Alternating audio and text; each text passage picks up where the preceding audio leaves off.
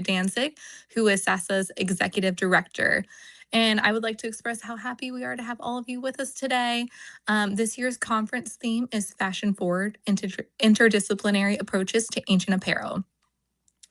Sasa's executive director, David Danzig, is the co-organizer, and he holds a PhD in Ancient Near Eastern Studies from the Institute for the Study of the Ancient World of New York University. He's also an adjunct professor of history and Jewish studies at Yeshiva University and is a research affiliate at NYU. He started Sasa over 6 years ago, and in that time, we have had a wonderful pleasure of benefiting from the time and effort of over 600 volunteers who helped make all of this possible. Cindy Circa is Sasa's programming coordinator, and she has helped us lead the way for the virtual conference team and was a great support here and in other programming that Sasa provides.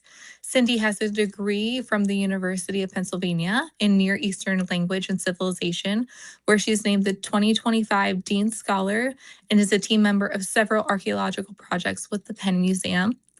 Cindy has also had many roles in nonprofits across New Jersey, including the Princeton Historical Society, Grounds for Sculpture, and the Princeton University Art Museum. She's an experienced nonprofit leader, a museum educator, and joined Sasa about a year ago, helping us arrive at this wonderful event today. And my name is Abby, and I have a Bachelor of Arts in Art History, and I'm beginning my master's program in art history this fall with a concentration in costume history. I got started with Sasa as an intern in January and soon took the lead of the virtual conference team, and I hope we are putting on a great schedule for you guys today. We're very excited. Before we continue talking about the conference, I would like to make a huge announcement. It's a great, exciting accomplishment for Sasa. Save Ancient Studies Alliance has been recognized by the Archaeological Institute of America with the 2027 Outstanding Public Service Award. AIA is the world's premier academic organization of classical archaeology, and Sasa will formally receive this award at the AIA meeting this coming January in Boston, and we are very happy to have AIA's support in our mission, and we are partnering with them to help bring this conference to more people and sharing access to the fascinating study of the ancient world. Now, our conference could not be possible without our amazing interns, volunteers, and partners. So a special thanks to Cindy Circa, Sophia Atkinson, Sophia Wang, Jocelyn Chen, and Heli Baez, who have been an instrumental team for me in the planning and execution of our conference this year.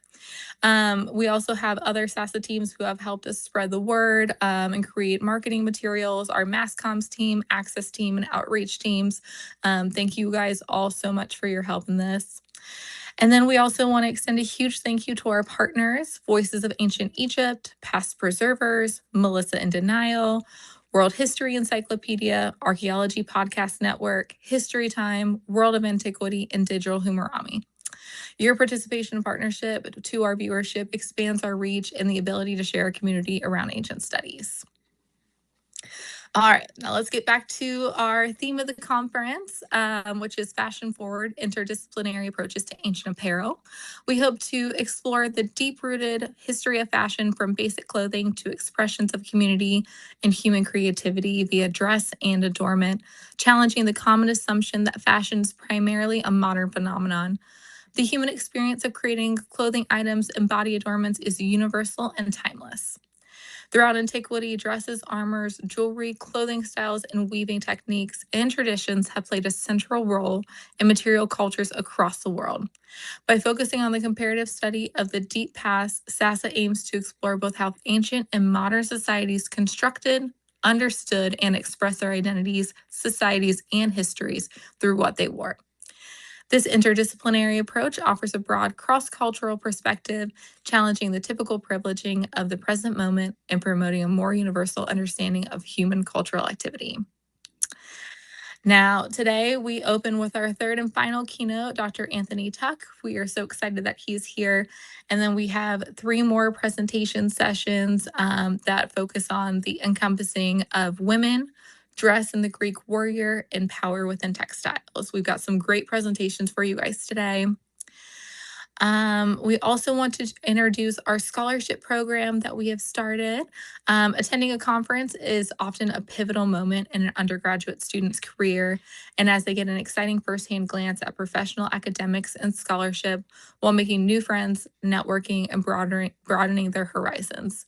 To help make opportunities for conference attendance by undergrads more accessible, Sasa is launching a scholarship campaign to support undergraduate students attending ancient studies conferences. Sasa now supports these wonderful experiences through individual grants to individual students. So if you feel inclined to donate, please consider that at saveancientstudies.org/scholarships.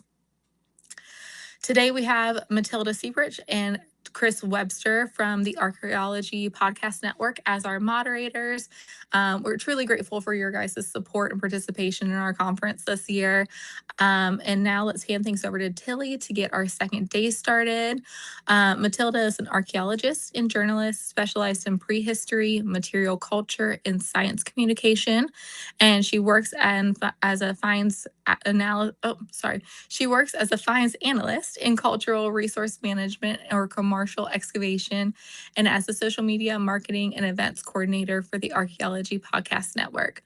Through her platform, The Archaeologist Teacup, she aims to share her love for archaeology and prehistoric objects in an accessible and approachable manner. So Tilly, go ahead and take it away. Thank you so much, Abby. Welcome everyone to day 2.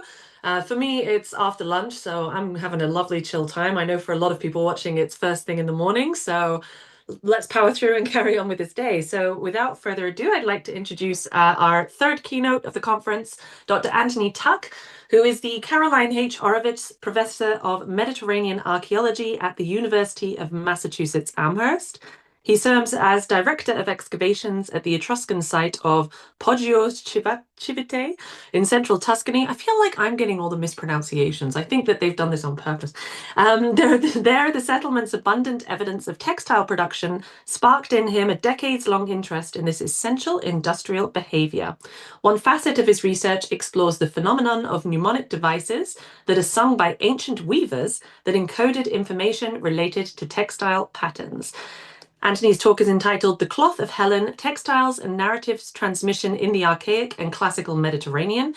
Now, Tony is here, so we'll be able to answer questions after the talk. However, I believe we will be showing a recorded version of the talk as he is currently away on excavation and so is therefore has slight technical issues and internet availability. So I will let our lovely digital elves in the background start off that recording. As always, if you have any questions, please do leave them in the comment box wherever you're watching. And again, the lovely digital elves working behind the scenes will forward me all of your questions so that I will be able to ask them to Tony afterwards. So yes, whoever's in charge of streaming, go ahead. Digital elf right now, and I'm going to share my screen. I can read things. There we go. And we're going to get started with Dr. Tuck's talk just right now. Thank you, David.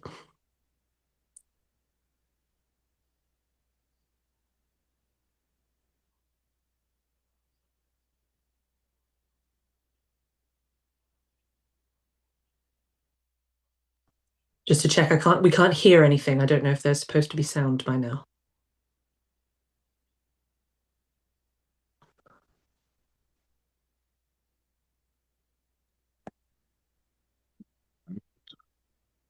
It was how we fixed it last time was if you share the screen again, there'll be a little checkbox somewhere with enable sound sharing or something. Yeah, I think so.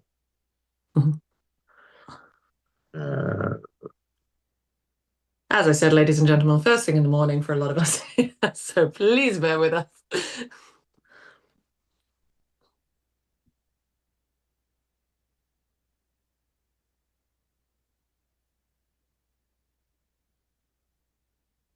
Well, let me just begin by Perfect. thanking the Save Ancient Studies Alliance and all of you here virtually for the opportunity to talk today about a subject I've been thinking quite a lot about for many years. I'm speaking to you from Poggio Civitate, an Etruscan excavation of the 8th through 6th centuries BCE that preserves a remarkable range of material associated with the daily lived experiences of a people about whom the historical record tells us really very little. Before showing you a few things associated with our work at Poggio Civitate, I'd like to begin by bringing to the discussion a character that the literary record remembers very well, although I'd like to reframe her story a bit to talk about fashion, identity, and narrative transmission. When the Iliad of Homer first introduces us to the character of Helen, it's in Book 3. And interestingly, she's weaving when we first see her. The text reads as this, but Iris went as a messenger to white-armed Helen. She found her in the hall, where she was weaving a great purple web of double fold, and thereupon was weaving the many battles of the horse-taming Trojans and the brazen-coated Achaeans, that for her sake they had endured at the hands of Ares. Now, of course, this is one of humanity's great poetic achievements, and so it's not surprising that the image is a compelling one. But what's especially interesting here, at least for our purposes right now, is that when we meet Helen, she's weaving a textile that depicts the story in which she herself is a character. When we think of Helen, we tend to focus on the romance of the story, the idea of the face that launches 1,000 ships. And the poem certainly encourages us to do so. But another, and perhaps more pragmatic way of understanding the situation in which the character Helen finds herself is really that of a captive. Her married life begins in Sparta, and she's taken by Paris off to Troy. And while this very famous example of a geometric vessel showing a man grasping the arm of a woman as he climbs onto a ship may or may not represent this aspect of the story, it's also true that mythological women, through a number of Greek narratives, find themselves taken from one household and into another, and are compelled into service that often involves the requirement that they produce textiles. Helen's counterpart throughout the Iliad is the wife of the great character Hector. And Andromache weeps at the thought of a future life of servitude that completes both sexual enslavement and constant textile production. And we learn of this in Euripides' Trojan Women.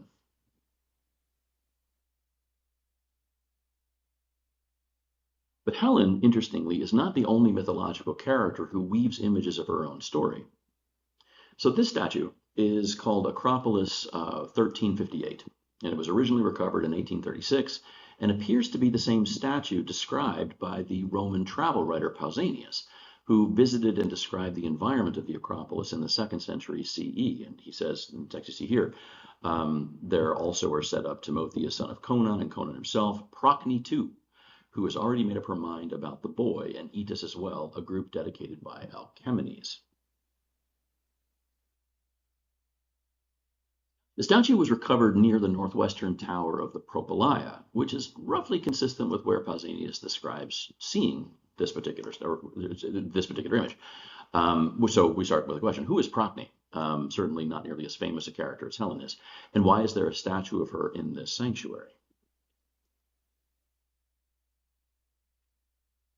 Pausanias calls the image Procne and her son Etus, and we see an image of a child pushing against his mother's dress. So if this is Procne, what then has she made up her mind to do?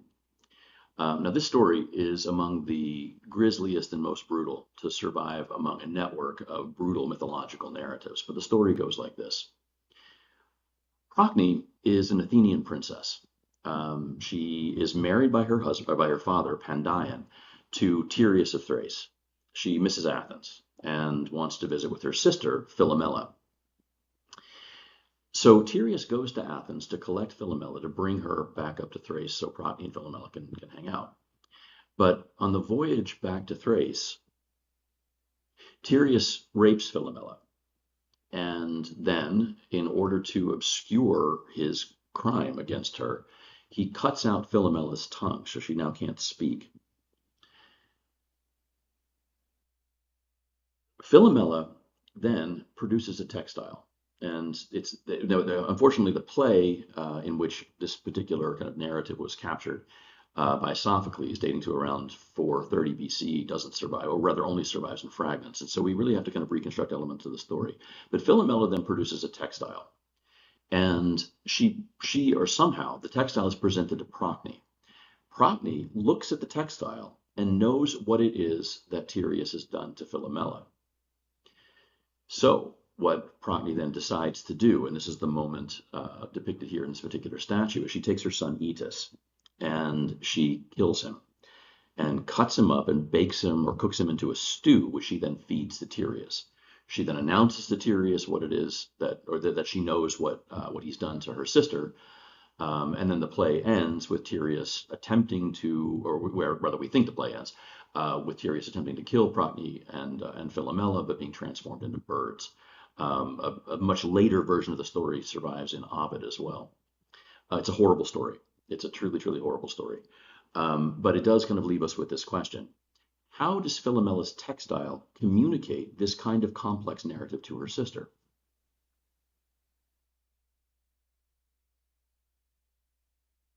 We're not really sure, right? But one of the things that we do know about the play is that it caught the attention of call him a theater critic, no less than that of Aristotle, who in Poetics, in describing the play, says that Philomela uses what he refers to as the voice of the shuttle to communicate her story. Now, precisely what this means is not entirely clear to us, but I think that there might be a way of looking at some available evidence that gives us a better sense as to how this actually would have worked. So Helen and Philomela possess very different character arcs, but both are, in some very explicit ways, marginalized women. Both behave in ways that are entirely consistent with what's expected of them as women. They weave. And in both cases, what they weave are physical representations of the myths in which they themselves are characters. So I want to pivot for a moment away from mythological narratives and talk a little bit about the practical lived experience of textiles producers in one corner of the ancient Mediterranean. In this case, this is Etruscan Italy. So this hill that you see here is a hill known as Poggio Civitate, and it's located in central Tuscany. This is where I've worked for the past several years and where I'm speaking to you today. Poggio Civitate is one of the very few examples of a very well-preserved Etruscan community dating to the dynamic years of the 8th through 6th centuries BCE, a time that saw significant social development and urbanism in central Italy. Poggio Civitate experiences three major phases of development, each phase typified by an elite domestic structure of increasingly monumental scale and ornamentation. The earliest elite palazzo consisted of a building with a smaller back room and a deep eastern-facing porch. This building was surrounded by several small, considerably simpler domestic structures and appears to have been dismantled sometime in the second quarter of the 7th century BCE. In its place was constructed a considerably larger elite household, and that's the building that you see on the top of the screen, the northern end of this particular plateau. And it was joined on the plateau by at least two other structures, an industrial building and a religious structure. We're actually excavating right now. We might have found a fourth building of this particular complex, but we're not quite sure yet. But in any event, this phase of the site was destroyed in a sudden and seemingly accidental fire around the end of the 7th century BCE and replaced by an even larger building that joined the various functions of this phase into a single edifice. So this phase, this final phase of Poggio Civitate, consisting of a four-winged structure, occupied the approximate area of a modern football pitch. So it's an absolutely enormous, enormous area. And it in turn was destroyed around the middle to end of the 6th century BCE in a deliberate and very violent event that saw the building dismantled, its architectural elements smashed and buried around the building's perimeter, after which the site was never re-inhabited. Actually, right now, we're excavating evidence of this particular event and kind of coming to better understand different dimensions of it as well. So it's really very interesting. So the abandonment there at the middle to end of the 6th century BCE of Poggio Civitate leaves us with an archaeological situation of unparalleled clarity in the region. And as a result, we're able to see details of daily life within the community that typically are invisible elsewhere. For example, one significant aspect of the community's economy was textile production, and this is reflected in the thousands of examples of loom weights, ceramic spools that we call rocchetti, and spindle whorls that are recovered around the site. The long duration of excavation at Poggio Civitate gives us the ability to see geospatially the different areas where these materials tend to concentrate, and unsurprisingly, they're most heavily represented in industrial and domestic areas. But a slightly more nuanced consideration of this same evidence reveals even more. As I expect many of you here probably already know, the process of spinning thread is realized through the rotational motion of a weight affixed to a spindle stick. A spinner will choose her spindle whorl based on what type of thread she intends to produce. As a general rule, like heavier, thicker threads benefit from the slower, sustained rotation of a heavier whorl, while especially fine threads benefit from the fast rotation of very light whorls. And here in this particular view, you see at Poggiacivitate the distinction between larger forms and then much smaller forms. So as a result, with this information, we can use Poggiacivitate's excavation database and mapping tools to see that at Poggiacivitate, larger, heavier spindle whorls tend to concentrate in the industrial structure of the settlement's intermediate phase. And that's this area that you see just over the little icon on my head over here. And you've got that really high concentration of very, very large whorls right there in the middle of the floor of that workshop space. And of course, to the north, there are other concentrations, but again, we're interested there as well. But smaller whorls, the ones that are appropriate for producing finer threads, when we map those, they show a clear concentration within the same phase as elite residents. As you can see over here, that's where they tend to cluster. The implication of this is clear. Heavier, coarser textiles are being manufactured in non-elite and industrial spaces, presumably for a range of intended purposes that we can't now see. But when women produce especially fine textiles in this kind of environment, they do so within the reserved, socially elevated space of an elite palazzo. And of course, it is reasonable to deduce from the available evidence that the women produce textiles throughout the region, but the form and style of textile that they produce is connected to their social status within the community. Now, I'd like to explore this question of social status a little further and show you another object recovered in association with this same phase of life here at Poggiacivitate. So this is an example of a spindle whorl that we recovered from the floor of a small, simple house dating to the same phase as those three structures that we just talked about. It has very deep grooves along the side, presumably to help secure the forming thread as the raw wool is pulled down. But when we found it, we immediately noticed something else about it. On its underside, before it was fired, and while the clay that formed the whorl was still soft, we think a child took her fingernail and pressed it into the clay, forming these really remarkably kind of subtle, sort of beautiful little crescent shapes. Now, I obviously can't prove what I'm about to say, but when I look at an object like this, I don't just necessarily see textile production. I see a relationship. A child whose finger decorates this whorl will learn how to spin thread from a mother, from an aunt, from an older sister. The practiced, learned experience of forming that thread, of winding it on a spindle and stretching it out on a loom to make cloth, is shared between these individuals and across generations. And I really want to emphasize that point because when we talk about the evolution of technological forms or the introduction of novel ones, what we're really talking about is the presence and movement of the people who possess and embody these capacities. And here, we might see a glimpse of a really lovely example of that relationship. But I'm afraid it's just as likely that the mode of technological change, when new equipment or new thinking about textile production enters into a community, may not always be quite so pleasant to imagine. So this is an element of a carved horn with a hexagonal perforation through its center. Now, for years, I wasn't really certain what this object might be, and until I encountered a rather different form of spindle whorl. Of the hundreds of specimens of spindle whorls that we recovered at Poggiacivitate over the years, all are conical in form and made out of ceramic. But there's another kind of spindle whorl that consists of three elements, two intersecting cross pieces held in place by a spindle stick. This modular spindle whorl represents a completely different technical approach to converting fiber into thread. And it's a form today that we call a Turkish spindle whorl, more generally recognized to not just be Anatolian, but kind of generally native to the Indo-Iranian plateau. So how does one end up at Poggiacivitate in Enlin, central Tuscany? Now, probably, once again, through a single person who possesses a knowledge and experience of this type of spindle whorl, originating in a part of the world very far distant from where she ultimately leaves us, this faint trace of her experience in a place like Poggiacivitate. So was she enslaved? We can't say for certain, but we must admit that the commodification of people and the skills they carry with them is clearly a feature of the wider ancient Mediterranean economy. So if we're correct in interpreting this object as I've just suggested, it is clear that this is a different technological form,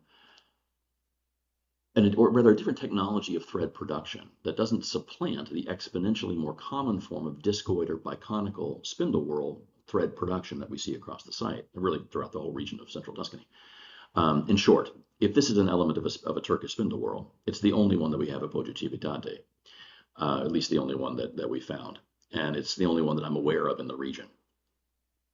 But there is another aspect of textile production occurring at Poggio Civitate that definitely does profoundly influence the trajectory of fashion and textile production throughout the Italic Peninsula. So stepping back into Poggio Civitate's earliest phase, to the southeast, excavation has revealed traces of a structure located on a terrace below the main plateau, and you see it labeled here just to the side of my little icon, called Poggio, or rather called Civitate C. That's the name of that's the name of the area where we found this building. This structure preserves an oval floor plan and indications of a simple timber frame indicative of an early form of architecture characteristic of the Italic Iron Age. So within the 8th or early 7th centuries BCE. Now, these curvilinear huts are reconstructible to us because of the use of ritual burial customs in the area, wherein the cremated remains of individuals were placed in containers made to look precisely like this form of house. And you see one down here at the bottom of the screen. The way the physical form of houses was used to represent political, social, and ancestral authority is a topic that we could discuss for hours. But we're here to talk about textiles, and one of the things occurring within this space that you see here at Poggio Civitate, this Civitate C hut, appears to have been one of the peripheral aspects of textile production.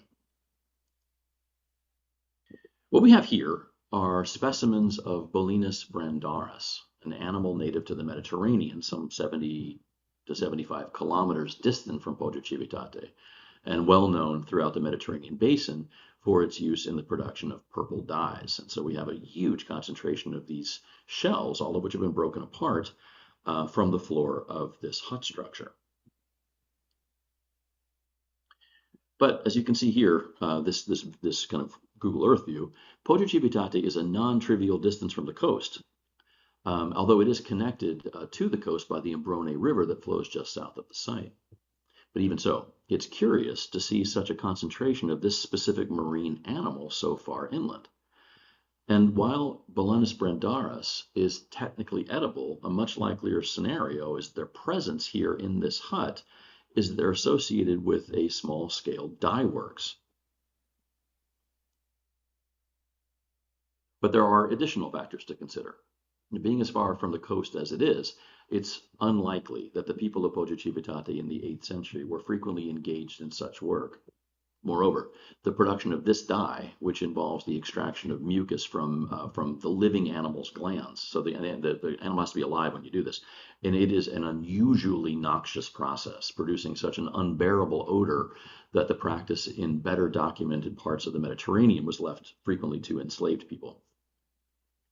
So with this structure, we have a simple form of traditional architecture that is dwarfed by a considerably larger building, employing a much more technologically sophisticated roofing system a bit further away, and evidence of an unusually difficult and disgusting activity occurring within the space that was almost certainly not part of the indigenous technological vernacular, which leads us to the possibility that this hut is occupied by a non-local person, bringing with them a set of skills associated with the production of a non-local high-value commodity.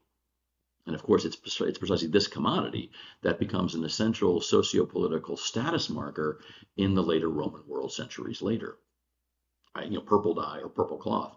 And while we might imagine that the person tasked with producing purple dye at Poggio Civitate was valued for the work that they did, I'm afraid that a more likely explanation is that their presence at the site was an effect of coercion or enslavement. But even in spite of that, We can see and appreciate that such a person was more than just the faint traces of her experience that she leaves behind. She was potentially an origin point for influential technological and aesthetic forces within her new community. She possessed narratives native to her place of origin and novel within this new space. And over time, she surely developed a linguistic capacity to communicate these narratives to a new audience ready to incorporate them into their own indigenous paradigms. In short, this person, and many more like her, would have been a significant force for material and social change within a place like Poggio Civitate, even if she herself is largely lost to us.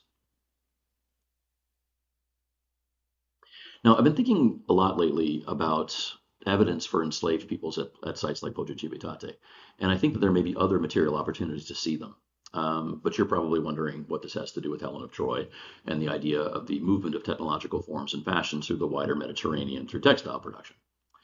Now, trade in textiles clearly occurred, although such material forms are usually archaeologically impossible to see because the textiles simply don't survive. But, as with Andromache and Helen, like whoever occupied our small hut here atop Poggio Civitate, another way that textile technology might move is through people possessing the knowledge and ability to replicate novel forms of non-native expressions of textiles in non-native spaces.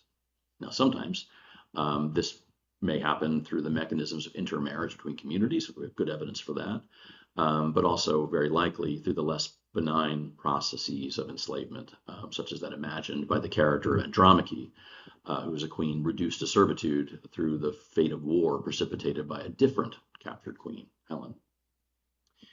And of course, when such movement occurred, these were real people, bringing with them the stories and ideas native to their homelands. And there's another feature of the wider technological process of textile production that could have also encouraged aspects of meaningful cultural exchange that we see throughout the Mediterranean during this period. So in addition to my work at Poggio Civitate, another branch of research that I do involves thinking about narrative transmission, like specifically how do stories move between communities across regional, linguistic, and ethnic boundaries, across languages. And interestingly, there's a feature of the technical process of textile production that relates directly to this question. When you encounter texts like Homer's Odyssey, you'll find a number of women engaged in the act of weaving. And one consistent feature of these episodes is that every time a woman is described as weaving, she's also singing as she works. And interestingly, once you look for it, you find a remarkable number of literary references across ancient literature that describe episodes connecting the act of weaving to singing. So why do these mythological women sing while they're weaving? Well, not very many modern scholars have asked this question. When they have, the answer is usually to say that the repetitive rhythmic act of weaving encourages them to idly sing. They're also like field songs or military cadence songs to coordinate action and flow. But if we look into the field of ethnomusicology, we can see that something much more significant is at work.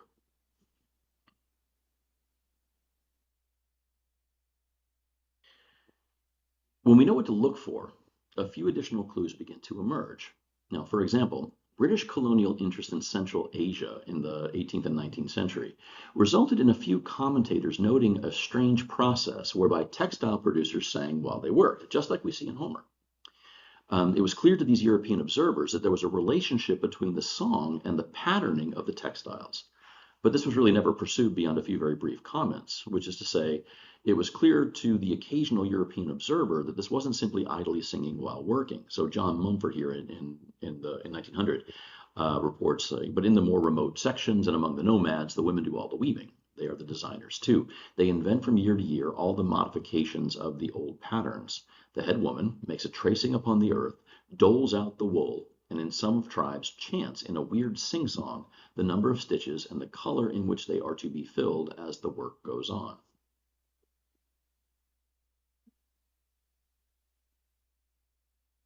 So we even, if we kind of, again, once we kind of know to like look for this particular question, we even have references to what the women are singing to each other while they're working. And very curiously, in some instances, it appears that they're communicating mythological narratives to each other. In Euripides' play Ion, we have the highly unusual opportunity to observe a literary expression of Greeks observing their own iconography. At the outset of the play, the chorus of Creus's retinue look up at the metope of the Temple of Apollo at Delphi, describing the mythological adventures depicted on the building. They say, "Is it he whose tale is recounted to me as I stand at my weaving? The warrior Iolaus, who bears with the child of Zeus all his labors." Now, of course, this particular sculpted metope here is from the tomb of Zeus at Olympia, so it's not from Delphi. But it probably it represents the kind of image Euripides intended to provoke in the minds of his audience. But notice, the chorus indicates here that the story of Heracles' encounter with the Lernaean Hydra is something recounted while the girls stand at their weaving. And then later in the text, the nature of the stories that they hear while weaving is specifically contrasted to common talk. So neither in stories at the loom, nor in common talk have I heard the children of gods partake of happiness for mortals. So it's as if the nature and form of one kind of recitation is knowably different than the other. Common talk is different than how stories at the loom are then communicated. How? Why? So when we see a representation of women working at a loom, like this example of a lekythos painted by the Amasis painter, or this wonderful image of Penelope weaving the funeral shroud of her father-in-law Laertes, there's reason to believe that the audio environment involves singing that communicated pattern-related information that were also sometimes apparently connected to the recitation of mythological narratives.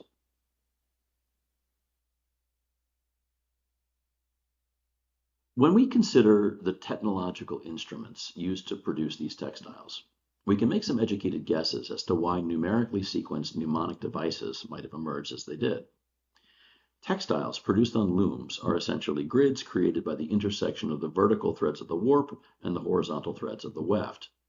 Simple repeating designs of a tabby weave are created by consistent intervals of jumping over or under the vertical warp threads, a technique called warp floating, that appears to be reflected in representations of pattern textiles.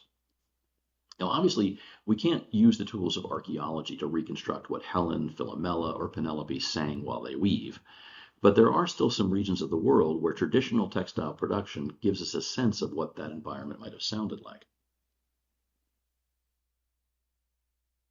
In southeastern Iran, there are vestiges of this tradition called nashke khani, or pattern songs.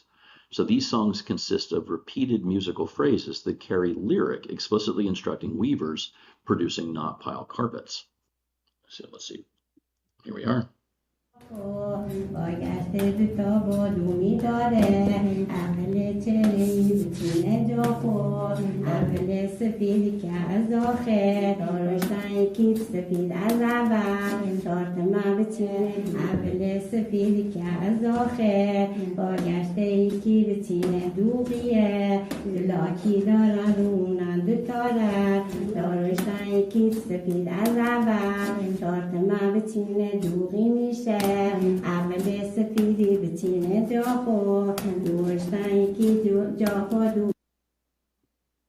So what we hear are a series of repeating musical phrases and lyric that specifies the color of knots tied at precise count points along the length of the loom.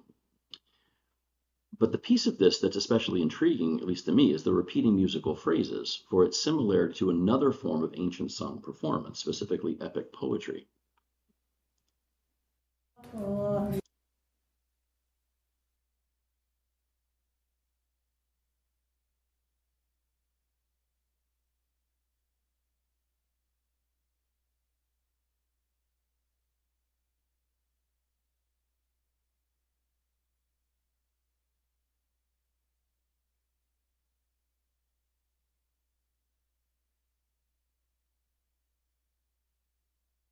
The near victories of the Trojans or the tragic kind of final duel between Achilles and Hector. All of these episodes are poetically constructed according to specific but flexible metrical rules that would, when performed, have sounded quite similar to the Iranian women that you just heard, singing out pattern information with repeating tonal points of emphasis.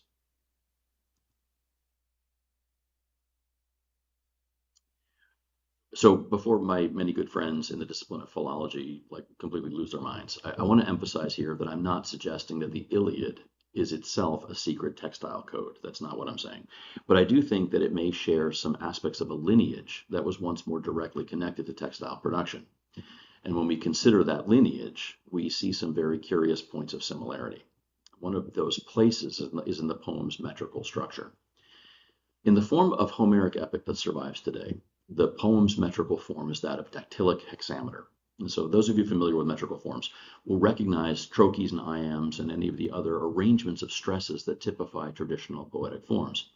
In Homer, each line consists of 6 metrical feet, each foot consisting of a long vowel followed by 2 shorts. And critically, each line ends with a spondee of 2 long vowels.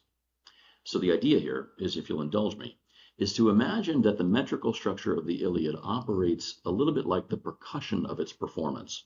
Now, clearly, we're missing a lot of information, but what might that percussion tell us about a possible pattern that could emerge if it were associated with textile manufacturing?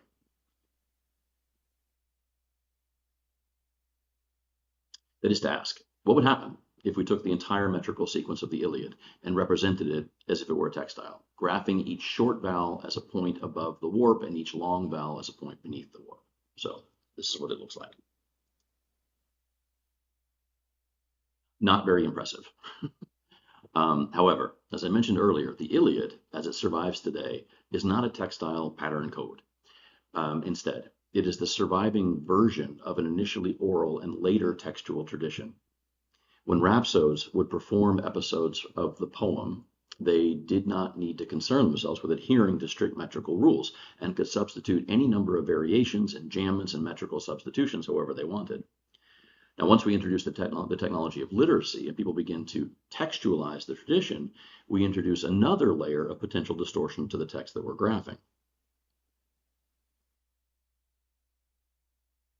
But one of the best things about working with this project is working with people who aren't academics. One of those folks who helped with this project was not a philologist or a programmer, but rather a weaver.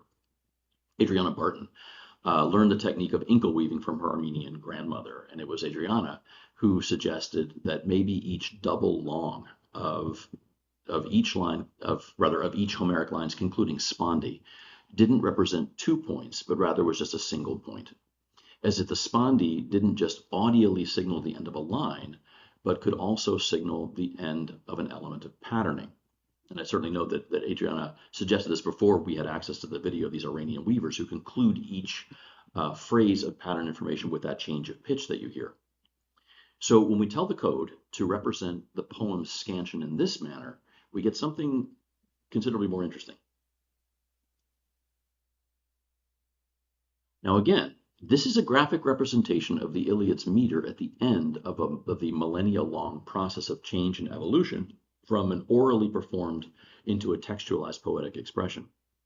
But within it, when we graph it in this particular manner, again with the spondee as a single point, we begin to see a much greater degree of pattern coherence. And if we imagine not the flexible rhapsodic tradition, but rather the representation of dactylic hexameter sequences without any variation, we see something very interesting. This graph shows us what pure dactylic hexameters look like when graphed at a point count of 775, what would be 775 vertical warp threads. But because there's, of course, another variation we haven't accounted for. We can clean up the Iliad's text and represent metrical sequences in this manner to show what a warp float would look like along the horizontal axis, but we don't know the count sequence of the warp's vertical axis. So that's a critical missing piece of information. How do we solve for that? Well, that's not that hard. Now, unfortunately, the ancient representations of looms are not sufficiently detailed to show us that information. But thankfully, we can ask our Python code to show us as many variables as we'd like.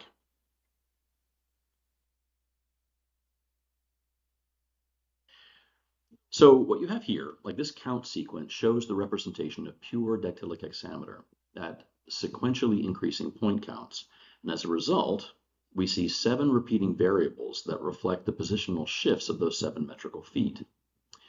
What we see are either twill-like herringbone patterns, vertical columns at at even numbered points of the sequence, and the checkerboard pattern that presents at 3 of the 7 sequential point counts. And you see this as it extends out. This can go on for a while, but you get the idea.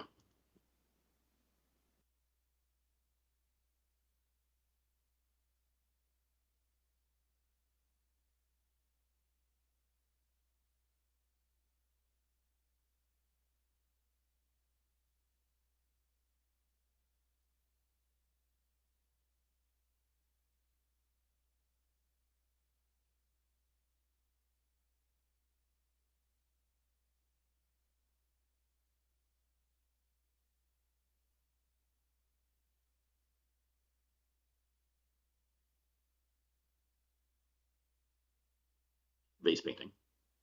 Designs are very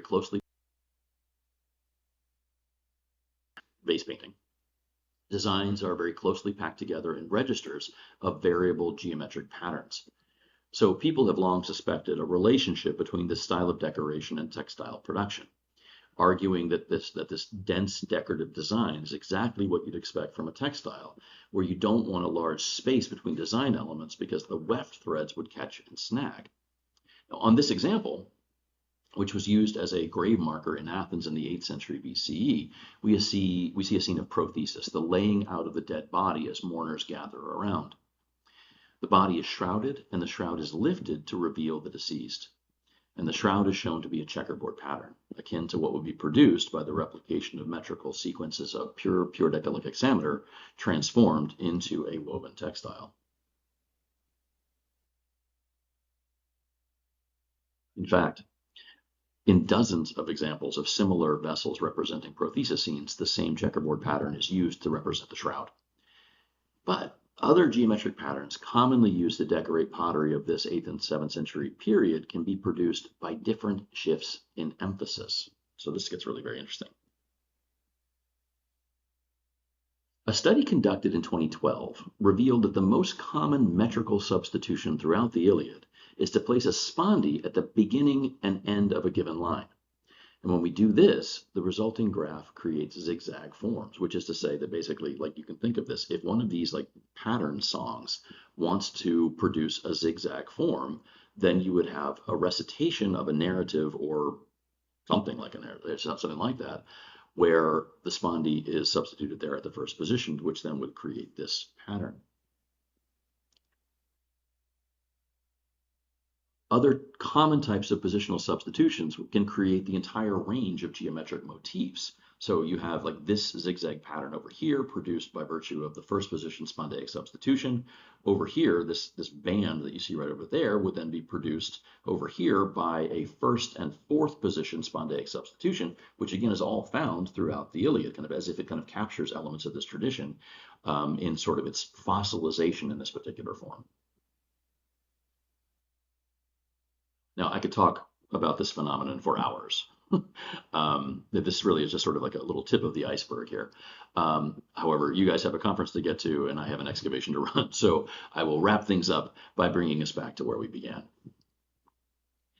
If we were to strip away from the character of Helen the romantic and the femme fatale notions that have been attached to her, really, well, you can see elements of this in the Iliad itself. And arguably in the Odyssey too, that amazing episode of Telemachus visiting Helen and Menelaus. It's a remarkable poetic description of we'll call it marital friction, for want of a better word. And again, the character of Helen is problematic in that particular way. But again, in later retellings, in the subsequent kind of remembered iterations of the Iliad, like Helen again is sort of viewed. Again, maybe femme fatale is maybe a little bit too strong a word, but you get the basic idea. Even so, we can also see her as a woman violently taken from her household and placed within another. And if we see her in that way, we might see in her character a distant reflection of the experience of countless girls and women throughout the ancient world. These people would learn and develop the techniques of textile production native to their homes. But when circumstances fell to pull them from that security and place them in unfamiliar spaces, they would still embody those native skills in unfamiliar lands. And in so doing, especially if we imagine a phenomenon, I mean, I personally love to imagine the idea of someone coming from outside Poggio Civitate and producing a textile. As she does, she begins singing as she understands how to do that. And I can imagine how everyone here at Poggio Civitate would watch her do this and be completely puzzled by what she's doing. As they do, I can certainly easily imagine that they say to themselves, like, well, what does this mean? And as the woman communicates and explains what it is this song means, we have both the opportunity for the transmission of an unfamiliar, non-native technical process of textile production. But if we look at those amazing passages in the Ion, we can also imagine a scenario where the community of Poggio Civitate is potentially hearing Greek mythological narratives, Eastern Mediterranean mythological narratives, Cypriot, Anatolian narratives for the first time. And it's, for me, like incredibly exciting and compelling to imagine what that catalytic experience could be like. If we do this, we might see in this group one of history's forgotten but potentially profound influences for change and innovation, not only within the sphere of textile production. And if you'll just indulge my imagination for a moment longer, in Helen, we see a girl performing the Iliad in a household, in an environment, in a language in which it had previously not existed. A girl atop Poggio Civitate, born to a native world of the Eastern Mediterranean, but compelled to live out her life in central Tuscany, could thus be a profound agent of influence, not only with her technical ability, but also potentially with the narrative she employed to animate and ornament the cloth she produced within that space. So their names may be lost to us, but I suspect that we see things in these objects like mute spindle whorls, a diaspora of a vast number of catalytic experiences, bringing innovative fashion, bringing novel technology, bringing dynamic narrative into every corner of the ancient world. So thank you all so much for listening to me talk about the subject. Like I said before, this is something that I've been fascinated by for quite a while. I'm currently speaking to you as a recording, but I am also here and would be delighted to try to answer any questions you all may have about this really amazing phenomenon. So I'm going to switch modes, and I'll see you in just a moment. Perfect. Well, thank you to Digital, Tony, for that wonderful presentation. And now we will move on to real Tony, who hopefully is here somewhere there. Yes, you are. Hi. I'm right here. Nice to see you in person.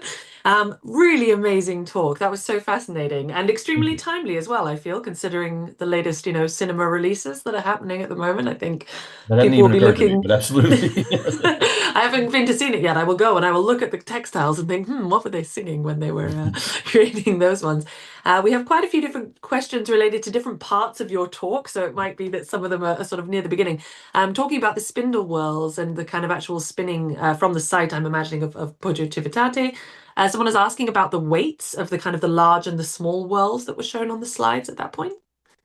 The largest of the weights are probably in the neighborhood of 250 grams or so. The smallest are probably fewer than 50 grams. So Yeah. the smallest ones really are quite small. Okay.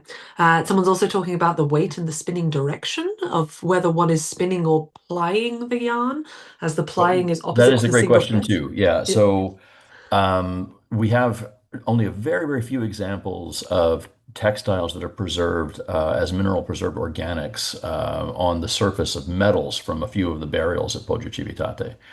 And they do appear to be using both Z and S spins. As far as the plying goes, we just simply don't have the textiles preserved to know. Okay, fair enough. Are there any plans for any kind of experimental archaeology or sort of replication of that?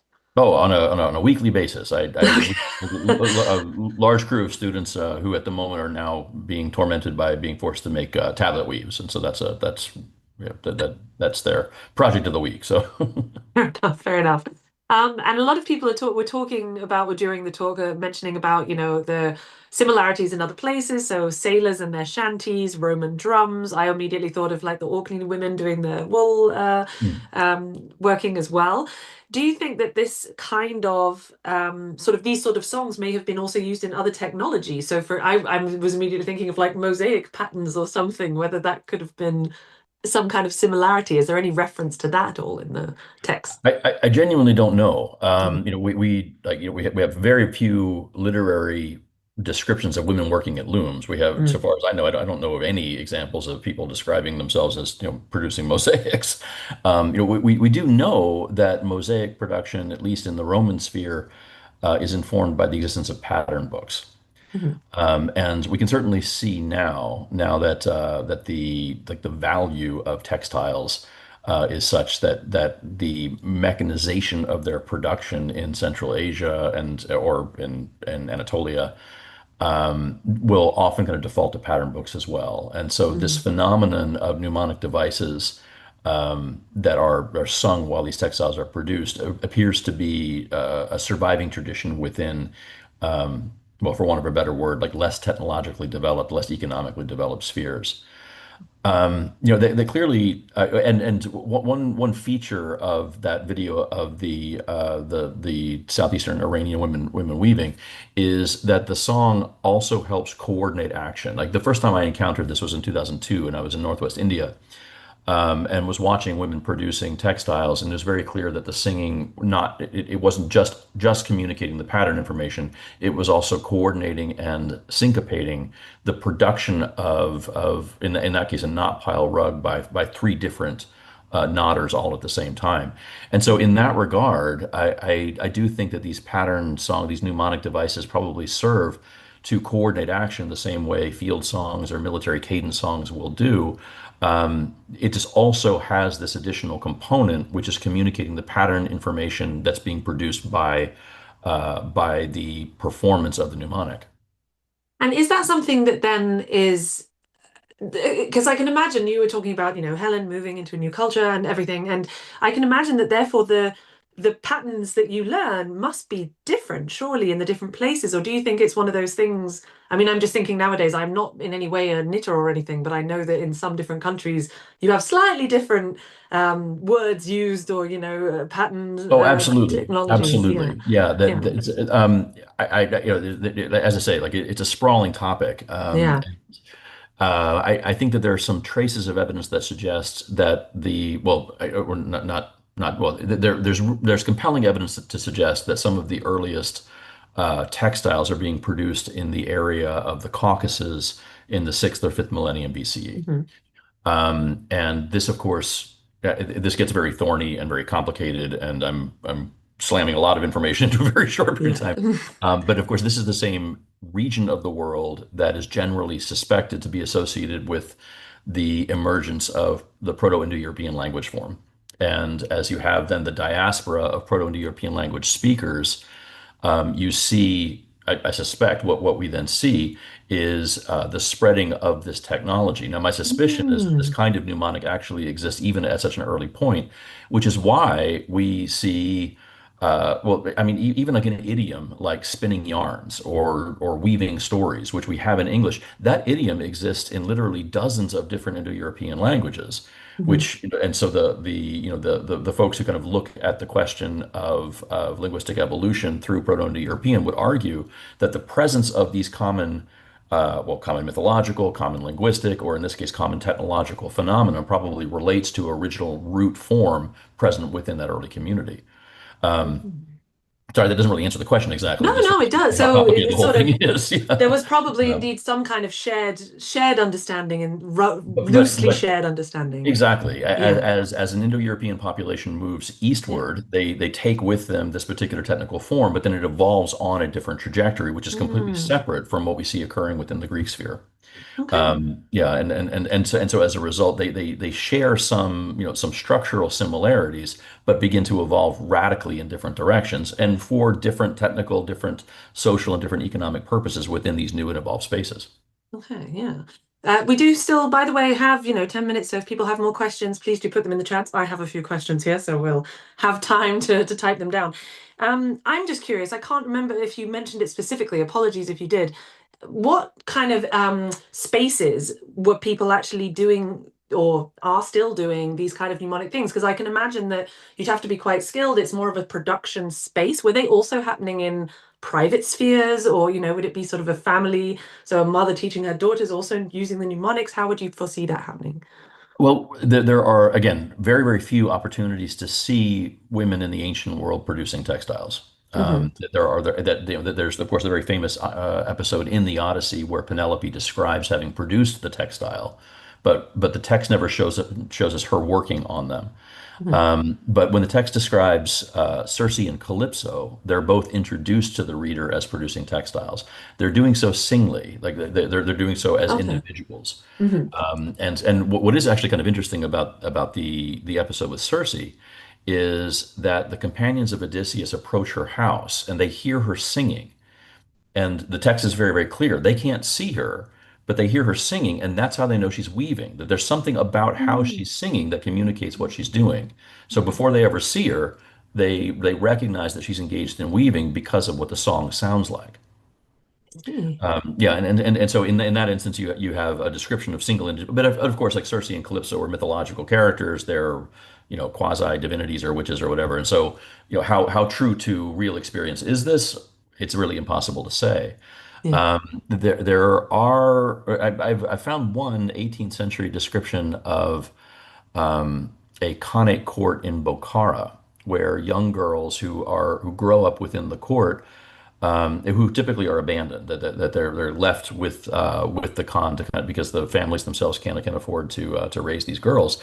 But girls who are capable of memorizing or developing or creating their own forms of textile production will often there are documented cases of them marrying into no, like noble families of Bokhara because of their capacity to I know. produce textiles in a novel way. So clearly there's innovation as well. And even in that Mumford quote, he seems to be saying that there are different kinds of innovations. And so effectively, what he seems to be describing is someone tracing a pattern just in the dust on the ground and looking at it and then translating that pattern into a performative code, which then creates that pattern.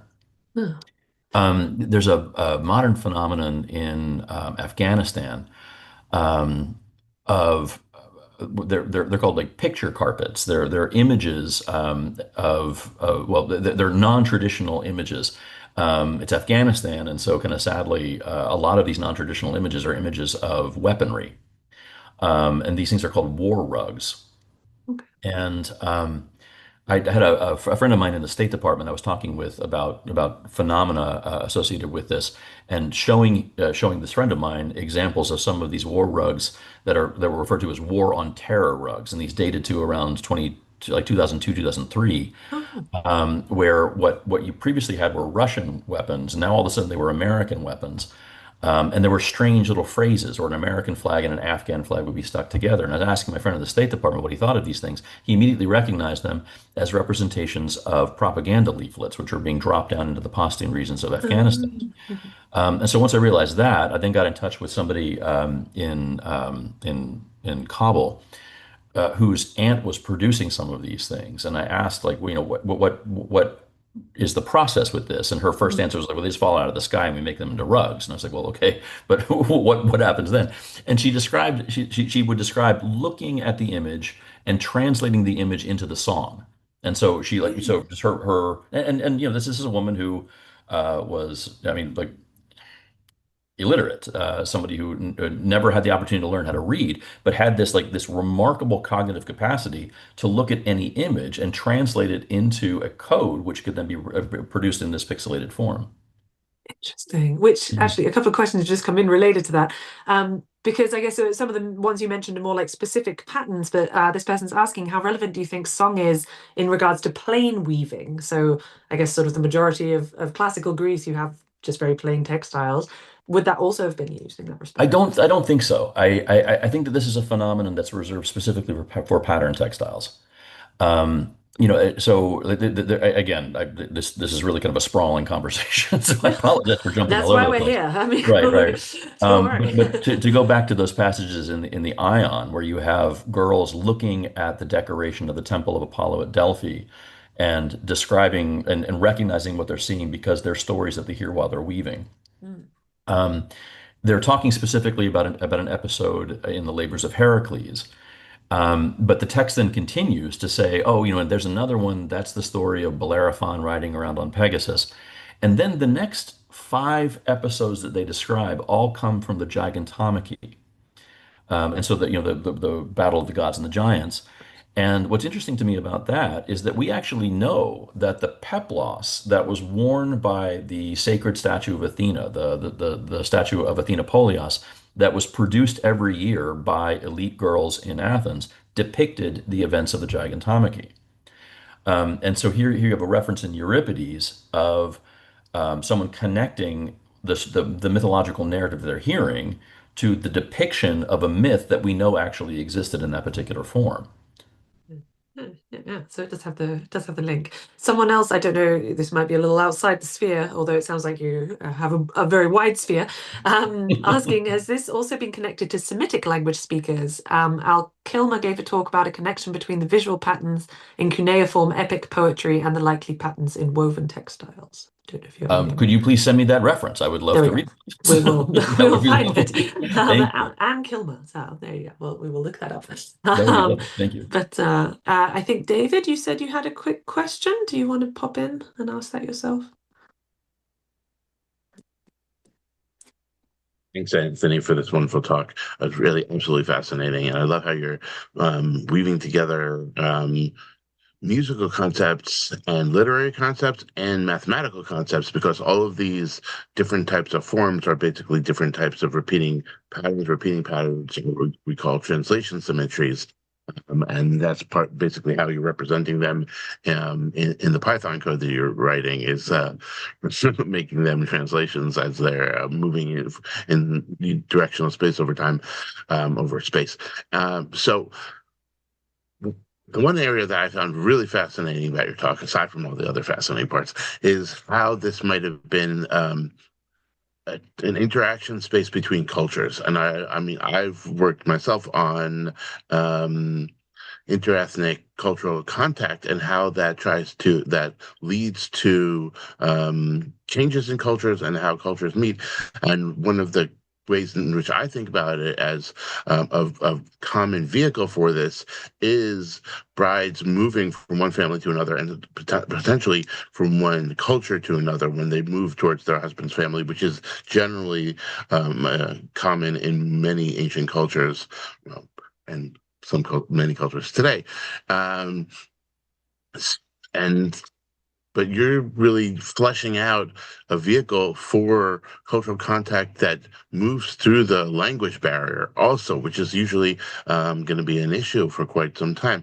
I wonder if you could talk some more about how you see this and what instances this is something that we can foreground potentially in intercultural contact, and maybe some places where it's less likely to lead to that. Yeah, I mean, it's a fascinating kind of space to kind of point our thinking, because I mean, certainly as an archaeologist, that we are sort of at the mercy of the material record. That's what we do, right? And given individuals' ability to affect and influence a visible material record is contingent on their place within a given community. And so, certainly working in central Italy, we have extensive cemetery areas, but it's very, very clear that we're missing significant parts of the demographic of these communities. They're just not there. They're not treated in a way that allows us to archaeologically see them. So the kind of things that I'm hopeful are going to evolve. I mean, this will have to be people other than me. I mean, younger and more enthusiastic and smarter scholars than I can be at the moment. But very, very careful consideration of textile equipment to see variation in forms. Now, in the example of the Turkish spindle whorl fragment is just one example. At Poggio Civitate, what we're doing right now is a comprehensive geochemical survey of all of our textile equipment. And what we're beginning to see is that there are a couple of examples of usually spindle whorls that are geochemically distinct and not local. And for other reasons, it would seem that one of the things that women would bring with them when they marry into a new community is textile production equipment. Now, partially that's because what they're doing economically, but also, there is, and you see it there in the Odyssey with Penelope, like the virtue of Penelope's, like her goodness as Odysseus's wife, is very much bound up in the fact that she produces textiles. And so the idea of a virtuous woman is the one that produces textiles becomes something which continues all the way through into the Roman sphere. But we really don't kind of focus on the fact that what producing a textile does is it gives a man the ability to leave a household and then come back at a later point and see that the woman has been there. The control over a woman's ability to produce a child is central to male thinking about controlling women's sexuality throughout the ancient Mediterranean as well. Sorry, I'm going all over the place, but the movement of women into communities and that phenomenon of examine like clearly exists within a space like Poggio Civitate. And so what I'm hopeful is that we can establish certain kinds of technological and interpretive approaches that can then be models for other communities to look to. That's interesting that you're just connecting to perhaps the idea of the virtue of weaving to her showing that she's staying in the home, which is maintaining her sexual virtue also at the same time. Interesting. Well, as fascinating as this discussion is, and I wish we could just spend a whole conference talking about it, which maybe, in future years, David, could be a good, good topic. Thank you so much, Tony, for a really fantastic talk and really interesting discussion. If people definitely want to learn more about it. I can see from the comments, everyone's really interested and going, wow, fascinating, amazing. Where's the best place for them to find more information on this? How can they potentially contact you if they would like to? They're welcome to contact me. My email is atuck@classics.umass.edu. Now, again, I'm an Etruscan archaeologist, and I'm usually bogged down with all kinds of dumb projects that spill off of my excavation. So I don't get to work on this as much as I would like to, but I do have a group of publications which are already out on the subject, and we're currently working on a book project that will kind of sew a lot of this together as well. Please feel free to reach out to me. I'd be happy to. Right, yeah, of course, that was accidental. But I would really welcome the opportunity to talk with people about this. I mean, I'm genuinely thrilled by the subject and incredibly fortunate to work in this particular space, and would really love to share the opportunity to talk more about it with everybody. Great. Well, thank you very much, Anthony. Thank you. Thank you very much. So that slides beautifully into our next session 4, which is on the topic of women. And our first presenter is B. Lana Guggenheim. And B. Lana Guggenheim graduated from Hunter College with a bachelor's degree, having had a triple major in classical archaeology, media studies, and political science. During college, she volunteered on excavations, primarily at the Ramat Rachel site, under the joint auspices of Tel Aviv University and Heidelberg University. She went on to attain her master's degree in conflict studies at the London University of Economics and Political Science, with her graduate thesis focusing on the politics of archaeology in Israel-Palestine, also very topical at the moment. For the past 13 years, she has been volunteering with the Society for Creative Anachronism, a 501c3 nonprofit dedicated to recreating aspects of history and culture from all over the world before the year 1600. In this setting, she has focused primarily on the material cultures of the Eastern Mediterranean, particularly the Bronze Age, Iron Age, Hellenistic, and Roman periods.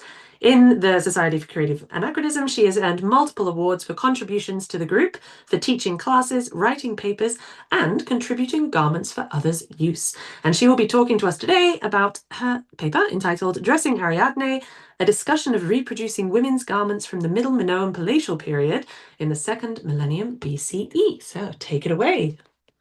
Thank you so much. It looks like I am not able to share my slideshow. Is that something you could please help me with? Also, I no longer hear you. I'm sorry. It's okay, that's because I've muted myself. Where are you? Here. I can probably do it, but David, if you're able to do that in the background, that would be wonderful. Where are my host controls? Apologies for the inconvenience. And of course, like everybody else, I'm sure I was consistently fiddling with it until the very last minute. No problem. That should be possible now. Okay, fantastic. Thank you. No worries. Okay, let's share this screen. Is it working? Yes, looks good. Fantastic. All right. So hi, thank you so much for having me. It's an incredible honor for being here. My name is Bracha, and as you had mentioned before, I have a relevant degree, if only one of them, and I mostly have not been working in the field. Most of the time, folks in the SCA, my fellow reenactor peers, are primarily focused on Renaissance and medieval history rather than Bronze Age, Iron Age, etc., which means I spend a lot of time thinking about how to think about, talk about, and present what I learn in a way to people who are not necessarily familiar with this field at all. They're not familiar necessarily with the history or the archaeology or anything like that. And just my presentation going forward is made in that context. So if it's a little basic for some of you, my apologies in advance. I know that we're familiar with the Minoans. They're kind of hard to miss. They are not called that by themselves. That was a name invented by Sir Leonard Woolley for the civilization that emerged in Crete. We primarily know them for their brilliant frescoes, their palatial architecture, but in Egyptian contemporaneous texts, they are referred to as the Keftiu. This may or may not be the same as the Kaftor that appear in the Torah, the Old Testament. Unclear. It could also refer to Cyprus. We were not sure. They did eventually come under the domination of the Mycenaeans and are eventually subsumed into Greek culture. We also don't know what language they spoke. We have yet to decipher Linear A or any of the hieroglyphics that preceded it. We don't really know much about their religion. All the documentation that I found is fairly speculative on that. We know that they were a major maritime power, a major cultural power, documented trade links and artistic influence swirling all around the Eastern Mediterranean. Today, it's very easy to consider Crete as simply part of Europe, but I personally would caution against imposing modern borders on ancient populations, as the Eastern Mediterranean was its own highly interconnected region. Areas that we now define as being separate areas, North Africa, the Middle East, Southeastern Europe, were at the time very deeply connected politically, economically, and culturally. And they were so interconnected that multiple times throughout history, you had the rise of a shared art style, fittingly often referred to as the international style, particularly when it comes to Bronze Age diplomatic trade and elite trade diplomatic goods that have this shared iconography and shared style. I do think we understand a lot more about Minoan culture when we understand it in that international context. And going forward, you will see that I do sometimes turn to the neighboring cultures to shed light where it is possible on what we can understand about Minoans. It is also important to note that there are no surviving Aegean textiles from this period. We are left to images like these to discern what we may as to what Minoans may have been wearing or how these garments may have been constructed. At the same time, we have to be careful when we read these frescoes because these are not photographs, right? They don't depict what our eyes would have seen at the time. You're going to have artistic conventions. You're going to have symbolism that as modern people, we may not have the context for recognizing or understanding. Some really brilliant details that have been preserved through us for many thousands of years may not represent real life items at all. So experimental archaeology and trying to recreate it using what we know existed for the technology at the time can help us kind of make a little more headway in understanding what is likely to be real physically about these items that we see and what is artistic representation or something symbolic. Now, from these images, we can discern, is this not clicking forward? Okay, there we go. From these images, we can discern 2 or sometimes 3 layers on these women's garments. Dr. Berenice Jones refers to them, and others as well, as the heanos. You have a pleated kilt, and sometimes you have a veil. I took these photos myself. I'm very proud of that. It was almost a spiritual moment to be able to see these frescoes personally. The heanos, as we can see, is an open robed garment worn next to the skin. So this seems to be worn directly on the skin. It is often, but not always, depicted as sheer, and was likely made of linen, but we do know that cotton, wool, and even silk were fabrics that were employed for garment use during the Middle and Late Bronze Age periods. It can be solid colored. It also can be patterned. It may be hard to tell from these photographs, but you can see these kind of little saffron flecks on this sheer blue garment on the heanos on the left. So that's an example of a pattern that you may or may not see on these garments.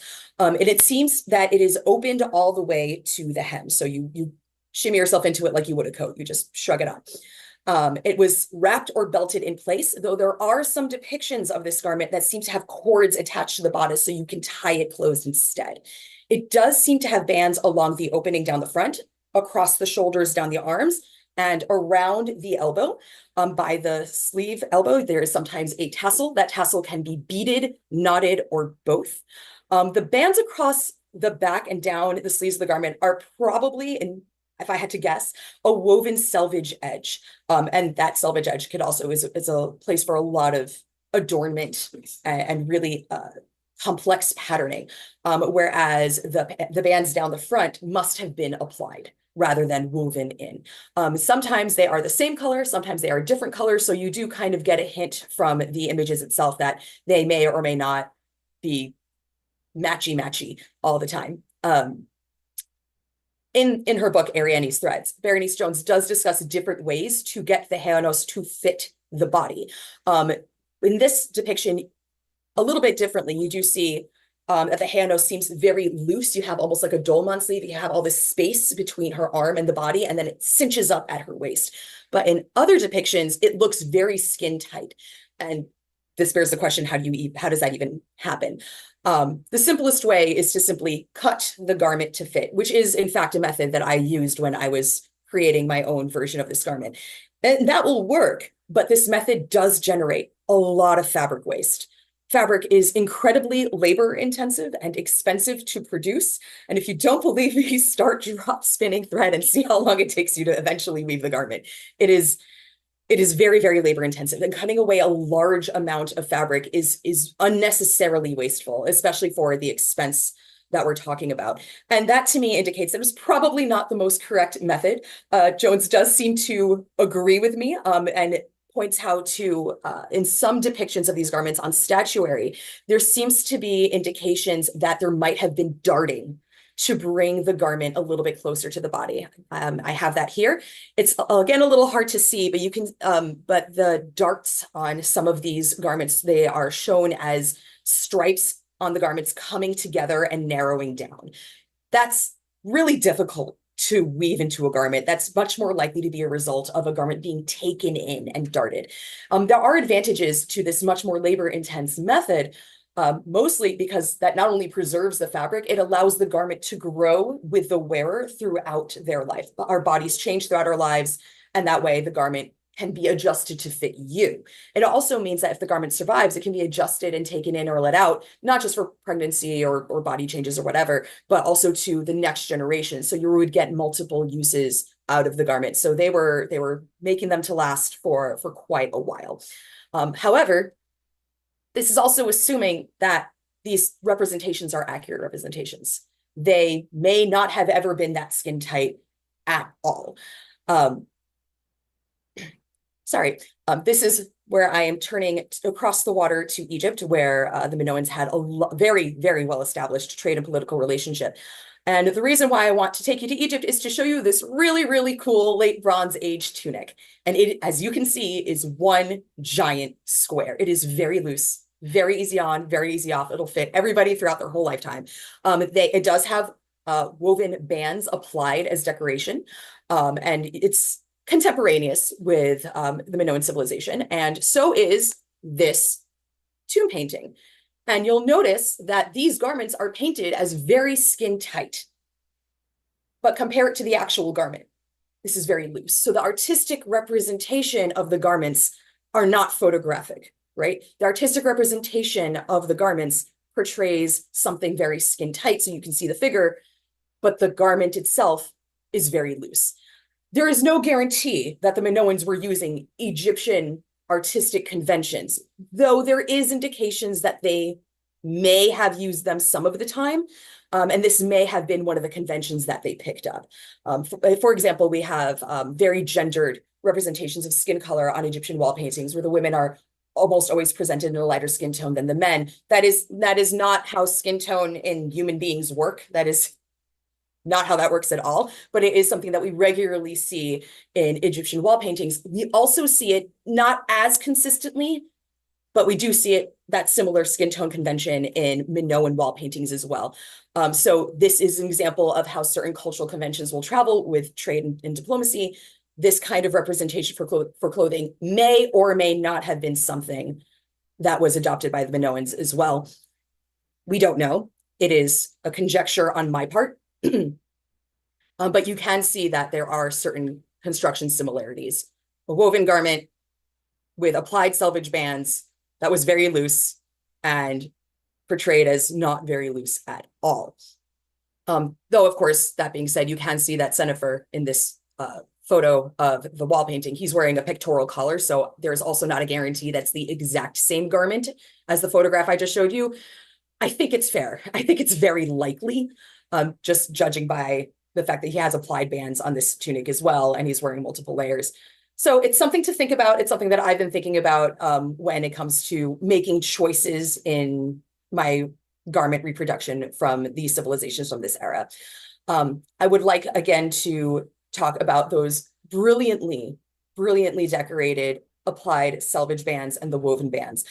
Some of the bands at the elbow, wrong slide. Some of the bands at the elbow do terminate in tassels, as we can see here.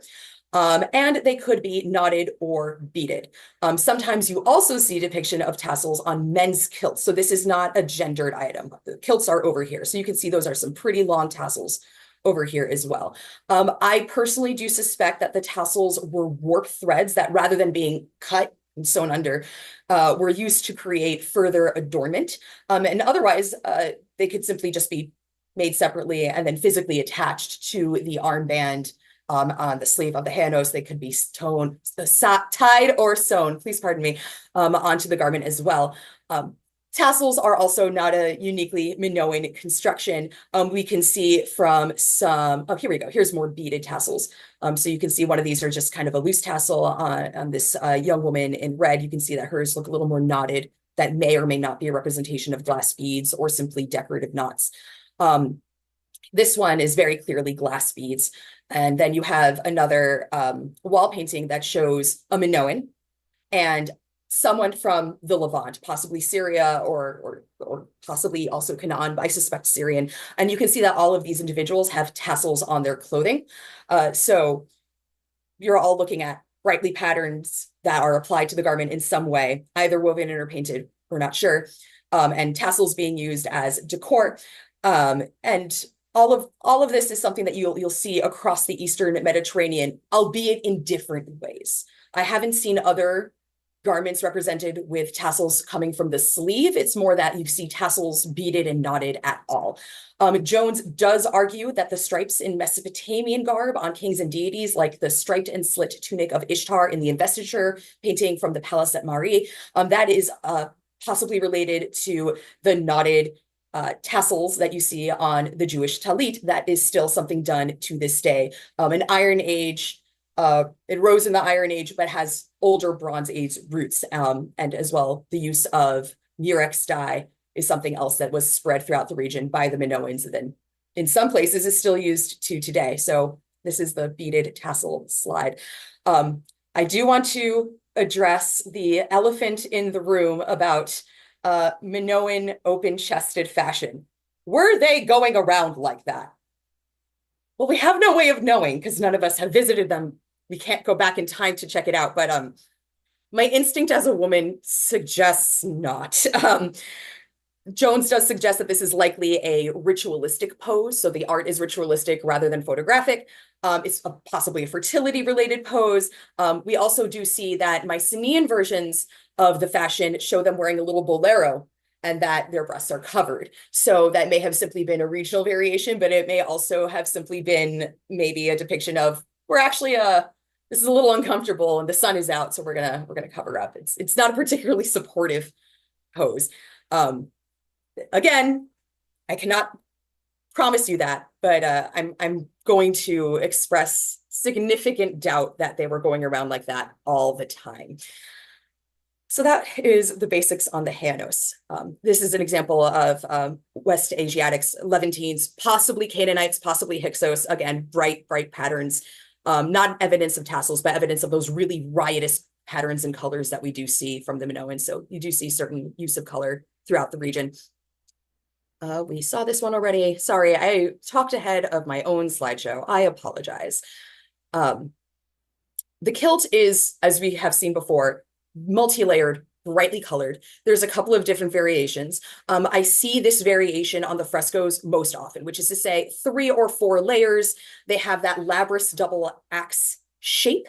Men's kilts, in contrast, tend to be much, much shorter. Occasionally on women's kilts, like we saw in the statuary, it's like 10 layers and these little flounces going all the way down, kind of like those big dance skirts that you see. This kilt is never not vibrantly colored. It is literally always a treat for the eyes. They are always some sort of wrap garment. They are belted and tied. I am not clear on if the belt is something that is sewn into the skirt or woven in so that it's attached and you tie it like you would tie a wrap skirt, or if it's something that is a garment that you apply on top of the wrap skirt to keep it closed. There does seem to be some bulk, especially on some of the statuary, that indicates that maybe the hem was rolled or that there was something else that was applied to kind of give it that fluffy bulk. But on these frescoes, it looks like the tie is just part of the skirt and there's much less bulk. So there may be multiple iterations of skirts going on. There's almost always some sort of pattern. The simplest ones are solid colored with these stripes, but other patterns have these dots, these diamonds, these sort of interesting X shapes, just a lot of different patterns. Those stripes may have been woven in, they may have been painted on, or they may have been applied bands. Again, we have no surviving textiles from the Aegean, so it's really hard to tell. But they also could have been embroidered on or beaded. We do have some evidence that that was technology that was being, textile technology that was being used in the Near East. So it's not like it would have been unknown to the Minoans. So this could have been just a garment beyond our wildest dreams. I do personally suspect that there is a relationship between the woolen flounced garments that we see a little bit earlier in Mesopotamia, which do date back farther than the period we're currently talking about. Jones does experiment with a variety of flounced constructions in her book, but she does not attempt to mimic the woolen flounced garments that we see in Mesopotamian garments or compare them to how they may or may not have made a Minoan shaped skirt. I just want to show you some examples of what I'm talking about when I talk about Mesopotamian woolen flounced garments. These were generally created from edges that were allowed to fray to create these fringes or tassels. And we see a couple of different variations of skirts here, including, if you look at that cylinder seal press out, you see that like many layer flounced skirt, which to me, just going all the way back to show you directly, looks very similar to this snake goddess statue that we see on the right. That is, to me, it looks like a dead ringer. I do think there is a relationship. I cannot prove it, but it does strongly suggest itself. And we also see evidence of wrapped garments. You see these slit skirts that 2 of these other figures are wearing. So that is just something I would like to point out as another potential relationship across the Eastern Mediterranean. And it does mean that the Minoans' flounced tiered kilt is simultaneously akin to Near Eastern flounced garments, and also very obviously and clearly its own distinct, unique garment in the entire region. It's shorter. It seems to be constructed of a pattern cloth rather than just frayed wool. It has that unique double-headed axe shape. It could have been cut to shape. When I made my own reproduction, I did cut it to shape, but it could also simply be achieved by stretching the fabric. If you cut the fabric on the bias, if you've ever made your own clothing at home, the instructions often tell you to hang it up in your closet and leave it there for a few days, and only then trim it and hem it. Because if you don't, it will eventually stretch out in a wonky way. So there is no reason to think that they didn't know how fabric works. They could have just simply allowed it to stretch in the way that would create the shape. You could also probably roll up the hem of your skirt in a certain way in order to create that interesting high-low hem. That is also something that could have been how they structured that skirt. So my initial assumption that these were cut to shape is probably wrong. They were probably either stretched or rolled to use a rectangular piece of fabric that does not look rectangular when it is hanging on the body. So again, these are all conjecture, no surviving garments. We can probably, though, surmise not just the source of fabrics like we discussed earlier, but also the source of dyes. We know that they were using saffron. We have crocus picking as a subject for a number of frescoes. We also know that Minoans were very proficient in processing the murex snail dye to make a brilliant and colorful dye. We're used to hearing about it as purple, but it also is used to create blue if you just tweak the processing system a little bit. And this dye was known to everybody in the Eastern Mediterranean. It was an incredibly valuable dye. It was worth more than gold. It still is very expensive and very smelly to process. When processed as blue, it was known to the Assyrians and then later the Israelites as takhlitu or techelet. Techelet is still produced and used for ritual garments in this way. So in that way, we have a very distant echo of Bronze Age garments still being used with us in this modern day, which I think is super cool. But even back in the Bronze Age, you're talking about a dye and a color or series of colors that are associated with specifically divinity and kingship. I would last like to, I have not a lot of time yet left. I'll speed through it. Veil, hairstyles, and jewelry in 5 minutes or less. Another thing that we may have seen as an influence from the Egyptians is hairstyle. We see some of these young women with little pigtails, and that looks to be a shaved or growing out hairstyle. I suspect we are looking at young women who have just crossed the threshold from childhood to adulthood. We do see veils. Rarely, but we see them. They seem to be sheer, brightly patterned. It seems to be not dissimilar to the later Greek himation, and probably used in a similar manner for fashion, for cover-up, for social signaling, etc. For jewelry, we see all sorts of brilliant jewelry depicted on these frescoes, some of which I don't know how it's staying on their hair. That could be fanciful, it could be not. But we also do have some surviving pieces that also seem to echo either Near Eastern or Egyptian motifs. This one is from the Heraklion Museum, and you'll notice the papyrus shape, which I think is just very self-evident for that kind of cultural sharing, and also just really brilliantly elegant gold work. The gold work from this area will show regional influences from all over. Aegean trade goods and wall painting have been found in Egypt and the Near East. So this is not at all a one-way sort of influencing system. Everybody was part of this great cultural exchange. And of course, this was my own reconstruction.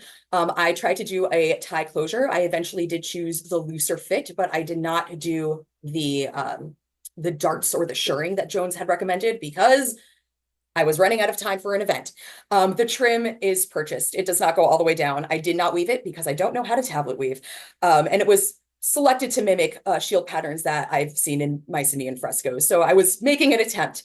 That being said, I do think I selected trim that was far too wide. Narrower trim would have been a more accurate choice. I used house paint on cotton to make my skirt, so I made some very not historically accurate painting choices, but I did create the stencils myself out of craft foam to mimic the ones that I've seen in frescoes. So all of the patterns were taken directly from frescoes. The color choices were all taken directly from the frescoes. So there was an attempt to mimic the look of it, but I assure you the Minoans were not using house paint. They were probably doing something else. This is what the completed skirt looks like. The band that I applied is actually relatively thin, but it is very, very tightly woven. So it's very strong. It's very easy to wrap around. It does not go anywhere. There are no modesty problems. And here are some photographs of me literally dancing around in a tent in a field.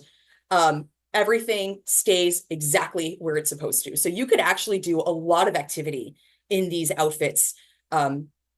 And I assure you, you will not have any problems. So that was my little experimental archaeology study. And I apologize if there were any tech issues or me issues. And thank you so much for your time and your attention. Thank you so much. That was really interesting. We had so much discussion going on in all the comments sections of all the different streams, people saying, oh, what about this? And oh, how about this? And I think this could have been it. I don't have time to go through all of them. I think most of them, to be honest, were just people discussing it amongst themselves rather than actual pictures, but people were really interested. One thing that I did see come past, and full disclosure, I'm also not a specialist in textiles archaeology, so I may be saying this weird. Talking about the tablet, the bands, weaving in warp-weighted looms requires using integral bands to both start and end the piece. So some people are asking whether it would be possible that that front trim could actually have been applied as an integral tablet woven band. And someone else mentioned similarly that Nordic Iron Age clothes have tassels at the end of those tablet woven bands. Yes, I did know about that, about the Nordic Iron Age and the tassels, because I have friends who do Nordic Iron Age, which is so cool. But I don't know as much about it. I don't know about the first comment you said about weaving it that way. That is something I probably should have considered but didn't. I know weavers, but I am not a weaver. I'm very strictly a sewist, and a person who likes to read all of these books on your screen for fun. So I have never tried that, and I think I would need to learn how to weave and then give it a shot. And then I will report back eventually. That might be a few years from now. I'm not very good at it. I tried it once. I couldn't even set up this tablet weaving correctly, but my friend does have a loom in her living room. So maybe we can kind of do that as a joint exercise. Indeed, there's lots of people now saying, yes, you should definitely, lovely construction. Now you should learn tablet weaving. Now I should learn how to do that. And then I can come back and be like, well, here we go. Here's the better version. I think also just to share with you as well, my favorite comment was when you were mentioning about the bare-breastedness of it, someone mentioned they probably weren't carrying snakes around either.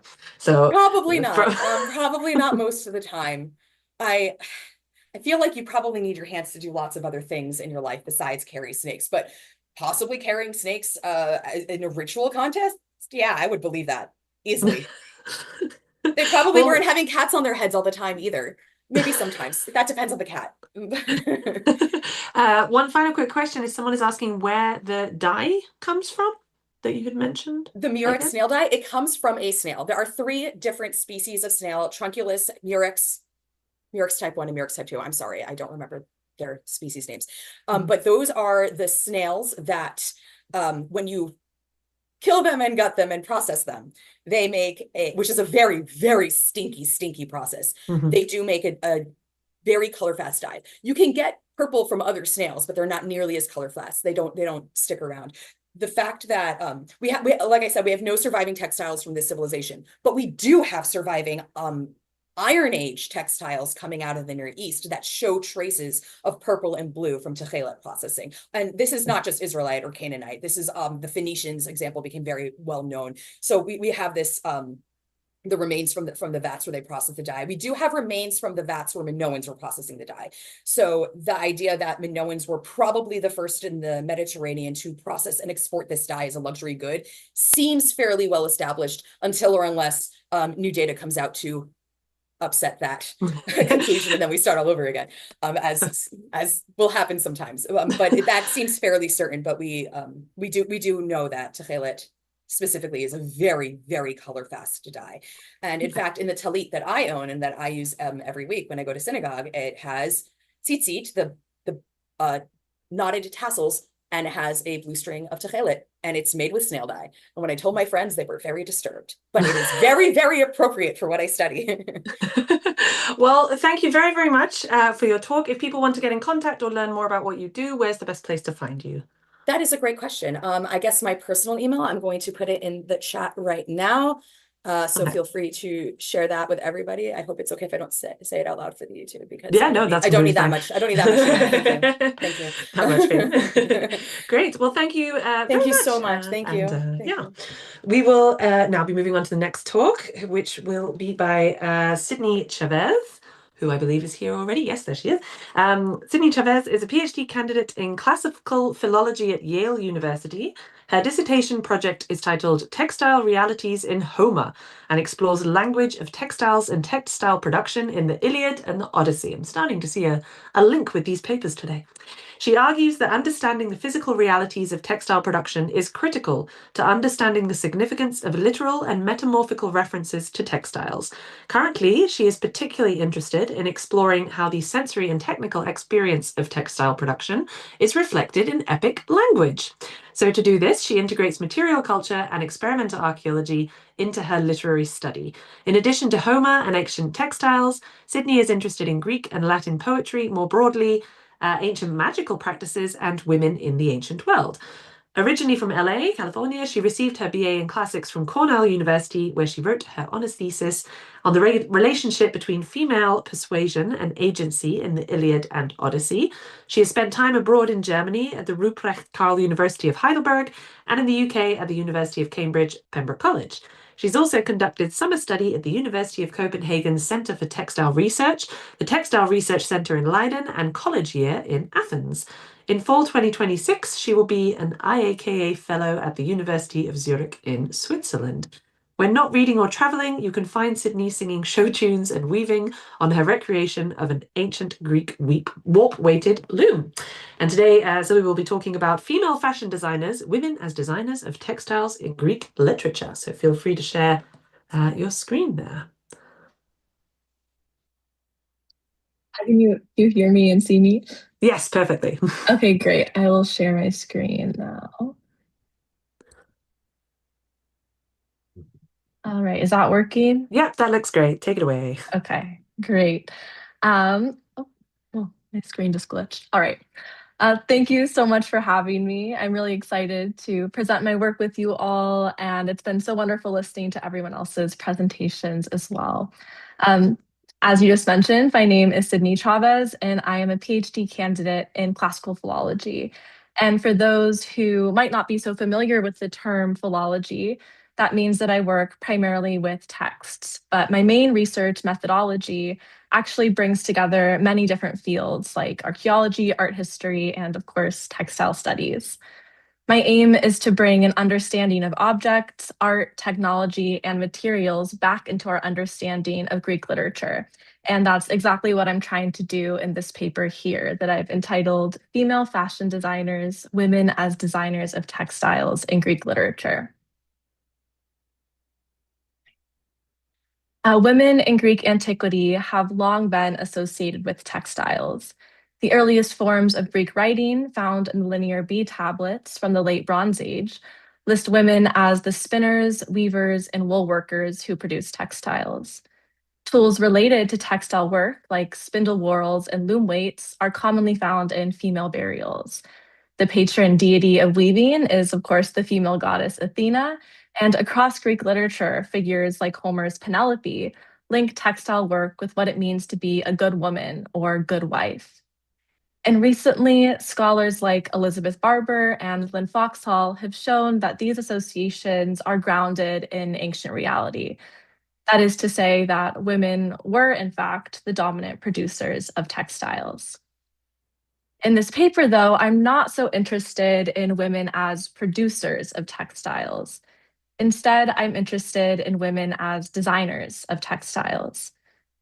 This is a small distinction, but I think a very important one. When scholars focus on women as producers, they often focus on the tangible material steps involved in textile production. So combing the wool, spinning the thread, weaving the cloth, and all the tools that go along with these processes. What then gets lost in the scholarship is the mental processes that accompany this work, the choices that must be made to get the desired end result. It's these mental processes combined with the technical skills of production that I refer to as design. By focusing on design, I also want to signal that textiles are not just utilitarian objects, but wearable works of art, and thus we should consider the women that designed them as artists too. I'll begin by examining two objects that exemplify this combination of physical and mental skills that are required to design a textile. Then I will return to examples from Greek literature, where we see women using their skills to design textiles. I'll look at two lines from Homer's Iliad, an epigram by the female poet Gnosis, an epigram by Antipater, and I'll end with a fragment from the female poet Erinna's poem, The Distaff.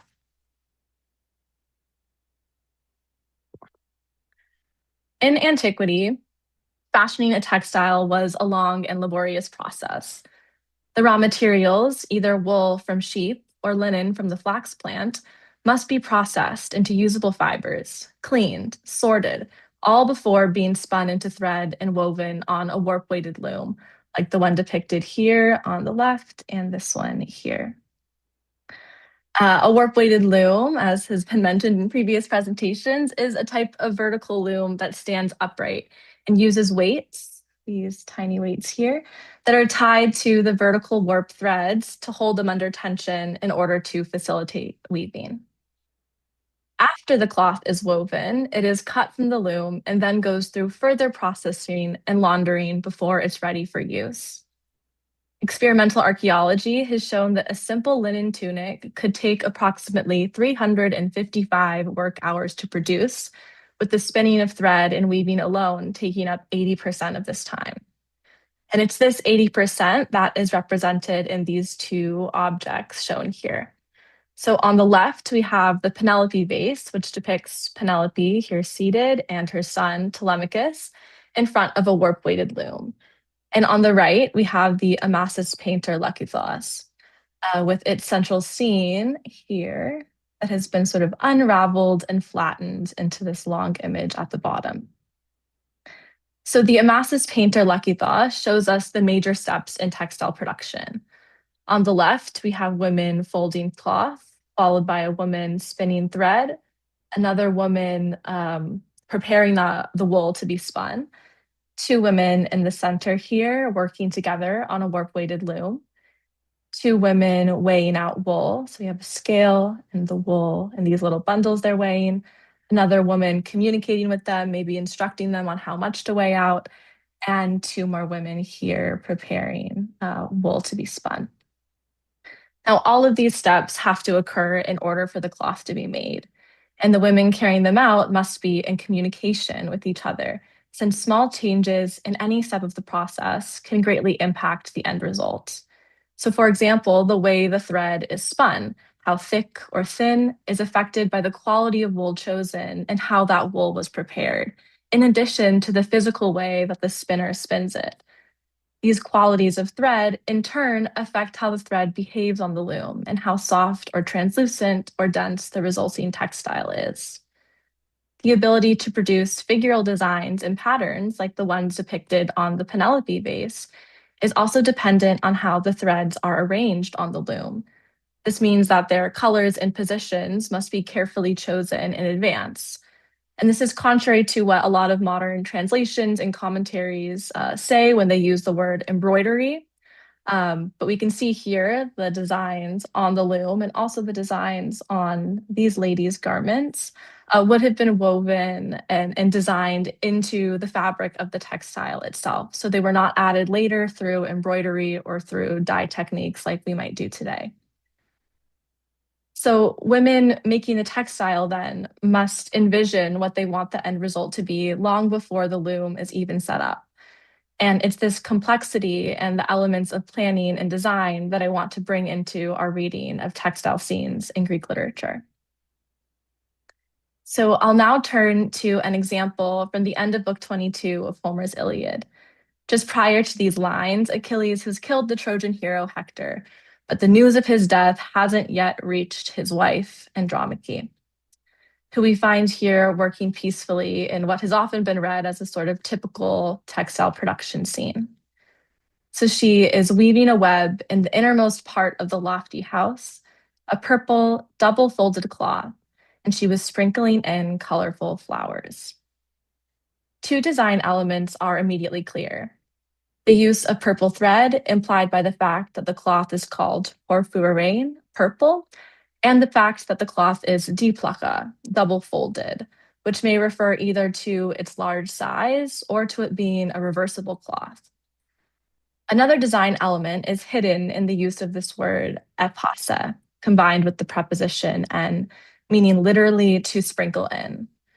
Translations of these lines will often use the verb embroider. However, we can see the cloth is still on the loom, right, weaving a web. And just as we've seen with the Penelope vase on the previous slide, these type of designs could be created while the cloth was still on the loom.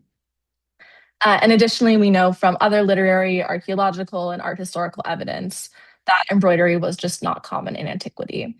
And so within the context of this passage, this verb must mean to weave in. So in reality, to create a purple cloth with a woven in flower design like this must have taken a lot of foresight. Implied in this scene is the fact that Andromache must have from the start envisioned what she wanted this cloth to be like. She must have procured the right amount of thread that was dyed to the precise color. She must have set up the threads on the loom in such a way to facilitate the making of a double-folded cloth and to her being able to weave in this colorful flower design.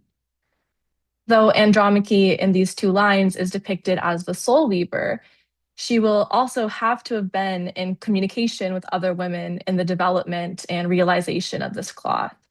She would have sourced and procured materials, much as modern fashion designers do. Her cloth then is designed from the start and achieved from her own creativity and her own skill, but also the skill and creativity of others. And so we can see her as a sort of fashion designer in the very literal sense of the phrase. She both fashions and designs. Obtaining the knowledge necessary to know how to bring a design like Andromache's colorful flowers out of the abstract and into the cloth is no small feat. And research into the transmission of textile knowledge in contemporary weaving societies shows that knowledge is most often passed down generationally, so from grandmother to daughter. And this intergenerational transmission of design knowledge is also what we find in Greek examples, like this epigram from the Hellenistic poet Gnosis. She writes, "Revered Hera, who often descending from heaven look on your Lacinian shrine, fragrant with frankincense, accept the linen garment which Theophilus, daughter of Cleopa, wove for you with her noble daughter Gnosis." Here, Gnosis encourages the goddess Hera to accept the offering of a garment she wove together with her mother. Her mother is the grammatical subject of the verb, huphanen, to weave, and as the more experienced weaver, naturally would have taken on the bulk of the weaving. But the specification of Gnosis herself as the one accompanying her mother is significant. Her name occupies the first word of the final line and completes the phrase begun at the end of the previous line, metapaidas agawas Gnosidos, with her noble daughter Gnosis. Here she is still learning. She's still a paidos, a child. And learning from her mother, Gnosis, as the author of this epigram, also acknowledges the woman that her mother learned from, her grandmother, Cleopa. The construction of the last line of this epigram then forms a sort of genealogy of women that also preserves the genealogy of textile knowledge from youngest to oldest. Gnosis, who learns from her mother, Theophilus, who learned from her mother, Cleopa. Textile knowledge then doesn't come from nowhere. And this knowledge isn't simply restricted to the physical task of weaving, but to all the design elements that accompany it. The specification here of a linen garment is significant to this. Linen was a common material used for textiles by this point, but requires very different treatment from wool. It cannot be as readily dyed, but it can be spun into thread that is much finer than wool and thus poses its own special complications while being woven.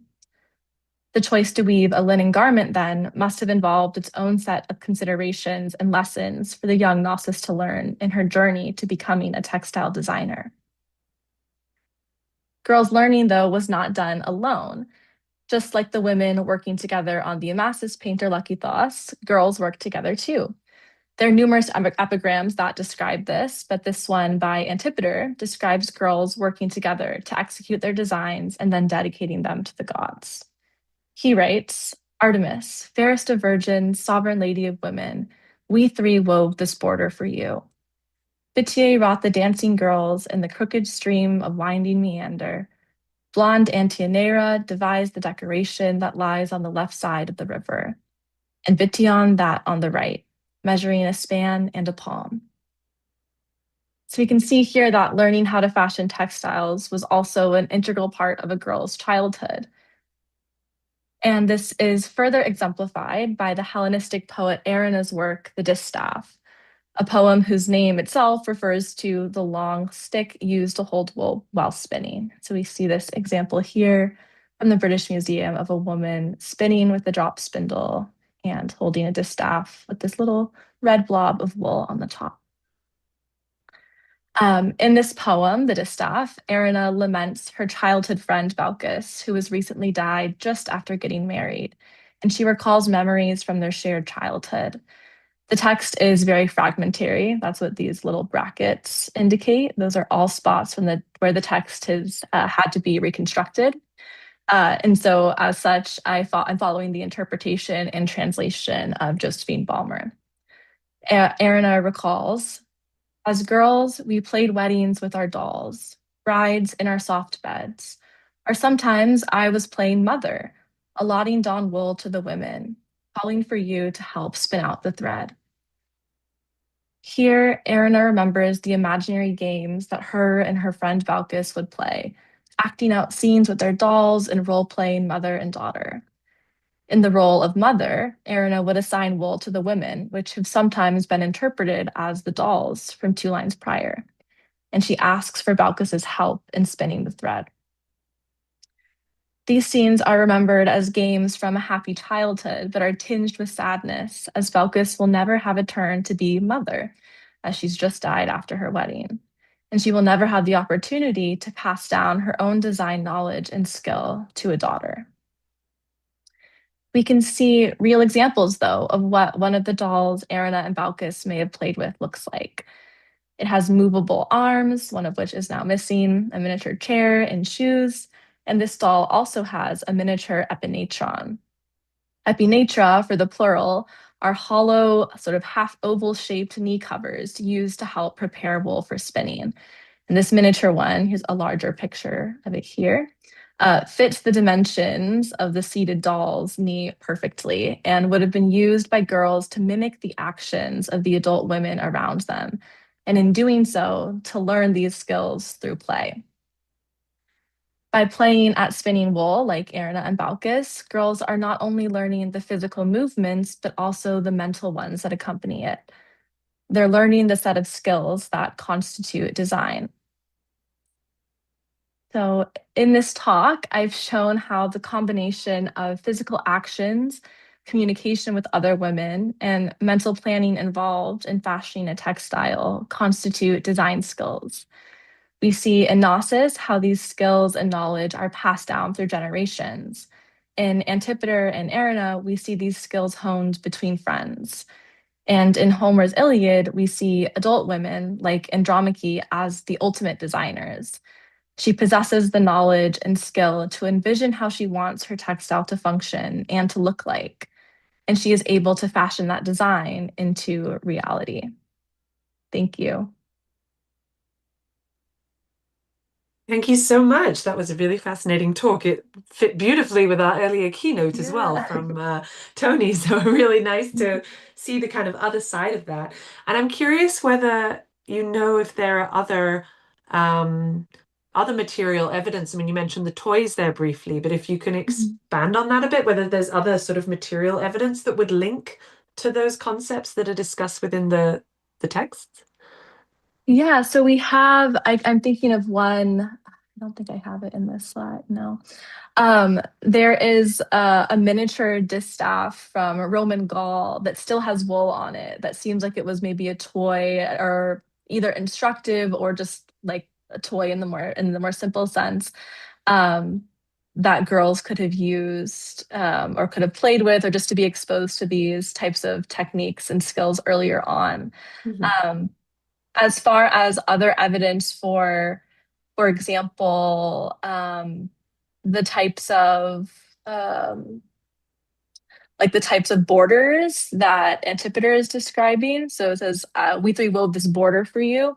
I noticed in the comments from one of the earlier talks, people talking about the sort of borders used for warp-weighted weaving.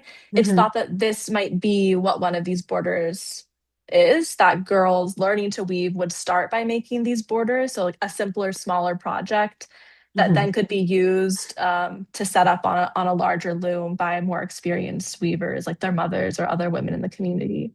I see actually someone, I see someone commenting on about, this is earlier on, so this might have been in relation to that point, brocaded in perhaps, question mark, is that? Yes, so there's, I didn't bring it in for this talk, but specifically when we're talking about like designs that are woven in, like we also see here, there have been many different experimental archaeological sort of investigations into how this could be done. Brocading, I think, is one of them.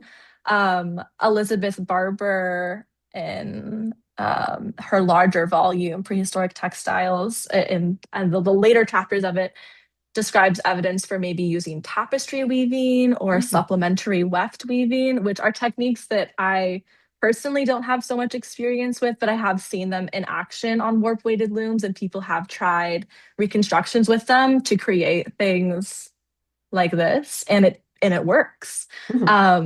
People have also used tablet weaving. So there's a recreation of this exact garment, actually, by, I believe her name is Ellen Herlisius Klug in Germany, in Munich at the Deutsches Museum, who has recreated this exact figural design using tablet weaving and doing so on a warp-weighted loom. So it seems like, yeah, there are a lot of different techniques that could have been used to create these.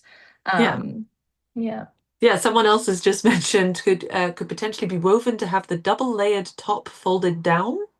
Would a garment like this would have to have had the upper design woven upside down? I don't know if you have any thoughts on that. Yes. Yeah, that's another possibility for deep baka. So double woven could be either like reversible. Some people think it might just be double the size, but would mean that there would be double the amount of vertical warp thread. So you're like literally weaving with each pass, you're going in and out the other side to create a cloth that is double the width of what the warp weighted loom could accommodate, because as you can see, this is pretty much to scale of what most recreations of warp weighted looms are. And so they are sort of, horizontally bounded by how long you can get these pulls to be. Though of course, vertically, you can add as much thread as you want and tie it onto the bottom of the weights and just keep rolling it up and keep going. Yeah. And do you have, and this is sort of quite a broader question, I suppose, so apologies if it's a bit outside the sphere, but in terms of sort of apprenticeship or learning, and there's so many different archaeological theories around that, how do you think that plays into this idea of then people sort of teaching their daughters or daughters learning? Can we see that through the material, through the text at all? So as far as Greek antiquity goes, so up through like the Hellenistic period, from what I have been able to tell, we can't really find much evidence for sort of apprenticeships. It seems more that women were taught at home, either by their mothers, or once they were married, were sort of overseen by their husbands' mothers or the other older women in the household. And we have some examples of that are coming from Plato and from Xenophon. But once we get past like the Hellenistic period, there are some letters from Roman Egypt talking about people sending their daughters, to the next town over to learn a particular textile skill. So it seems like by the Roman period, things maybe were getting a little bit more like industrialized, for lack of a better word. And then there were maybe some more like standard workshop practices in place to get people to learn these skills in a more structured way, I guess, than we would think of just than learning something at home. Yeah, that's fair enough. By the way, if anyone else has any further questions, please do pop them in the chat of wherever you are. I do have a feed in front of me of all the different chat channels, so hopefully it will come through in that and I'll be able to answer it. In terms of, obviously this session is about women in antiquity and in the past, but do we only see it referenced to women in terms of the textual evidence? I know you mentioned at the start of your talk about having a lot of textile remains in graves and female graves and stuff like that, but how gendered is it, especially in the earlier periods? Yeah, this is a question I've really been wrestling with, and especially in my dissertation work, which is focusing specifically on textiles and textile production in Homer. So I'm sort of imagining this late Bronze Age, early archaic sort of fantasy lands and using evidence from that. But it does seem like women in this period, at least from the late Bronze Age into the Archaic period, and I think even extends into the Classical and Hellenistic period, that women were really the only ones creating textiles. There have been some publications in the last 20 years that have argued against this. But I think Lynn Foxall in this article here, Women's Work, Who Made the Textiles in the Ancient Greek Worlds, she sort of re-examines the evidence and shows that really that male weavers and even male managed workshops are not really the case. We have, I believe, one example from the Linear B tablets of a man's name as part of these lists of textile workers. But it's thought that maybe he was a manager, or maybe he was somehow otherwise involved. We do know that men were they were the primary farmers and the primary sheep herders, and they were the ones that would cut the fleece from the sheep once shears were invented in the early Iron Age. But it seems like beyond that, and also men seem to have been primarily doing the finishing elements of textile production. So fulling the cloth, like making it fuzzy, sometimes laundering it as well. So men were definitely involved in textile production. And in my dissertation, I actually argue that they know a lot more than what we would maybe think, because they grew up around, women doing this.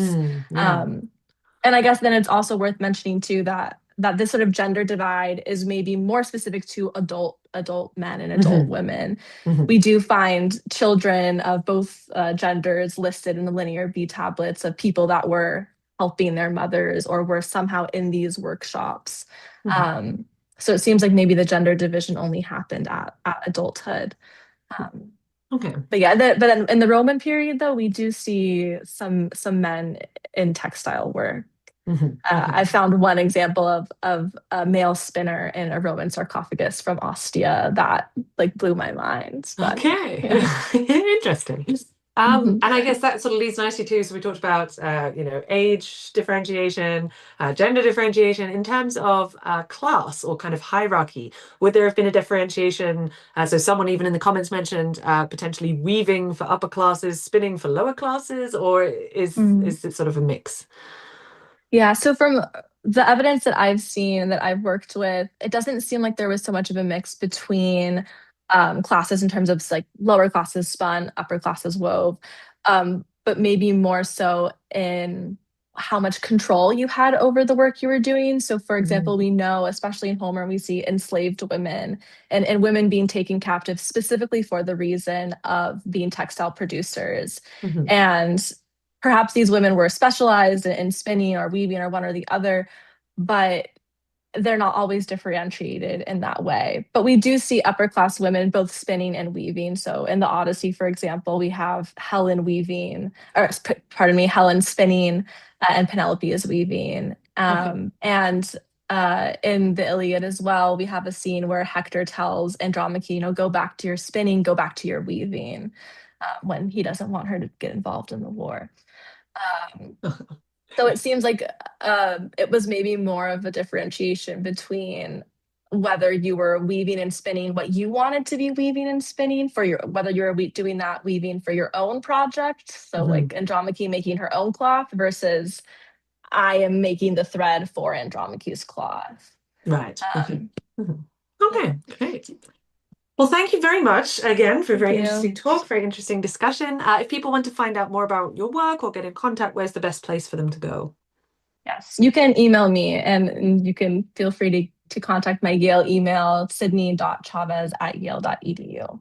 Perfect, great. Thank you so much, Sydney. We'll be moving on. Thanks. We'll be moving on now to the final talk of this session from Princess Ornica August.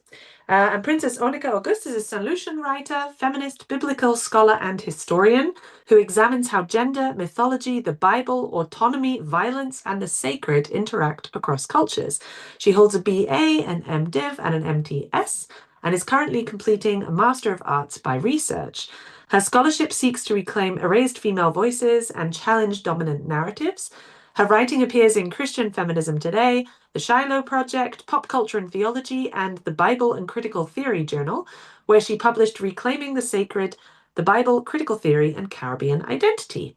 Her contributions also include explorations of Greek mythology and chapters on feminist legacies in pop culture.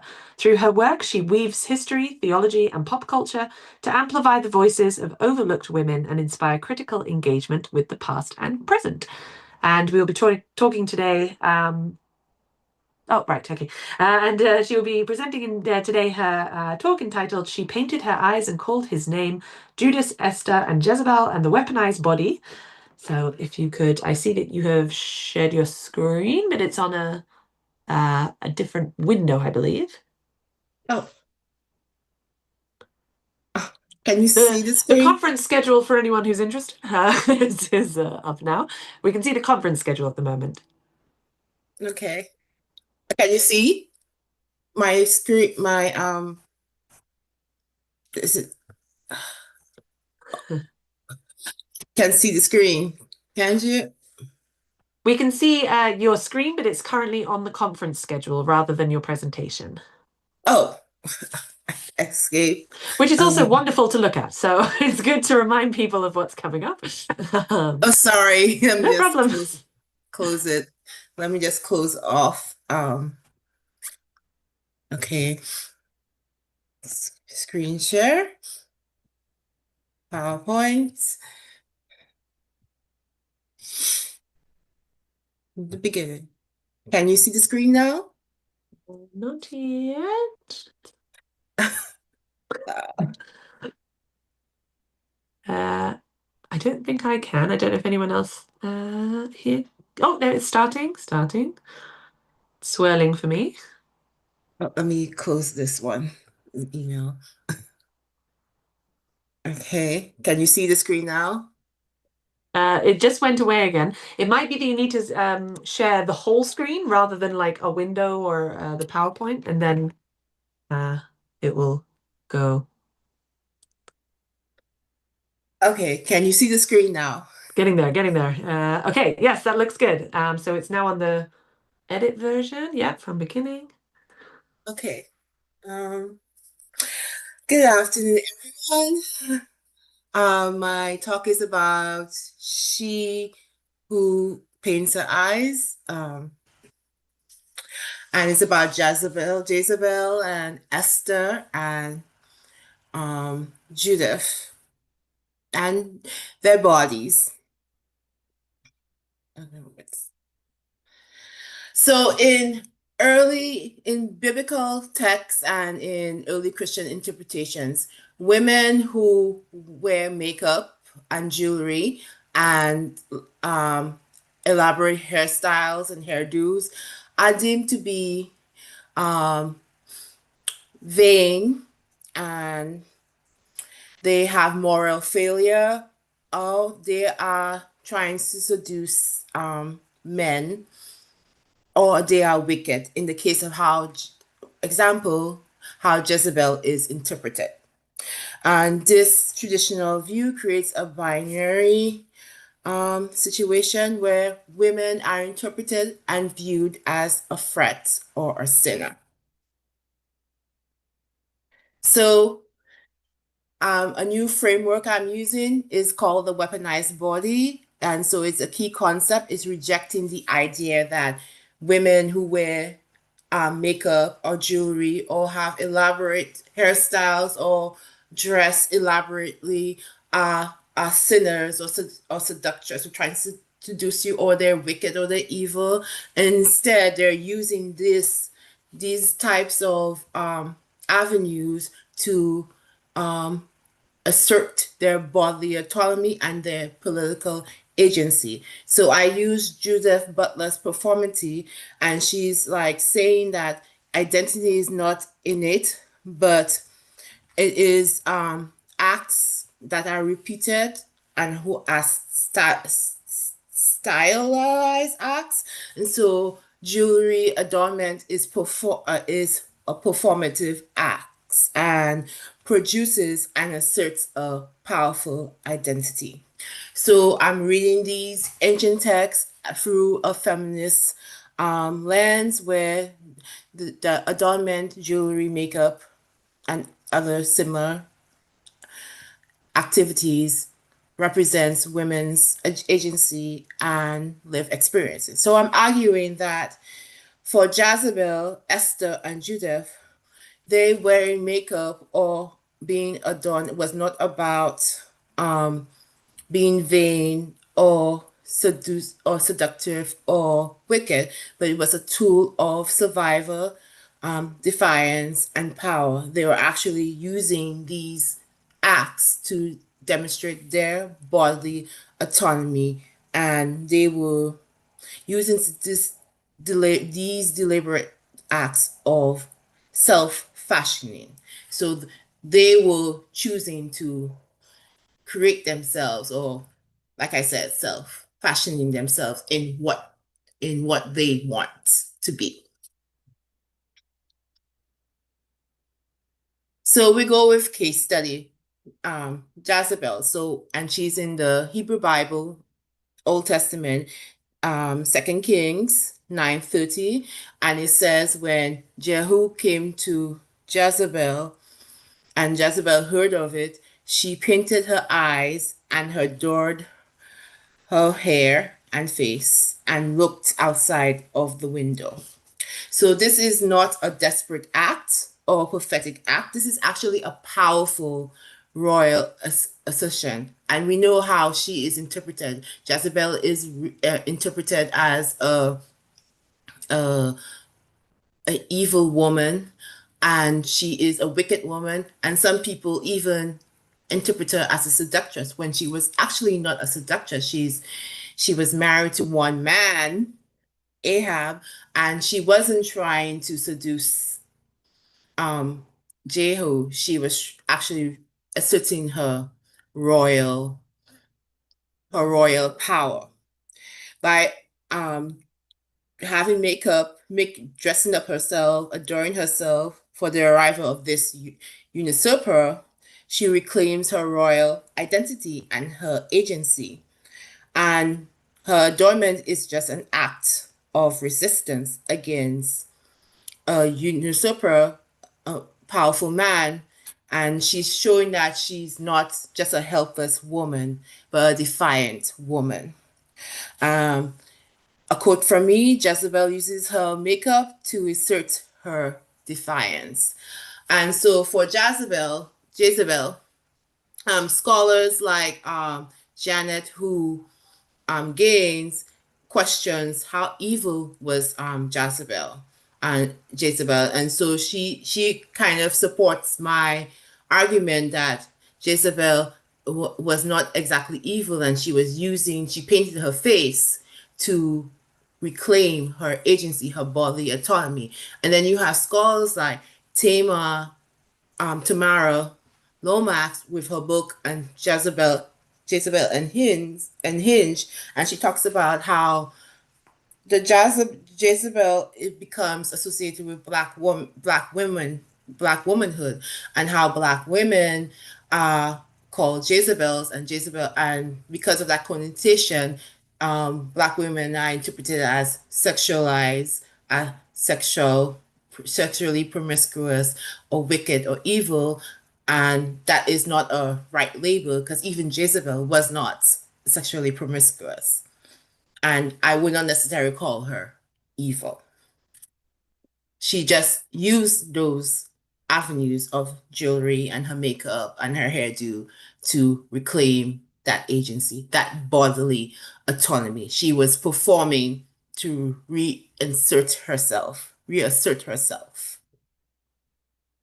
And then we have Esther. I call Esther strategic beauty. We know that in Esther 2, chapter 2, that she goes into the harem, and they say that she was beautiful and had a lovely figure, and she listened to everything that Haggai, the king's eunuch, tells her to do. So, because Hagar was in charge of the harem, and because he found Esther to be more beautiful than a lot of the girls that were kidnapped and trafficked to the harem, he gave Esther more beauty products, more food, just gave her more assertion. She could walk through the palace because she was the most beautiful woman there. And so we have to also take in consideration that Esther, along with other young girls in the book of Esther, will kidnap and human traffic, and that beauty contest was not just a beauty contest. Scholars like Randall C. Bailey and Erica Demba say that contest wasn't beauty, but was a kind of a sex contest. And it wasn't a beauty contest, it was who can please satisfy the king sexually. And Erica Demba calls her that these girls and Esther were human trafficked into the palace. And so Esther, being human trafficked and thrown into this sex contest, really has no autonomy, but because Haggai finds her to be the most beautiful and the most lovely, she kind of uses that to please the king, to be the one to please the king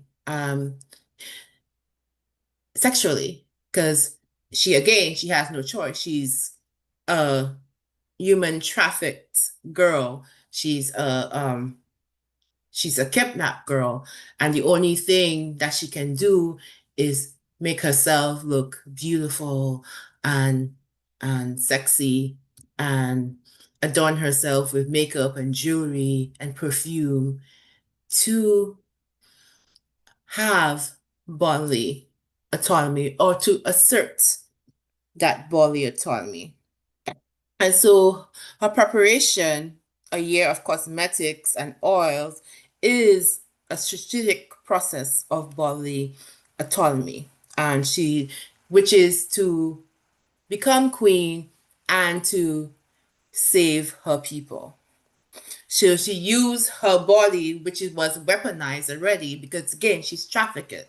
She's a kidnapped girl, to not only bring up herself into power, but bring up her cousin, uncle Mordecai, and also save her people.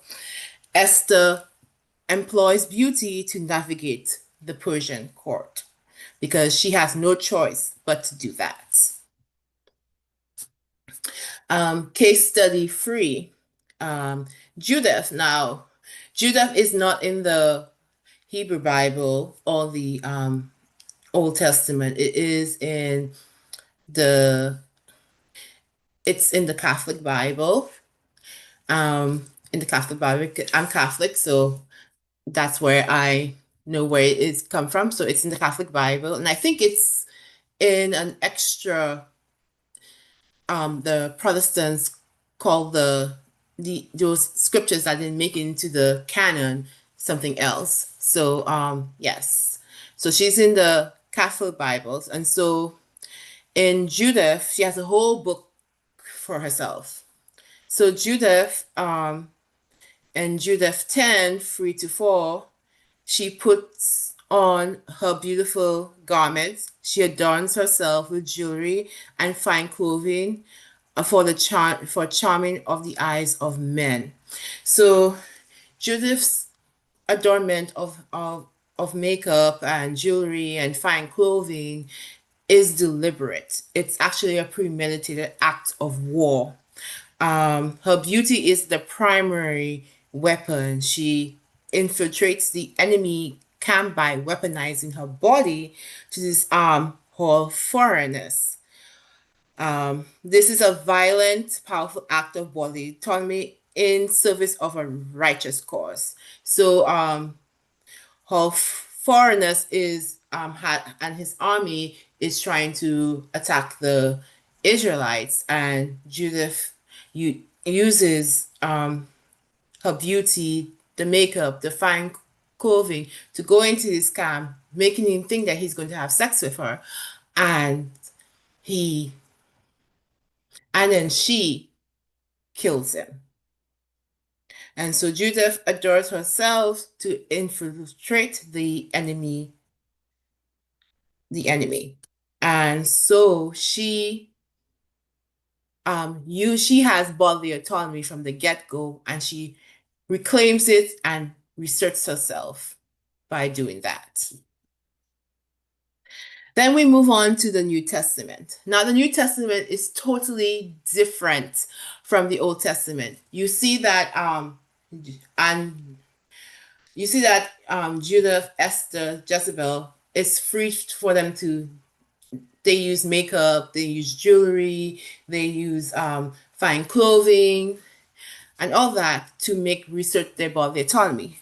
But the New Testament restricts these acts of bodily autonomy, which I consider. 1 Timothy 2:9-18, women should not adorn themselves in clothing, should adorn themselves in clothing, modesty, and be discreet, and not with braided hair or pearls or costly garments.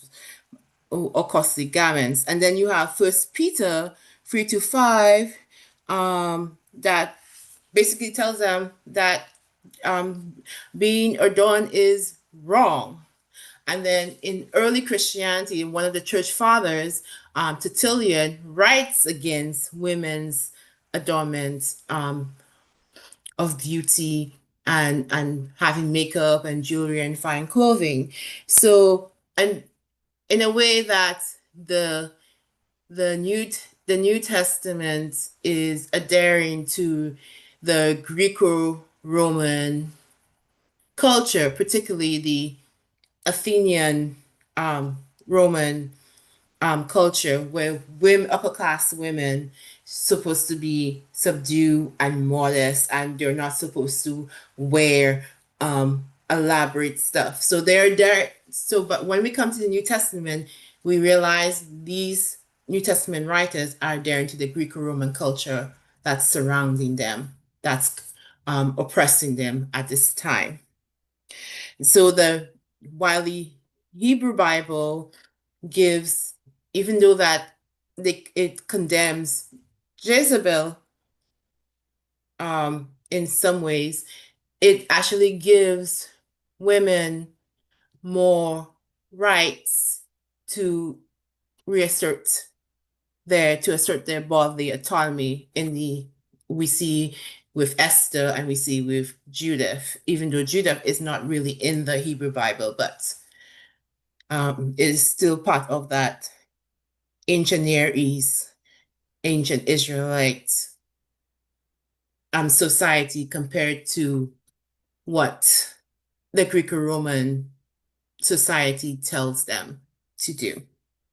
And so women, the women in the New Testament and in early Christianity, have limited autonomy in the public sphere of the church.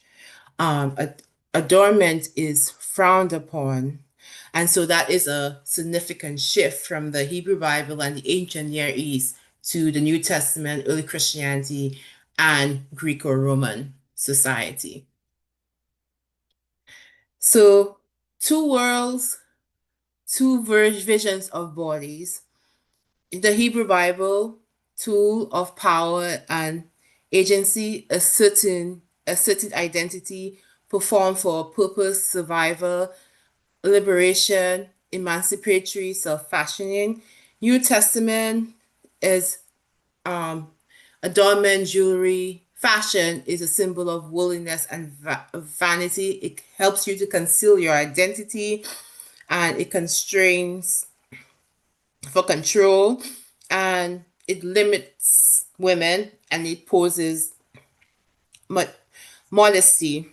So a transition, a narrative shift from recognizing adornment and agency to condemning it as a threat to social power. So I'm advancing this conversation, and so what my work does, it unites feminist hermeneutics and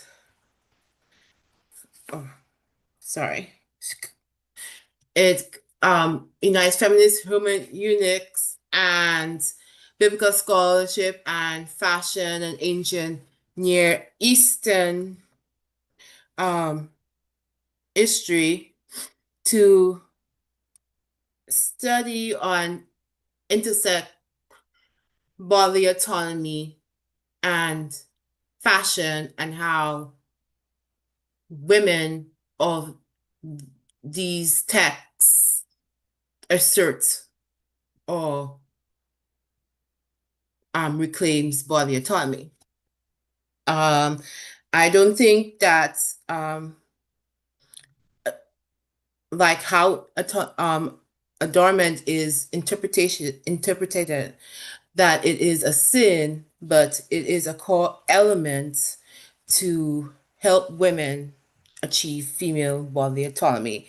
And it challenges the traditional scholarship that Jezebel is evil, critiques Esther and how she uses her body. And it doesn't downplay Judith and her use of their bodies. So I'm showing that how these women use their bodies to reclaim power and to reinsert their bodily autonomy and to examine the gender struggles over identity in ancient texts and modern interpretation. So, key takeaway, the stories of Jezebel, Esther, and Judith show that the female body has always been a battleground. The acts of autonomy were radical assertions of selfhood in a patriarchal society. And the shift in the New Testament is not just about fashion, but really about a broader project of limited female agency. So understanding this ancient history is critical for how we critique how women's bodies continue to be police control in contemporary religious and cultural discourses.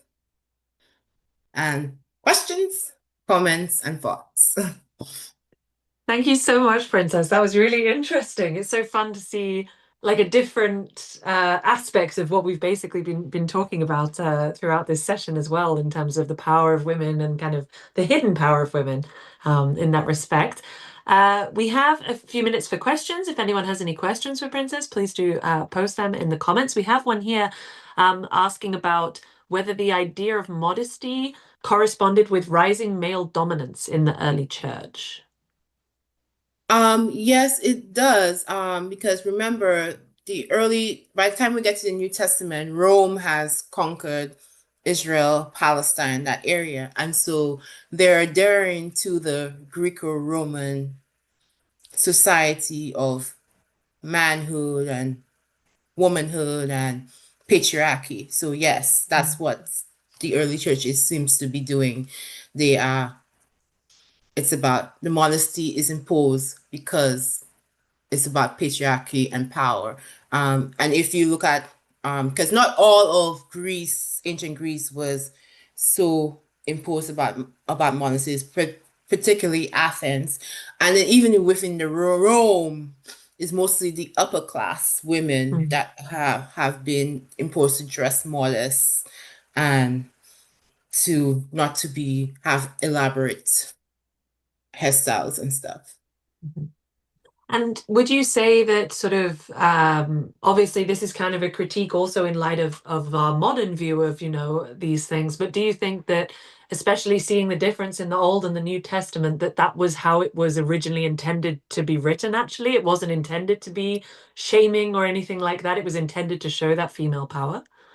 I think the more so in the Hebrew Bible, that's what the authors were trying to do.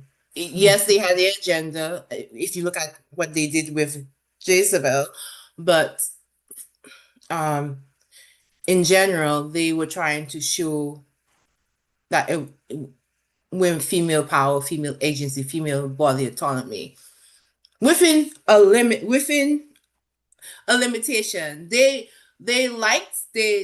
supported it, but they believed that it should have been. I think that the writers of the Hebrew Bible and the Jewish text and the would probably, yes, we support women having a little rights and agency, but within restrictions or within limits. Because if you look at Jezebel, she acted way out of that limits, and so they considered her evil.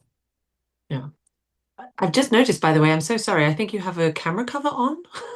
I'm sorry, I was looking at your presentation and I didn't even see your video. Oh, Do you have a little cover on your camera or something? do I have what? A cover on your camera? No. No. Oh, unfortunately, we can't see you. We can just see a pink prick of light. Sorry, I didn't even see that before. I was so focused on your presentation. I didn't look at your video. It's okay. We're at the end anyway, I'm sure, hopefully. So my final question indeed is if people want to learn about your work or to see your beautiful face, then where can they find you and how can they best contact you? Well, they can find me on you can email me, Princess Onaika Ogis@gmail.com, and they can find me on Facebook or Facebook or Instagram. Okay, great, perfect. By the way, if anyone, all of these contact details we've been getting from people, if anyone wants to contact any of our speakers and can't find them, and they've said they're happy to be contacted, please just contact us at Sasa or contact the team at Sasa, and they will forward them on. Thank you so much, Princess, for your talk. Really interesting, and was great to hear from you. Thank you. Okay, so now that is the end of session 4, and we will be going now into the next session, and I am handing over to the next moderator, who is a fellow member of the Archaeology Podcast Network, Chris Webster, who is actually the founder of the APN, runs several different companies, including Digitech, Cultural Media, and has proved invaluable in terms of promoting the approachable and accessible dissemination of archaeological knowledge through the medium of podcasting, but also through other medium as well. So take it away, Chris. All right, thank you. Good to meet everybody and then to join in with this. I've been following over the last day and a half or so of the conference. It's actually the first one I've followed, and it's been really interesting so far. So thank you, David, and the Sasa team for putting this on. So I'm gonna do my moderator duties here and say something about the scholarship really quick.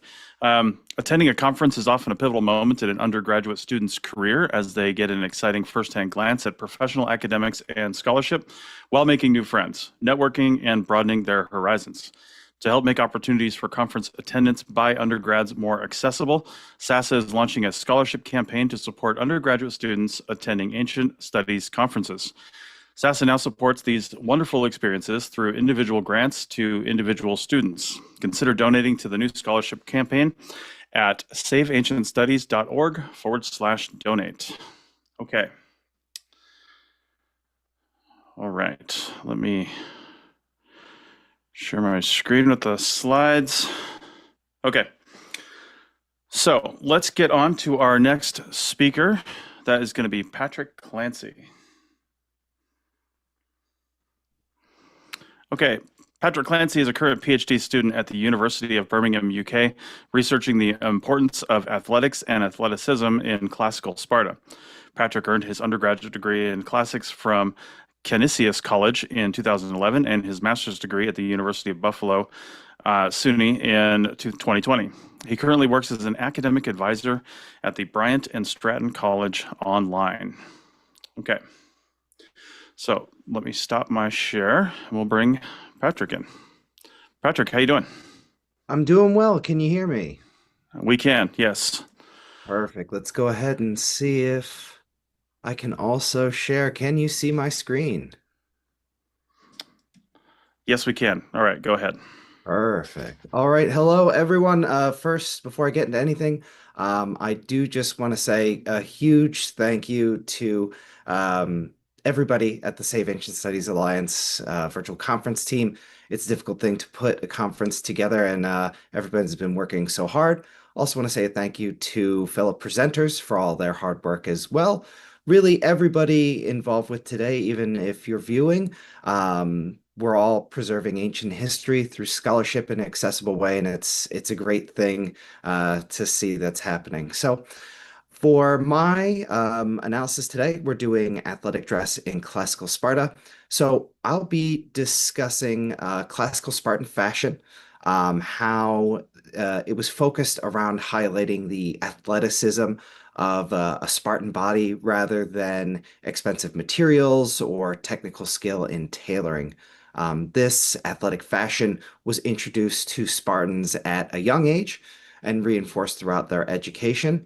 The Spartan style imposed a uniform seemingly based in equality amongst the in-group, while at the same time excluded outsiders.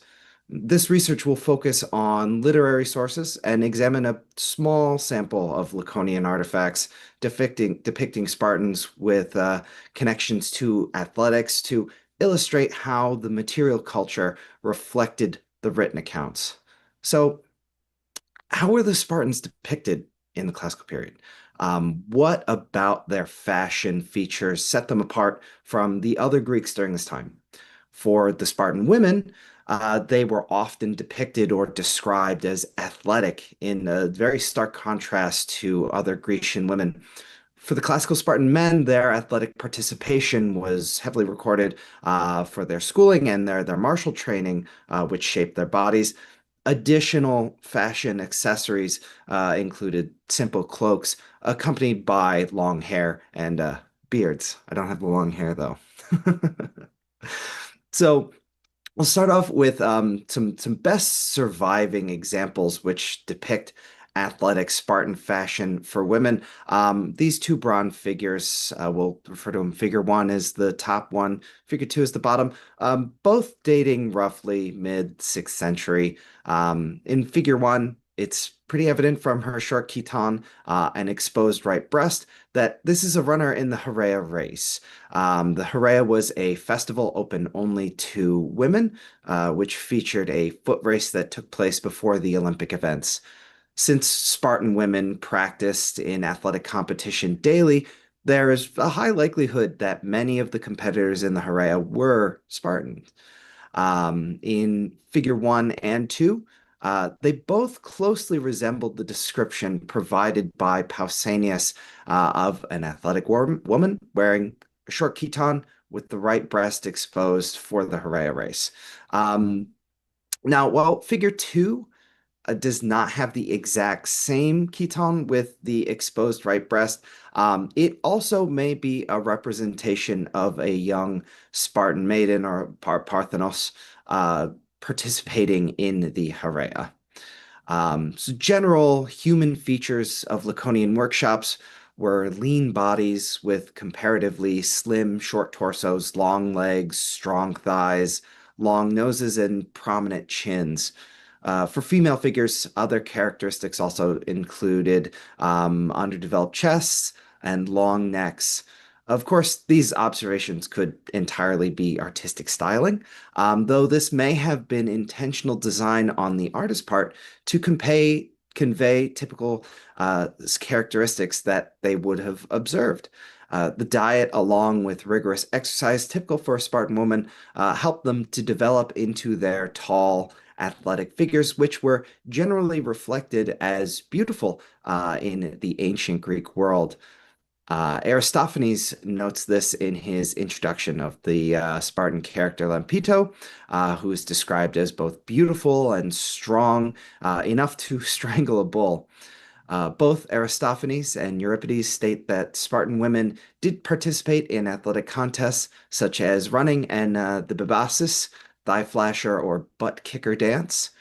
This dance would stimulate the calf, thigh, and gluteal muscles, all of which are prominently displayed in figure 1 and figure 2.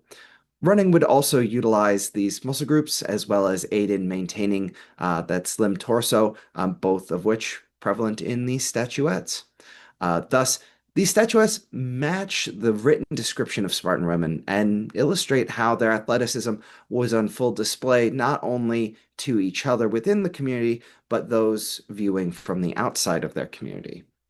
So Spartan women had their own educational system in the Roman period where they learned their culture and practice athletics, albeit there is no direct mention of such a system during the classical period. They potentially had a similar system then. For boys, the state mandated education known as the paideia, but more commonly known during the Roman period named the agoge, was very well documented. Their education established the norms of Spartan life: obedience, teamwork, communal living, hunting, participation in athletic contests, and even basic literacy. For the paides, these were boys age 7 to 12 or 14. They were only given one cloak, himation, a year to better deal with facing the heat and the cold, and went barefoot. Xenophon heavily implies this lack of clothing was for the practical purposes of becoming accustomed to the difficulties while faced on campaign. Spartan soldiers needed to have tough bodies for fighting, which could adapt to changing weather, as well as keep stable footing on all surfaces. It's not entirely clear from the sources on whether the paides were given just one himation to last the entire year, or they were only given one type of cloak, so forcing them to adapt a single style of himation to work in both hot and cold temperatures. So whichever was the case, they either had a mismatched himation for the weather, or they had a worn out piece of rags by the end of the year. This would help distinguish them within their age class. The paides, as well as the paidiskoi, which ages 12 or 14 through 18 or possibly 20, would all have closely cropped hair, giving them all a similar appearance as well. There is some debate on whether the paides, the paidiskoi, they would have short hair, but getting into the hebontes, so these were men aged 20 to 30. These were citizens who were on probation, would eventually become Spartiates or full citizens. A Spartiate was permitted to wear the red himation and grow his hair out to length to give them an appearance of being taller or more ferocious, with a wild look as an intimidation factor. So there's some debate on the length of the hair, if the hebontes were allowed to grow their hair out long, or if that was reserved for full Spartiates. I tend to agree with Lipka's translation that this was for full Spartiates. So this tradition of sporting long hair in Sparta goes back to their victory over Argos in the contested Battle of Champions in 546 over the Thyrea area. This long hair and beard was particularly Spartan. So Plutarch notes that Alcibiades, who was used to being a social chameleon, blending in wherever he went, was unable to fashion himself in neither the hair and beard styles of Sparta while he was there, nor adapt his daily regimen to include physical fitness. So was this Spartan hair length just a fashion statement? Did it more broadly associate them in their practice with athletics or demonstrate athletic prowess? The Spartans' long hair signified themselves as men of leisure. Long hair was a luxury in ancient Greece, and it hindered manual labor. Perhaps this is also played a role in why the Spartans did not participate in certain events such as wrestling, boxing, pankration at Olympia. We're told through Plutarch as well as Philostratus that the Spartans were not permitted to participate in sports where one could surrender. Conversely, having long hair or a long beard may have been a disadvantage in these sports. Long hair and beards could have afforded extra places on which an opponent could grab. A physical toughness or penchant for pain while being struck would matter less if someone could achieve athletic victory by pulling a long beard or hair, just as Leontisicus, the Pancratinist, won by bending fingers rather than going through more difficult submissions. So despite all the training and everything, the uniforms, not everyone could become a Spartiate, and they could always still lose their citizen privileges at any time. Degradations of citizenship would have been taken against cowards or tremblers, the treantes, who were typically ostracized, stripped of their Spartiate status, and were dishonored, Xenophon says, to the point where death seemingly may have been preferable. Plutarch gives examples on how a trembler had to distinguish himself apart from full Spartiates. He says they wore patchwork cloaks and had to shave parts of their beards so all could plainly see that someone was a coward. Xenophon states that no one wanted to have a coward as their wrestling partner and that he would not be welcomed as a messmate. When teams were picked for ball games, they were decided, last. Everyone was picked before a coward, and in choral dancing, cowards were given shameful positions in the back where no one can see them. Many of these punishments centered around athletic competition, which were integral to Spartan life. So, although beards and cloaks were important to distinguishing the Spartan style, the main fashion focus of the Spartans was on their athletic physiques rather than expensive materials and fine tailoring. Spartans trained twice a day while on campaign, focusing on important muscle groups such as arms, legs, and neck equally. So, in the spring of 395 BC, Agesilaus stopped at Ephesus to train his army in athletics and prepare their bodies and spirits for the coming campaign.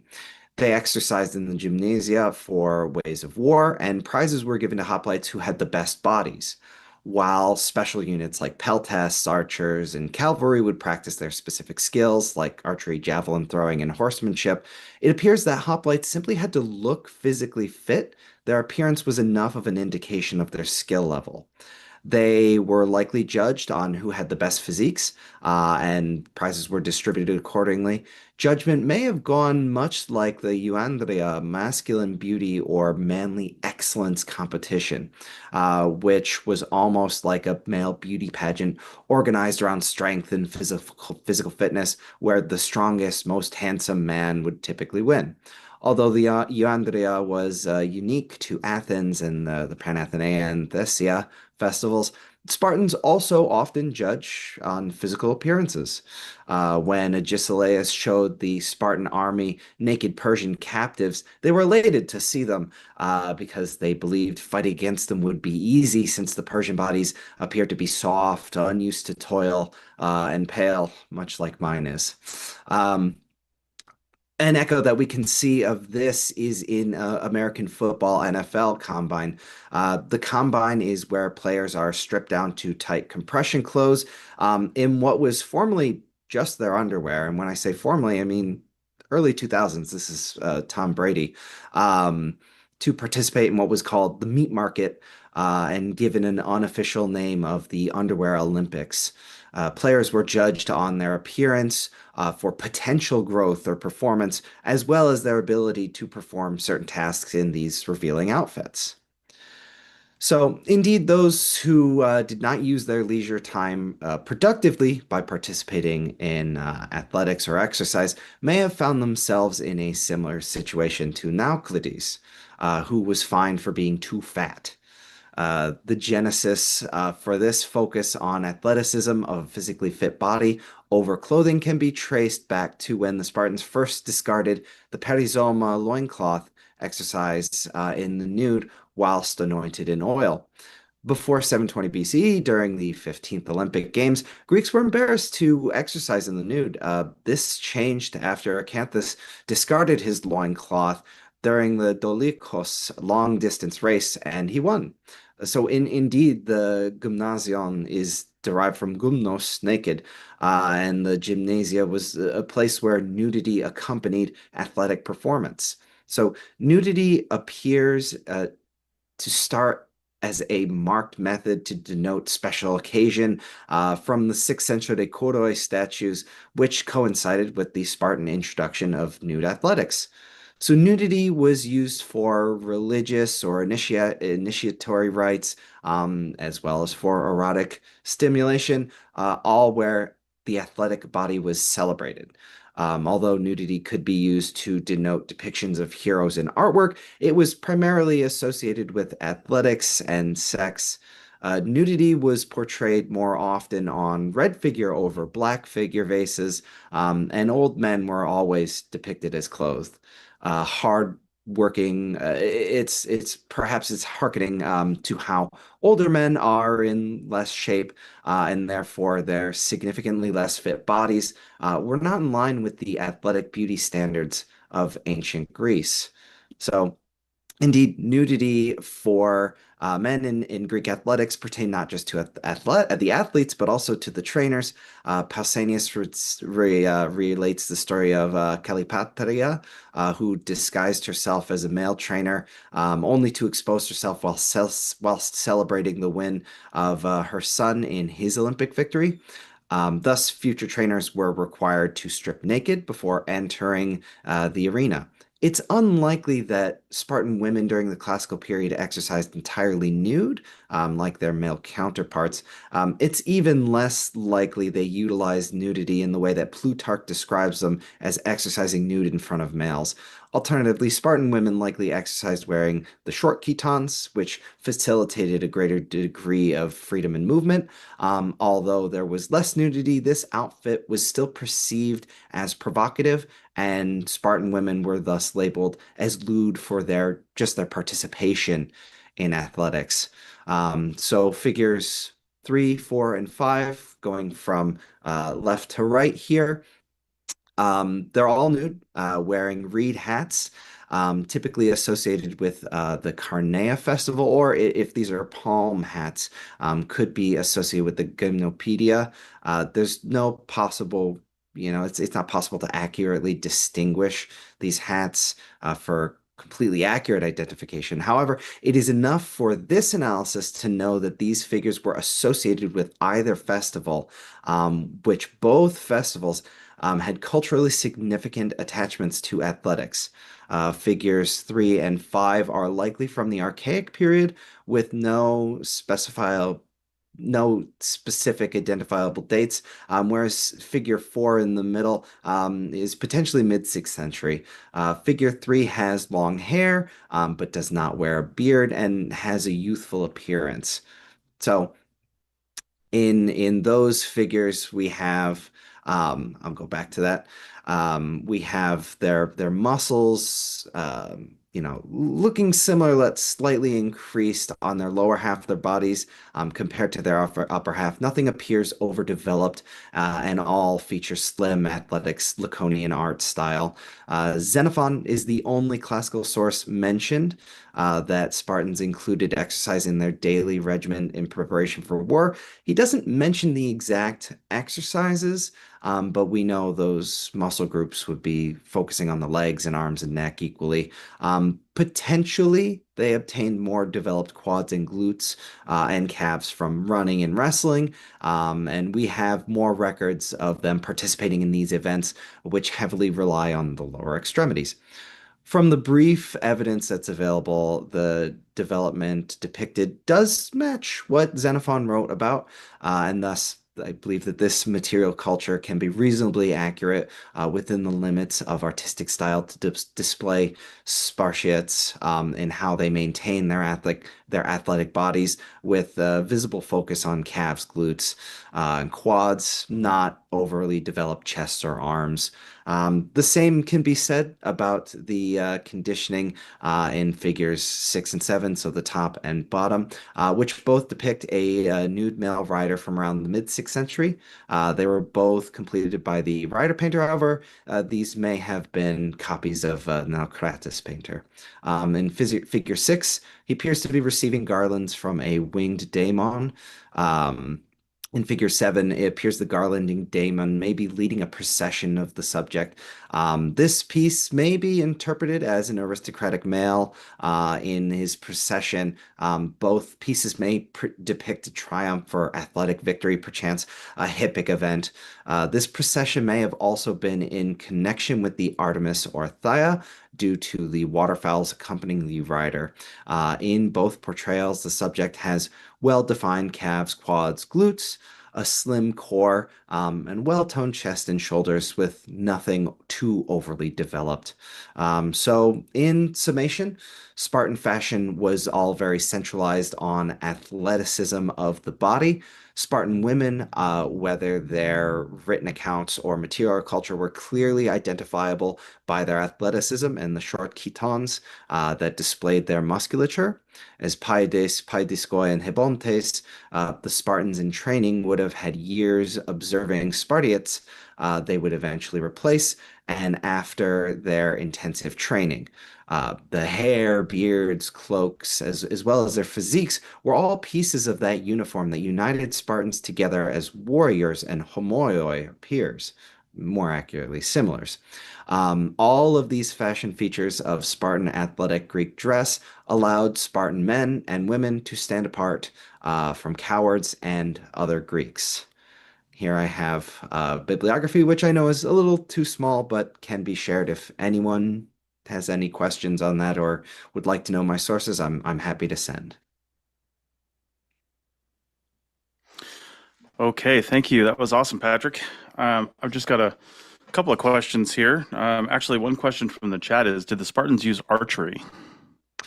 So we really don't have accounts of Spartans. So we when we think of like the Spartiates, there were other people in their armor. They would have perioikoi. So these are the dwellers around. As we get a little bit later into the classical period, they rely more heavily on their the helots, which are their enslaved people who are enslaved to the land. It's almost more like a serfdom than it is chattel slavery.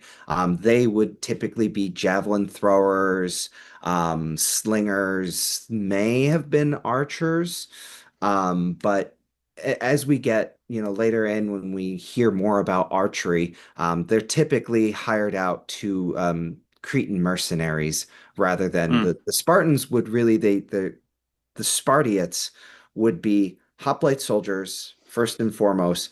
Other aristocrats may be hipes or knights. They would be cavalry, but the cavalry was less of a desired position, unlike it would be in other Greek polis, because they really want to focus on their athletic performance. They're a hoplite soldier. Sure. That's more of the focus that they had. Okay. All right. And I've got a couple questions. The first one is, well, it's really more of an observation. I'm a little disappointed you didn't wear the costume behind you for this presentation. Is that wearable, or is it just is it decoration? It is. Yes. This is Penthesilea. So it's a female mannequin. On top of the armor. So it's off of Penthesilea from the Iliad, where Achilles is killing her and falls in love with her as he notices that she's a beautiful Amazon warrior. So I thought, very fitting for my female mannequin to have male armor on. Yes, no, it can be worn. It'll take some time that I won't do that, but I'll do the questions with the helmet. How's that sound, everybody? Nice. Getting in character. Yes. I love it. This is perfect. Well, we just saw the Odyssey Friday night, so it's bringing me back. How did you feel about that? Honestly, I liked it from it's a fictional account anyway, and it's a Matt Damon movie. He's always pretty good. But as far as historical accuracies go, I know there's a lot of chatter about that. It is fiction, I'll give you that. And they do take their license, but putting all that into account, I gotta say the only comment I would have on it is it was a little slow, right? For like a 2.5+ hour movie, it was a little slow. They probably could have sped it along in some places, but aside from that, I think it's definitely worth seeing. So there's good acting and good cinematography in it if you want to look at it from that standpoint. So yeah. Okay, one more quick question for me. You mentioned cowards and how they have different hair, different dress, and they're treated differently. How did people redeem themselves from being a coward? Usually by killing themselves. That was That's it. tended to be, when we have, I'll bring it back up. I do love the movie Yeah. 300. Like you say, Yes. we're never going to get historically accurate movies. But we have Aristodemus. He was, he had ophthalmia, so he was sent back, and then he came back, and he did it a very, how I guess he saw it as a heroic thing. He went, outside of the phalanx and was cutting down Persians left and right, and um, he uh, there was some debate with Herodotus on whether he was the bravest of the day. You would get an award for being the bravest soldier. There's some debate on it, and he ultimately did not win the award because the others saw it as, well, he was just trying to have a heroic death and redeem himself. So, he rather, and this is, kind of the beginning where we get, oh, they'd rather die than be a coward. And I'm blanking on, because there was another survivor from Thermopylae, and he killed himself too. Oh, So wow. this was also I'm getting a lot of feedback here, so Yeah. take that off. They didn't make those for video interviews. Yeah, it was not for yelling, because you get an awful lot of sound bouncing back. We also have the Spartans who were envoys to the Persian king, when he said, oh, we want you to offer up earth and water. They killed themselves. This was also something that was passed down. If your father was a coward, you were a coward. Sure. Your whole family were cowards. Now, we do have with Pylos Specteria, we do have these men who were captured. This is the only time Spartans were captured. They eventually regain their full citizenship status. We have some that obtain office. So we know that you don't have to kill yourself. It just happened more often. So you can get it back. It really just feels on how the assembly feels, on if it's been a sufficient amount of time, if that defeat was enough of a disgrace or weighing in of that. They wouldn't want to lose too many, a whole swath of citizens. So yeah, for purpose of this, they would have to distinguish themselves physically to stand apart from the others. All right. Well, I actually have so much more, but I feel like I'm doing a podcast interview, but I'm not. So we have to go and move on to the next one. But thank you very much, Patrick, for your presentation. It was very interesting. And we'll be moving on to the next one. Thank you. All right. Patrick may have froze up right at the last minute there anyway.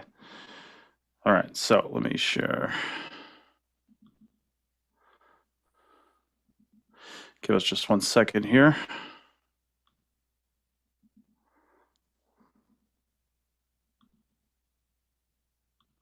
Okay.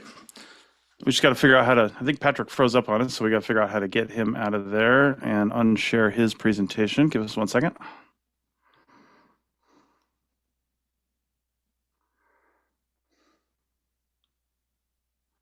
There we go. Okay. All right, let me bring up mine again. All right, now we're going to go on to Dress and the Greek Warrior with Finlay Osborne. All right, Finlay graduated the University of Leeds in History and Ancient History and St. Andrews with an MLit in Classics. His research focuses on understanding the lived experiences and emotional impact of ancient warfare. His MLit dissertation recontextualized perceptions of betrayal, alcohol abuse, and expressions of antisocial violence on Alexander the Great's campaign as indicators of a widespread trauma response within his army. He was invited to present this research at the Homerton Psychiatric Hospital at their Clinical Sciences meeting in 2025, where he developed his work on how cognitive analysis of ancient texts could be assistive to trauma sufferers. He has additional experience with living history and experimental archaeology as an educational vessel. His BA thesis focused on recreating a Macedonian cavalryman's panoply uniform. Sorry for pronunciations there. Conclusions about the field, maneuverability, and practicalities of a writer in Alexander's Companions. He is currently refining his PhD proposal, which will use an interdisciplinary approach, combining psychology, linguistics, and sensory archaeological models to analyze the emotional realities of war in antiquity. All right. Finlay, welcome to the conference. Hello. First of all, can you see and hear me? We can, absolutely. Excellent. Fantastic. Well, thank you so much for the introduction. You've saved me about 5 minutes of my presentation, so I really appreciate it. No worries. All right, I'm going to hand it over to you, so feel free to share your presentation, and I'll just listen. Excellent. Okay, let me just figure out how I'm going to share my screen. But yeah, I feel incredibly flattered by that. Share. Entire screen.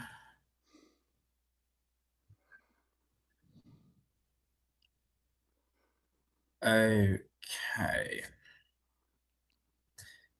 I just want to say, can you see my screen? Yeah, we can see it, the full slide presentation. Excellent. Fantastic. Yep. Right, let's get it up.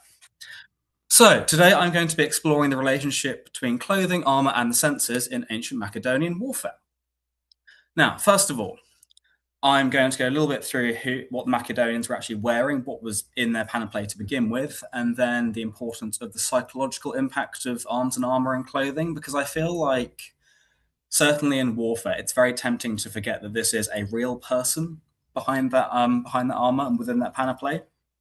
And then I'm going to go into a little bit about the environments that Alexander the Great's men encountered, because it's not just warmth, because I think we assume Persia, India, the Near East, it's going to be quite warm, but Alexander the Great's army encountered some truly brutal weather conditions, and I'm going to discuss how what they were wearing might have impacted their experience.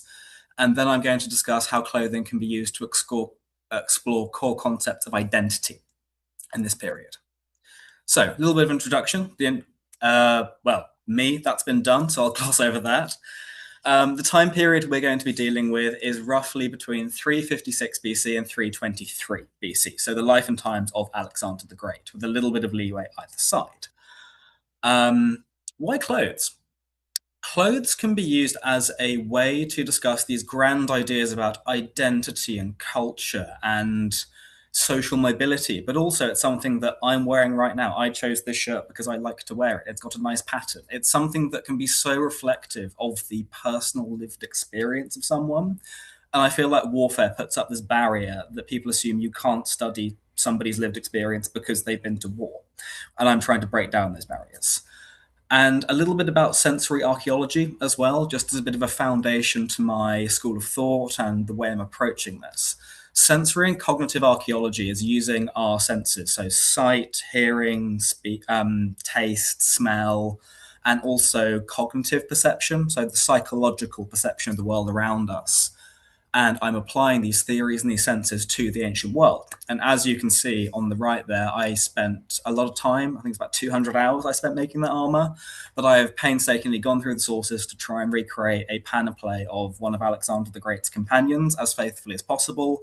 I've done a lot of experiments going through sand, through snow, on horseback, to try and simulate some of these conditions his men might have felt to inform my conclusions today. And yeah, let's get into it, because I am conscious of time.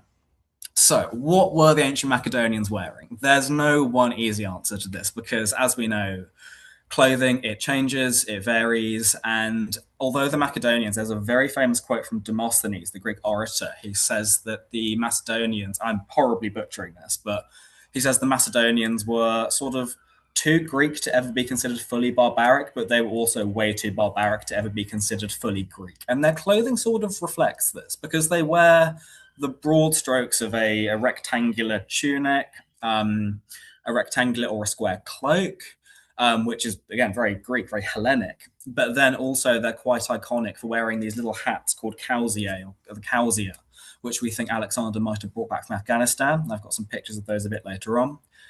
They were an equestrian culture, so they were iconic for wearing knee-length boots, as they would have called them, although they had open toes. So we might call that a sandal or a thong. the ancient Greeks would refer to that as a boot, but they were very much knee length. Although we have some limited sources, the sources, as we can see here from the Aggai tomb, are pretty good, certainly for depicting that Macedonian clothes were exceptionally colourful. Even the chap in the upper mosaic here holding the red shield with the purple centre, he is probably some sort of page, some sort of cupbearer, and even then he's got quite a nice saffron yellow tunic. So we know they really, really liked colour, which is something I will discuss later. And very broadly, bare arms and completely bare legs. The bare legs is a point of identity for both the Greeks and the Macedonians. If you are to wear a clothed leg, that's a sign of barbarism. And despite being in very hot climates, you want to cover up to protect yourself from the UV, and also in cold environments, it's an extra layer of warmth. The Macedonians still seem to refuse to do that, which is a very interesting reflection on how they would rather be sort of stubborn to their identity than they would actually protect themselves from the cold. So yeah, as I've said, armor adapts, it evolves, and yeah, I've pretty much summed all of this up. But why I think we have this concept and this idea, which is purely informed by Hollywood, which I'll go back to this slide to sort of emphasize this point, that soldiers, they have the biggest gun, the biggest rucksack, and they have grenades and webbing and lots of ammunition, and they are these super soldiers. And I think we have a bit of assumption, because of 300 probably, that soldiers in the ancient world were these sort of super soldiers to be deified and heroized. But if you ask any soldier, and throughout my master's dissertation, I did work with a lot of primary accounts from soldiers who were in the War on Terror in the noughties. And the first thing they'll tell you is, what can we get rid of? How can we lessen this weight? How can we get rid of this bit of armor, these ammunition magazines? How can I downscale my weapon? What is essential? And this is sort of reflected. Like, these chaps in the mosaic are probably elite bodyguards. They're probably the hypaspis of Alexander. We are talking the elite of the nobility. And even though they're in repose, they are depicted in a helmet with a shield and a spear. Within Alexander the Great's campaign, the point I'm trying to emphasize is the environments he is fighting in are so diverse, so flexible, and so ever-changing, and the environments are so hostile. What is the minimum amount of weight that they can carry onto the battlefield and get away with while still being operationally effective? So that's a little bit of a misnomer that has been pushed in academia for a long time that I'd quite like to dismantle. And here are some examples of the panoply that I have created based on the historical sources, mostly the Aggai mosaic. So now we're getting into the nitty-gritty, the psychological impact and the effect of armor.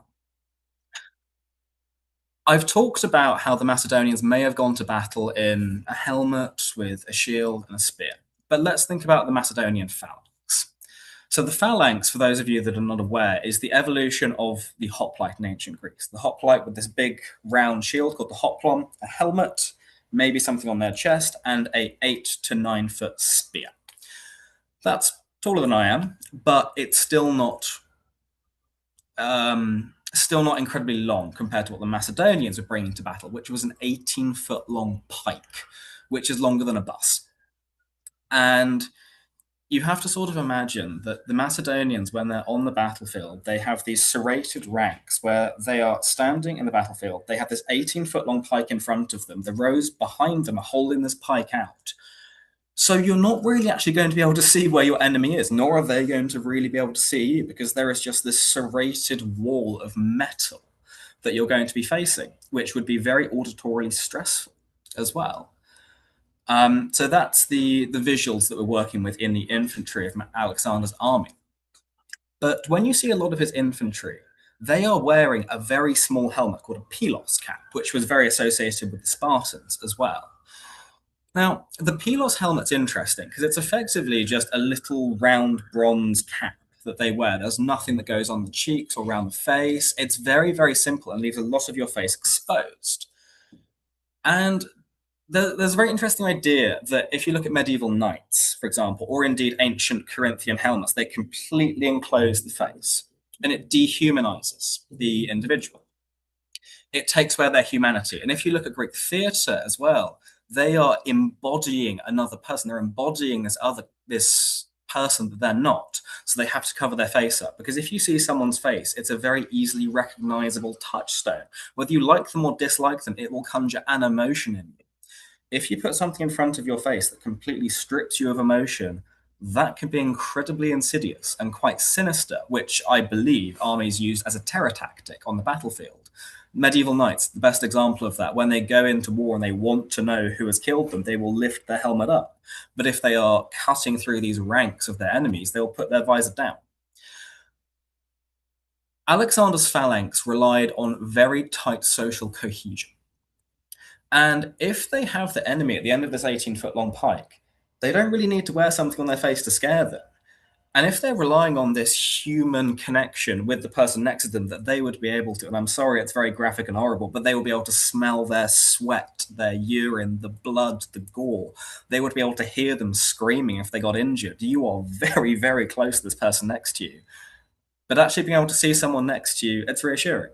If you have trained together, if you've grown up together, having an open-faced helmet in this phalanx would actually be a way to promote social cohesion and also remind you the person next to you is a human. They're a friend of yours. They are fighting and they are going in this exact same direction as you are.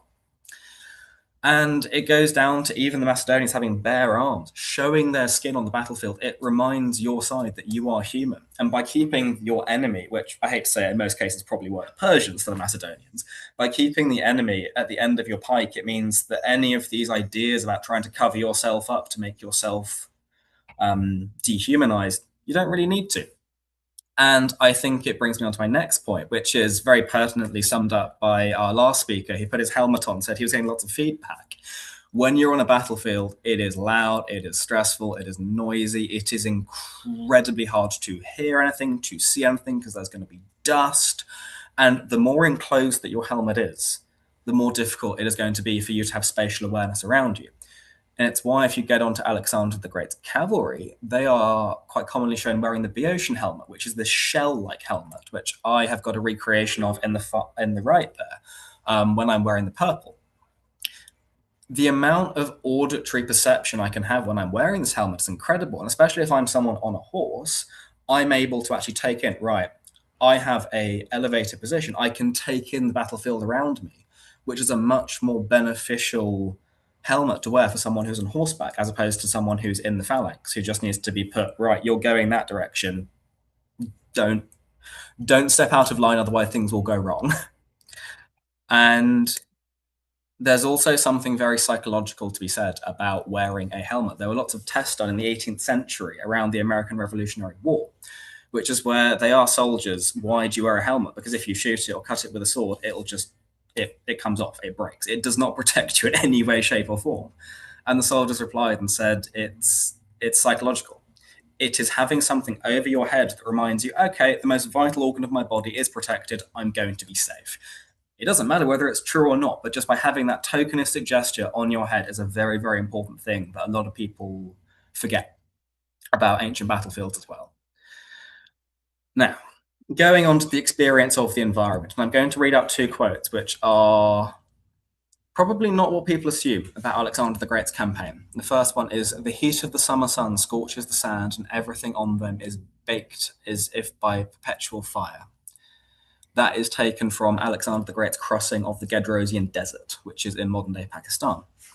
And then the next one is, the blazing heat and the lack of water caused innumerable casualties. Most of the animals died of thirst or from the effects of the deep burning sun-baked sand of the same crossing. Now let's compare that to slightly earlier when Alexander the Great was up in northern Afghanistan. And Curtius also has to say, the perpetual snows, which violence of the cold had bound with ice. That seems to be a little bit of a dichotomy. And the experience of the environment and the weather is something that hasn't really been studied within Alexander scholarship. And you have to imagine that this Alexander's army has been taken from quite fertile, quite warm, fuzzy Macedon and northern Greece. They've gone into the Near East, sort of down through Turkey, which can be quite mountainous and get very, very hot, but then very, very cold at nighttime, down through Syria into Egypt, which is very dry, very arid, into Iraq and Afghanistan, which is, again, really dry. And I think they would have had quite a similar shock to a lot of soldiers who went to serve in Afghanistan and Iraq, that a lot of the Western perception, which has informed a lot of scholarship, might I add, the perception of the fighting wars in the Middle East was informed by Kuwait and Iraq, which was very dusty, very sandy, really arid, and incredibly difficult to maintain rations and hydration. But then when the coalition deployed to Afghanistan, they realized, oh dear, this is actually very mountainous, very snowy, and very cold. And I've attached a picture at the bottom showing the American troops wading through the snow in the Kringle Valley. These are the same environments that Alexander the Great's troops would have been facing. And it's that you have to go back to those initial depictions I showed you of Alexander's men wearing bare legs, bare arms. They would have had a cloak made of wool, maybe a helmet, maybe a woolen hat, but their protection against the environment was woefully limited.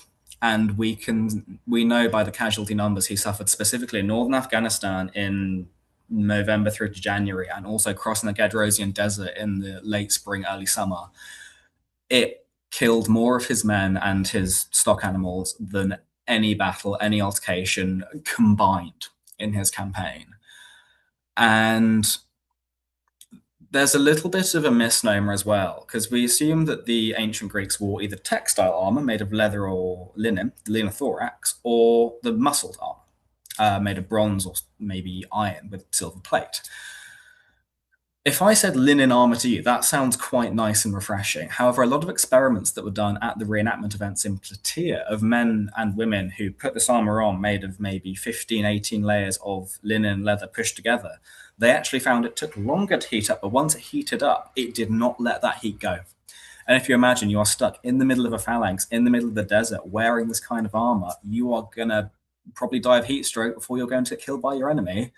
And the ancient Greeks, they did acknowledge that heat stroke existed. And although there's no specific mention of this word that I've put in the Gedrosian crossing, we know the ancient Greeks were aware of the dangers of heat.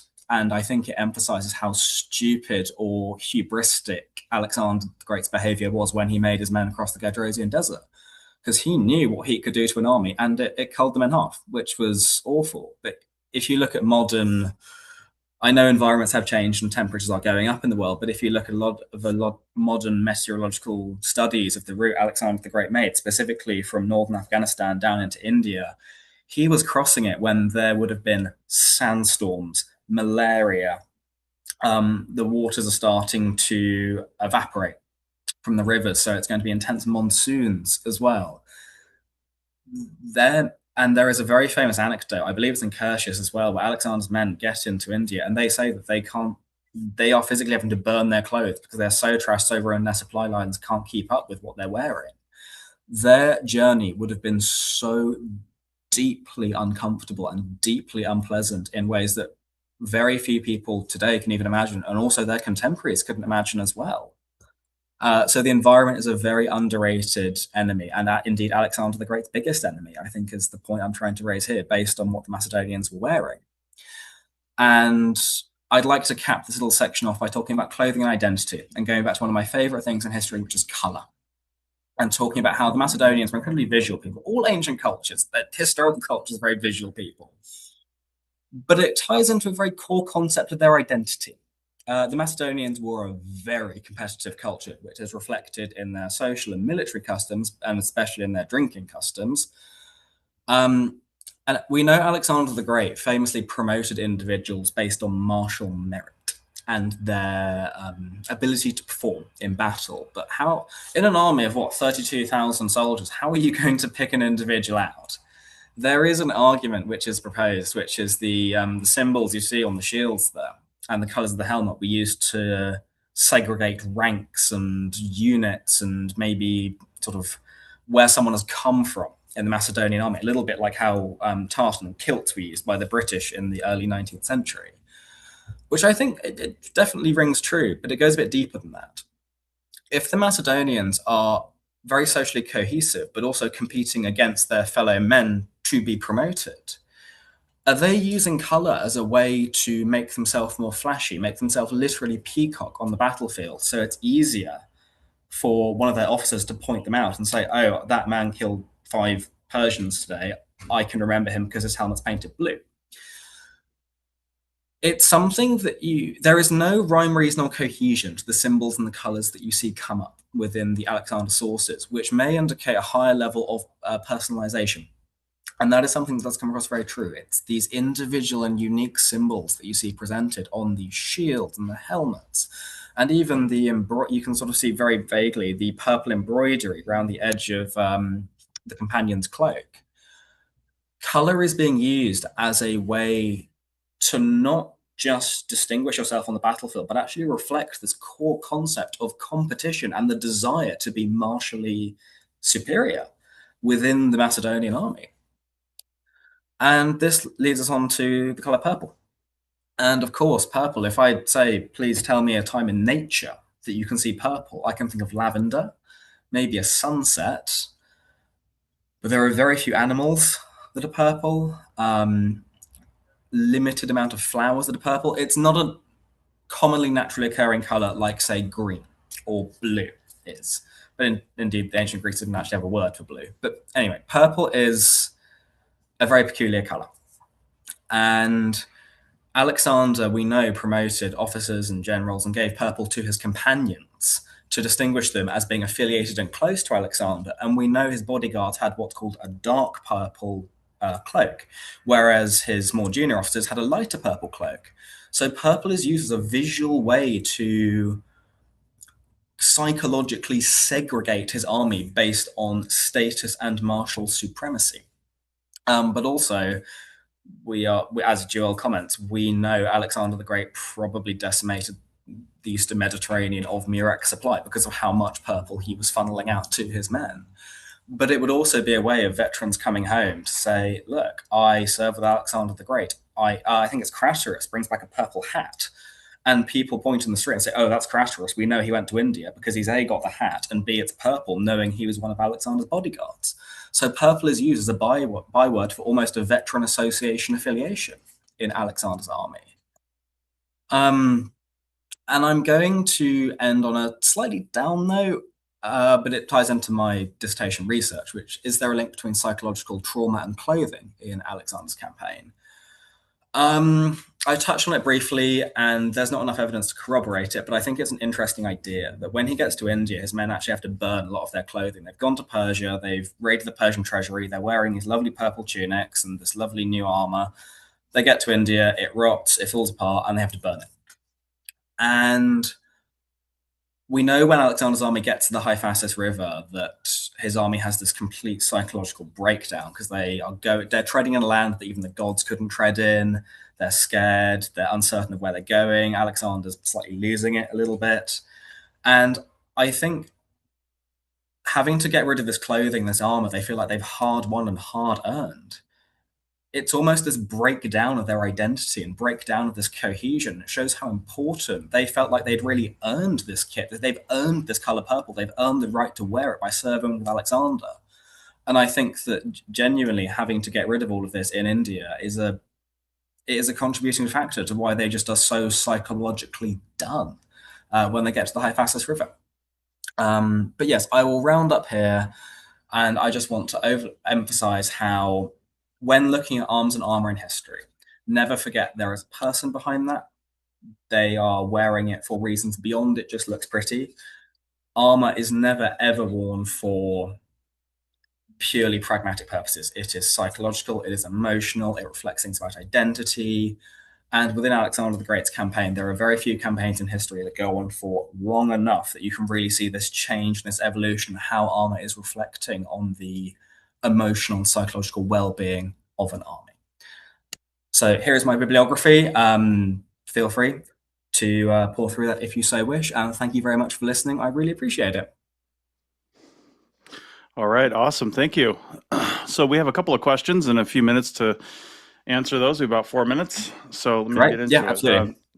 The first one is you spelled Macedonian either with a C or a K in various places. Can you explain that? So yes, in ancient Greek, the letter kappa can be either used for C or for K. When you see Macedonians, as in pronounced Macedonian, as in a soft C, that's much more of a Koine Hellenistic thing. So we're talking language is becoming much more accessible to more people, and it's a more modern way of pronouncing it. I'm also of that slightly conservative school of thought that says that the language the Macedonians were speaking might have been this very old, prosaic, Homeric kind of Greek. They'd had so much linguistic isolation, they'd not really evolved at the same rate that Athenian and Attic Greek evolves. So their Greek might have been very rustic and very harsh in its enunciation. But yeah, so I'd say using the K is potentially slightly more quote unquote accurate, but I'm no gifted linguist, so there's a lot of caveats to that. It's like if we were talking about Neanderthals versus Neanderthals. Yeah, absolutely. It's kind of like octopuses and octopodes. It's like they're both fine. Indeed. Okay, referring, I think, to the picture that you had where you were wearing purple, and you were talking about the helmets. We had a question, how do they ride horses without covering their legs? With great discomfort. No, the Macedonians were, we know they were an equestrian society, and there's a really incredible bit of archaeological work that's been done in Boeotia and Thessaly, which corroborates the written evidence we have, which says that Alexander the Great's father would pay his retainers and bodyguards inland to raise horses to be his bodyguards.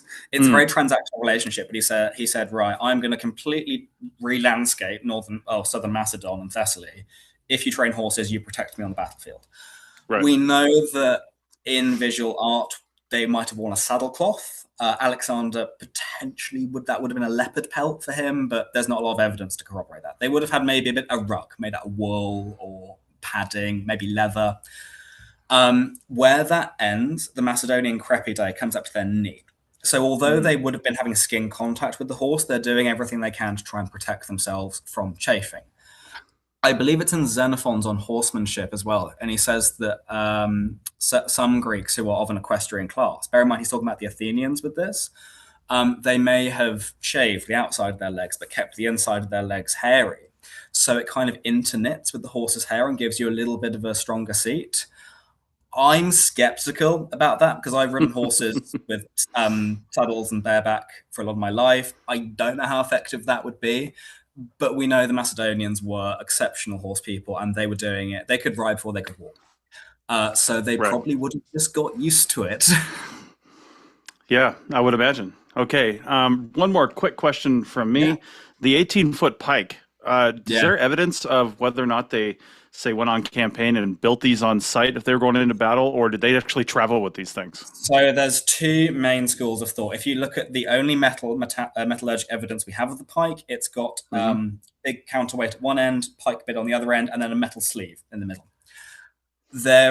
Some people think they would have carried them. I am of the belief that this metal sleeve in the middle would have attached to one end, and then they could have taken them in half. So they could have actually dismantled them, which also might suggest that if they did get into much closer proximity, they could use it like a more conventional classical doru spear. But we have so limited evidence of the actual metalwork of the sarissa, it's very difficult to say with any certainty. But I think it's nice. All right, awesome. Well, that's all the time we have. Thank you. That was a fascinating presentation. And good. I'm glad. No, thank you so much. Really appreciate it. And take care. Awesome. Thanks a lot. Appreciate it. Bye. Okay.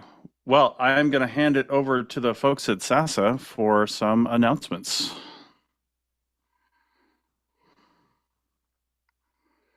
Let's see who's taking over next. While they're getting situated, I've got to mention, too, there's a social hour right after the end of the presentations today. You have to sign up for that separately because there's a Zoom link that you join on. It's not part of the live stream. So go over to the Save Ancient Studies website and sign up for that social hour. It's free. You just have to do it to get the Zoom link. So if you want to participate in that. All right.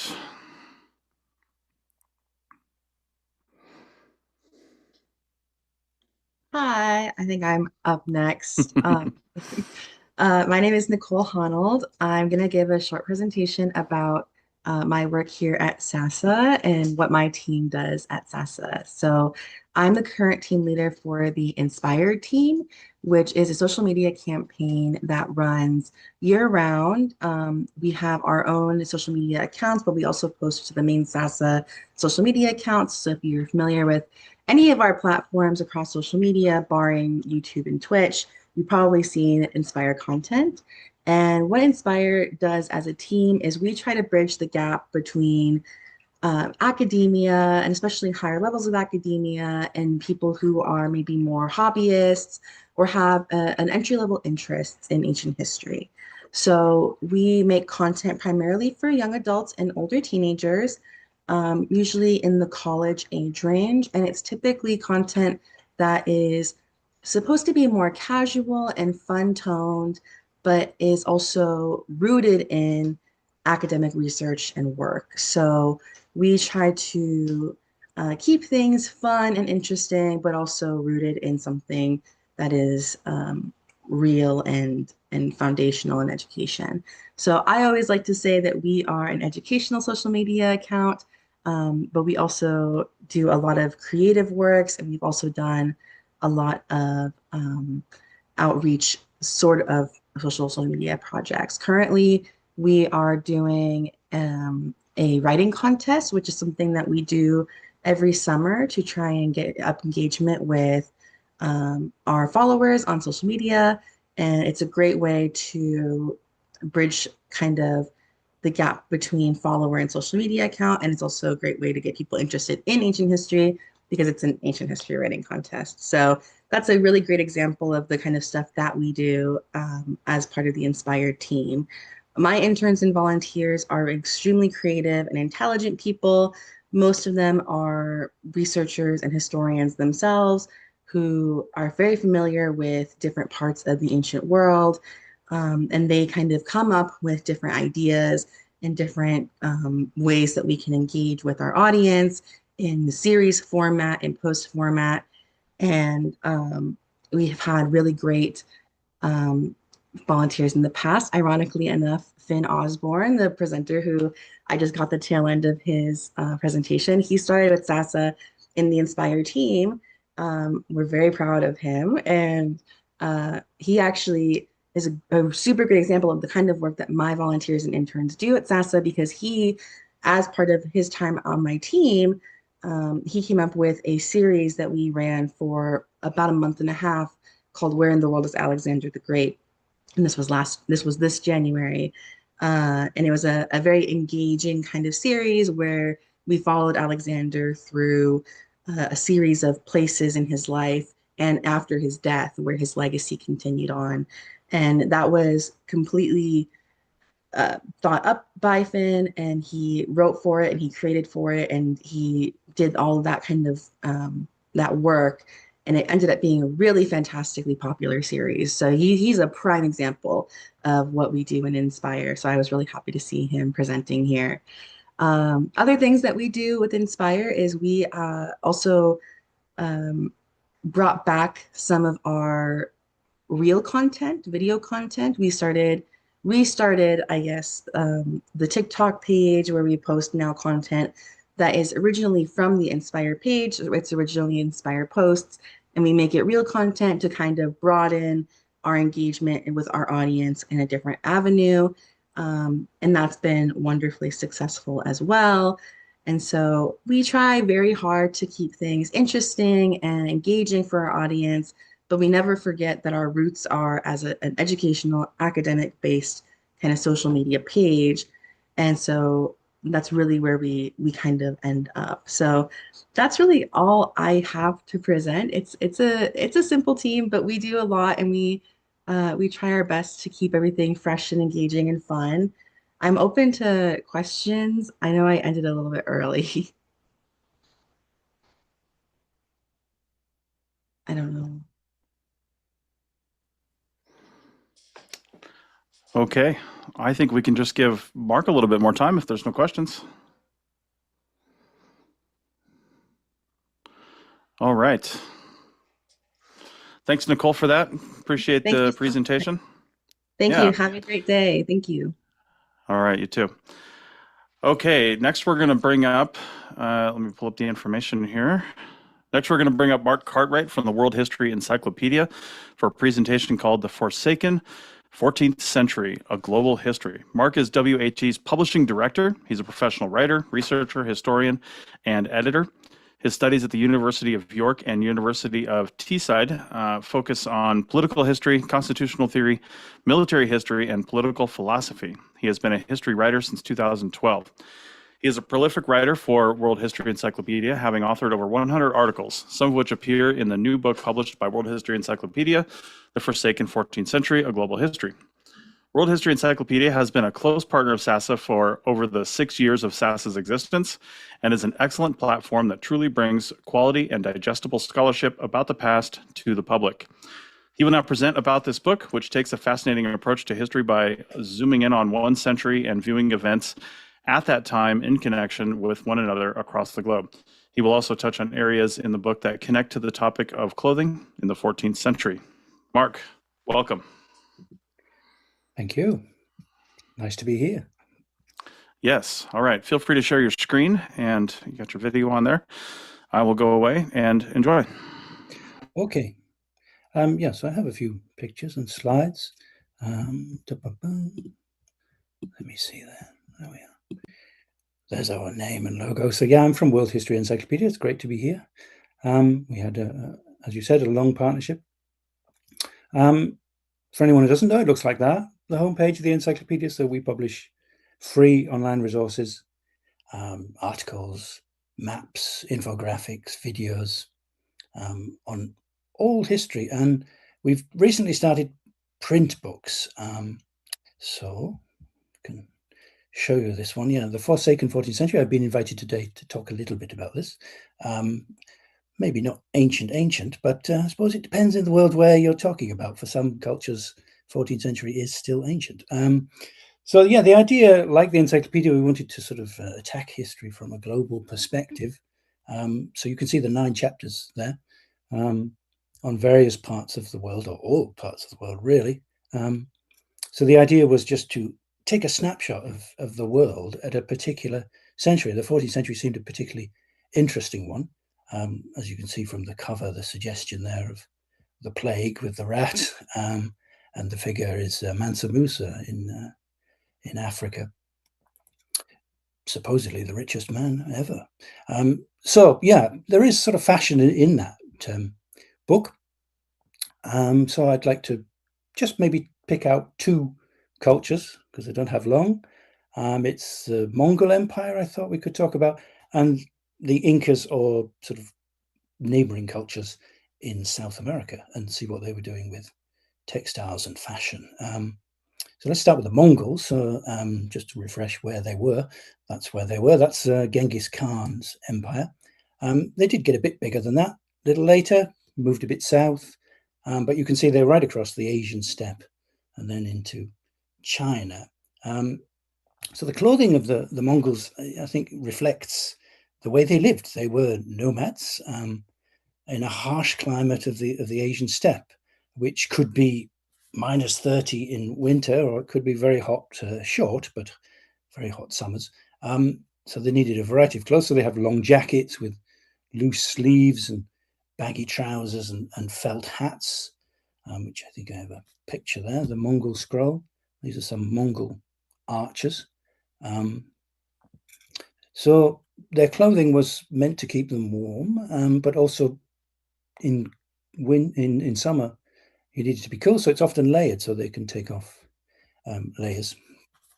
So yeah,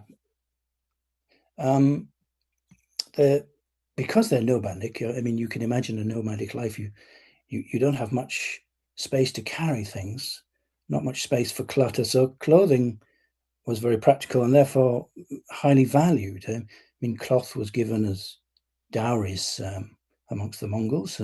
Ornate belts were a common gift for sort of rulers to semi-rulers and lieutenants and things like that. The most common material was felt. So that was used for just about everything, really, from clothing, boots, blankets, their famous yurt tents. And then they could add a bit of fur trim So let's have a look at a sort of a sumptuous example, perhaps, of the famous deal robe. This one's embroidered silk with a bit of fur trim. So fur could be basically any animal you could catch, so sable, fox, wolf. But the most prized was naturally the most difficult to catch. So things like snow leopard, lynx fur was highly prized amongst the elite. And fur was often worn in sort of two layers. So you had the hair sticking out against the skin, but also the other layer, it would be the fur sticking out away from your body to capture warm air. So this kind of jacket that we're looking at hasn't really changed even today. It's still worn, folded over the chest, tied with a leather belt, which could be hung with leather pouches, which would compensate for the lack of pockets in Mongol clothes, really. So you could keep all your bits and bobs in these pouches. One of the funny things about Mongol fashion is commentary from Westerners, people like Marco Polo and travelers who went around this area, and they often commented that they were quite dirty, the Mongol clothing. So a bit critical, but there is a possible reason, is that they also commented that when they ate meals, the Mongols would wipe their hands on their clothes. But a possible reason for this is that the grease was actually good, because it made the clothing waterproof and windproof. So that could be why they did that. So I suspect the Mongols were a bit like me in the rain, sort of shabby but dry. Anyway, so that's the Mongols. I want to look at South America, if I can. The Inca Empire. But before that, I'd like to look at the Wari. But I have a map of, again, if you're not sure where they are, there's the Incas. So that's the sort of maximum extent. So the Inca Empire is like 13th, 14th century. But I think they took a lot from their predecessors, as many other cultures do, and their neighbors. And so I'd like to look at the Wari, because they're very interesting, the Wari civilization. And they lived where that sort of purple part is in the map, along the coast, which was later taken over centuries later by the Incas. But yeah, the Wari were sort of 450 to 1000 in the highlands of Peru. They forged their own little empire with the capital at Huari. Unfortunately for people who like textiles, it survives well because it's very dry in this environment, and people were buried in textiles. So it's been a good source that, unlike in other parts of the world where it's a bit damp and textiles usually perish, of course, we have some pretty good survivors. I mean, also chroniclers came from Europe and drew pictures, and so did the people there themselves, the Andeans. So we have some visual records as well of what was worn and patterns and things like that. So the Wari in this purple area, let's show you something to look at while I speak a bit more. Like most Andean cultures, the textiles were highly prized and well woven, so it was a real skill. But what they liked was geometrical patterns. And you can see that in their culture, in things like the layout of cities would be very linear blocks. But then the interesting thing is, within that block, you could do what you wanted. So you had lots of irregular buildings within regular squares, and the textiles reflect that as well, and art in general, I think. This idea of sort of regularity. I mean, common topics, subjects for textile weaving would be sort of all the flora and fauna you could find, like cacti, llamas, impressive animals like condors and jaguars and stuff like that. And you can see from this example, which is a textile panel, that it shows heads. If you see the head maybe at the bottom left, that's a human head, and then it's mixed with supernatural beings. And that's so the one next to that, at the bottom on the left, with a sort of tongue sticking out and looks like it's teeth. So maybe it's some kind of snake type thing, I don't know. But that's a sort of mix there of two different types of heads. You can see the colors, which were quite popular with all Andean cultures, reds, blues, greens, as many as possible, really. But what's interesting about the wari is that they had this idea of irregularity as well. So you look at that textile and you think, well, they're all quite similar, aren't they? What they're doing is repeating certain ones that are exactly the same. But in fact, they're never exactly the same. I mean, if you look at the bottom right, you've got that sort of pink head. And then you look above a little bit to the right, there's another pink head. And it looks the same, but it isn't actually. If you look at the crest, the little staggered diamond at the top of the head is a slightly different color. And so that's a very sort of typical of Andean textiles. And one thing the wari did was deliberately put in a color that's not used anywhere else in the textile, just with maybe a very small dot. So you can't actually see one on this example. I couldn't find a picture that I was able to publish legally. But if you do have the chance to see wari textiles, I mean, they're in Americas, of course. The Metropolitan Museum has quite a few. If you have a look, study it, you'll find probably a little area of color that seems to be wrong. So it could be a little yellow dot, or a little green, or indigo were quite common. And so scholars have wondered, well, why did they do that? It could be that it's just, but I think I prefer the other suggestion, that it's actually to reflect the idea that although the textiles are very geometrical, very rigid patterns, that they sort of broke the rules in one part, so that the idea that maybe rules are meant to be bent a little bit sometimes. So this kind of little irregularity. The other thing that they do is sort of, it's very abstract. So these heads, pretty much recognizable still as heads, but it could become a lot more stylistic than that. And most Andean cultures pursued that idea. So it could be a cacti that becomes almost unrecognizable. But so scholars wonder, well, why did they do that? Well, it could be that it was a sort of the elite sort of keeping this communication amongst themselves, that only they could interpret what these things actually signified. Then again, it could just be imagination. I mean, in Andean cultures, in the religion, you had shamans, you had drug-induced parts of religion, ceremonies, and the idea of transformation is very important in all Andean cultures and art and religion. So the idea that creatures can change from one to another, so a snake can become an eagle or even a mix, and so maybe this sort of abstract idea, like we see here with the supernatural head, it's not like the human head, but it's similar. Maybe it's a bit of a snake as well, or something like that. So this idea of like transforming was very important for the wari. So they influenced cultures that came after, like the Lambaek, which were more or less similar in the northern part of where they were, the wari, in that purple area from that map. And they had, again, finely woven tunics, very important. But they also added gold. There is one surviving tunic that has 2,000 squares of gold sewn onto it from the Lambaek culture. But generally, I mean, talking about the Incas, textiles, we think of them, perhaps from a European perspective anyway, you think of it as gold and silver cultures where those materials were very important, which they were, of course. But I think you could argue that textiles were just as important, or even more important, because it's interesting that for example, in diplomacy, when the conquistadors first came, and which they did with some groups, they tried to collaborate in order to defeat the Inca Empire.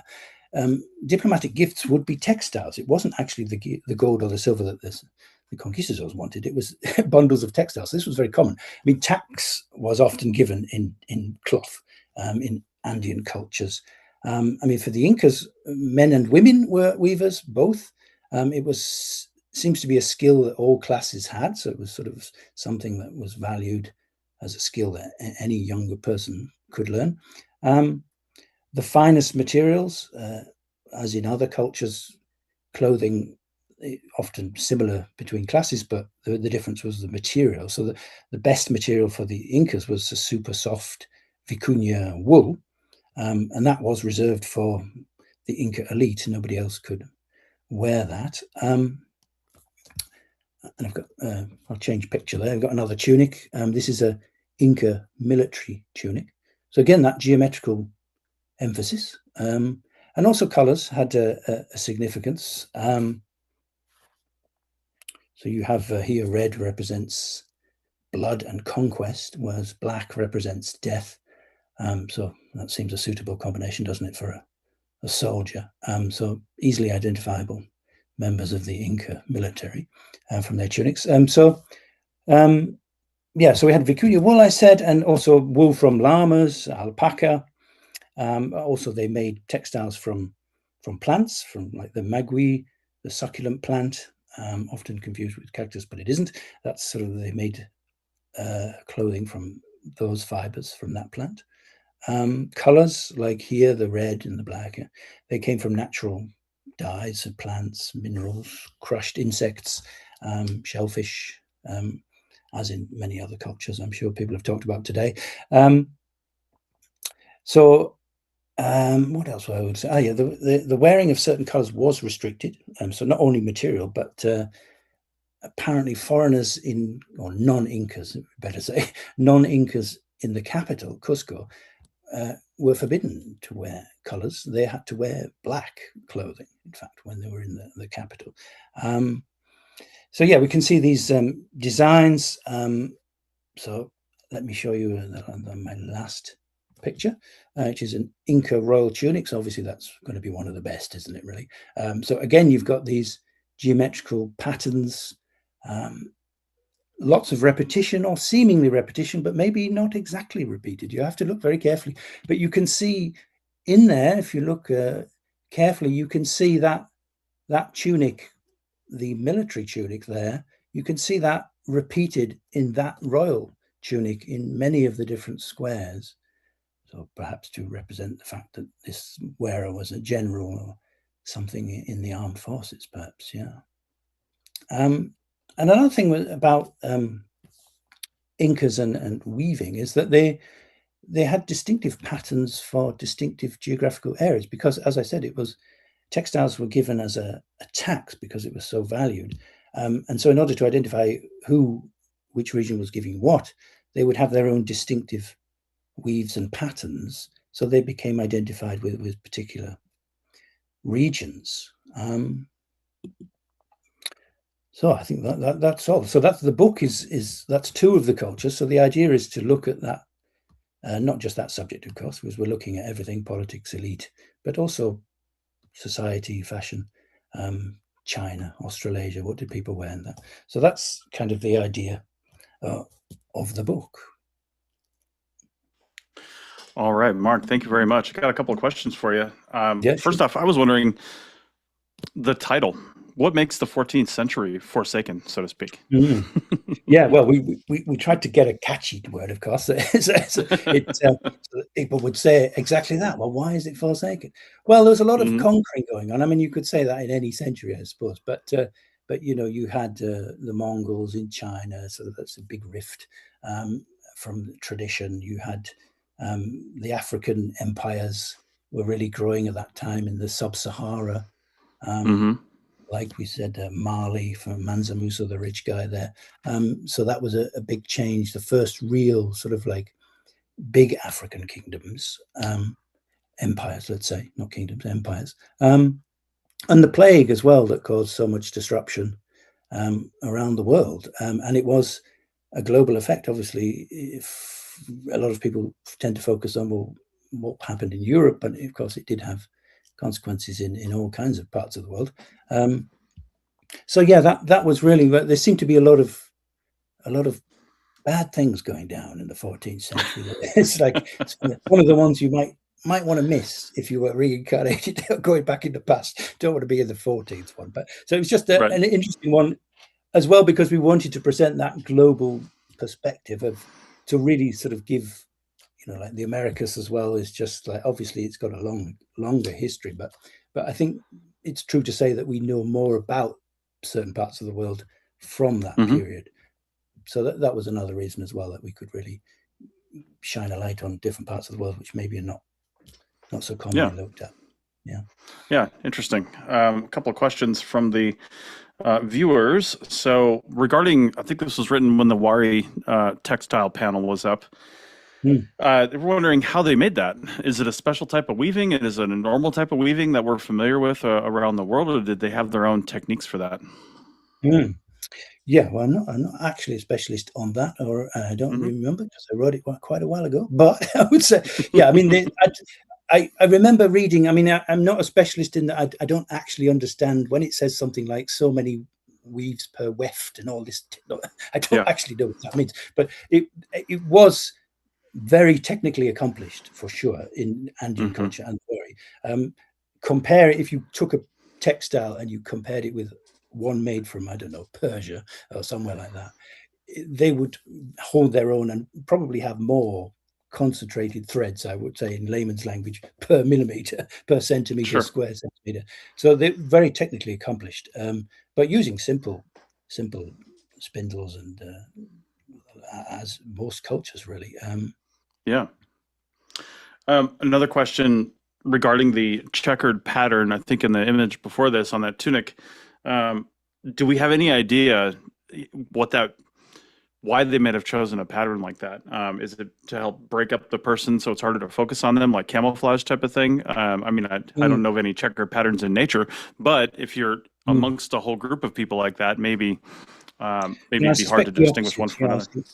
No, I suspect the opposite. I mean, yeah, military history is one of my things. Camouflage is quite a new thing. So it was, I mean, you only need to look at the British Army with their red coats. It was like we only got rid of those and had khaki in the late 19th century.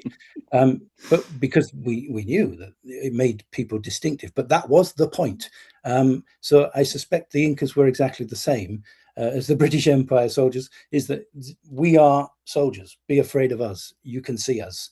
We are professional people. We know what we're doing with our weapons. We are armed, and you probably aren't, and you certainly wouldn't know how to use a weapon like I do. So I think all of that messaging was part of that. So I would imagine, as you said, it's not in nature. So and it's actually, I mean, I don't remember seeing so much check patterns in Andean art. So it's almost as if they also chose a pattern that was deliberately, it's like, this is different from what we normally do. As you can see with those tunics, and it's often figures, often animals. So to have purely geometrical, I think would have been quite striking. So I think, I mean, I'm not saying I know, but my guess would be that that's deliberate. Yeah. To make them conspicuous. Yeah.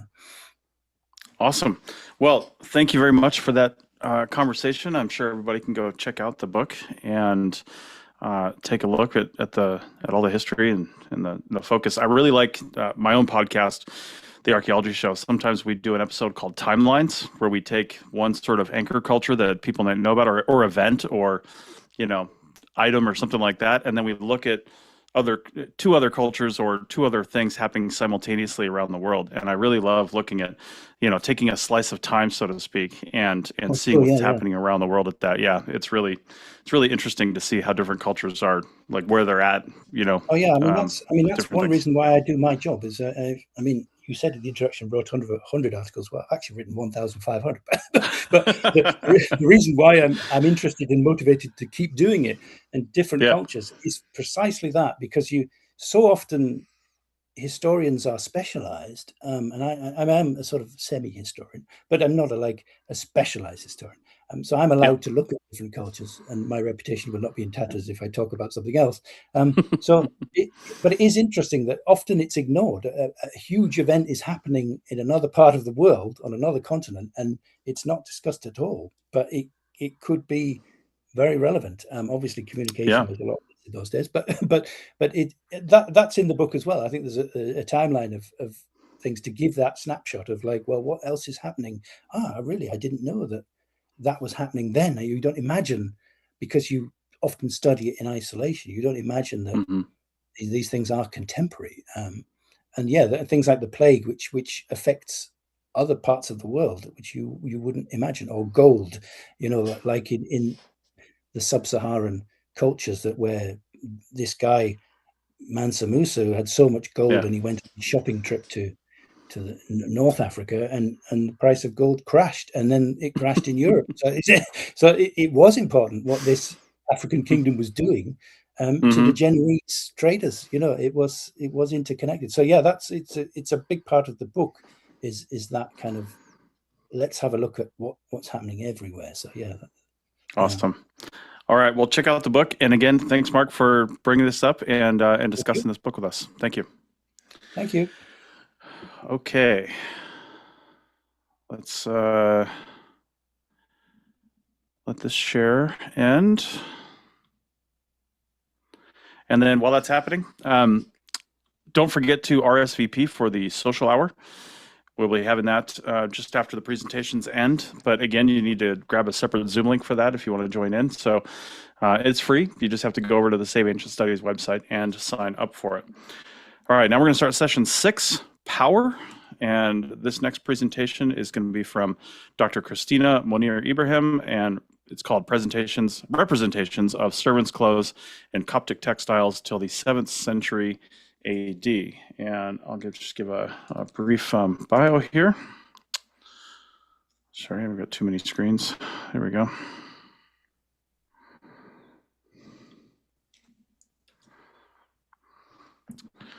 Give me a second. Okay. Dr. Christina Monir has a PhD in Coptic and Byzantine archaeology from Alexandria University in 2022 and is an archaeologist in the Ministry of Tourism and Antiquities in Egypt. Okay. Dr. Christina, go ahead. Thank you for joining in the conference, and it's all yours. Thank you.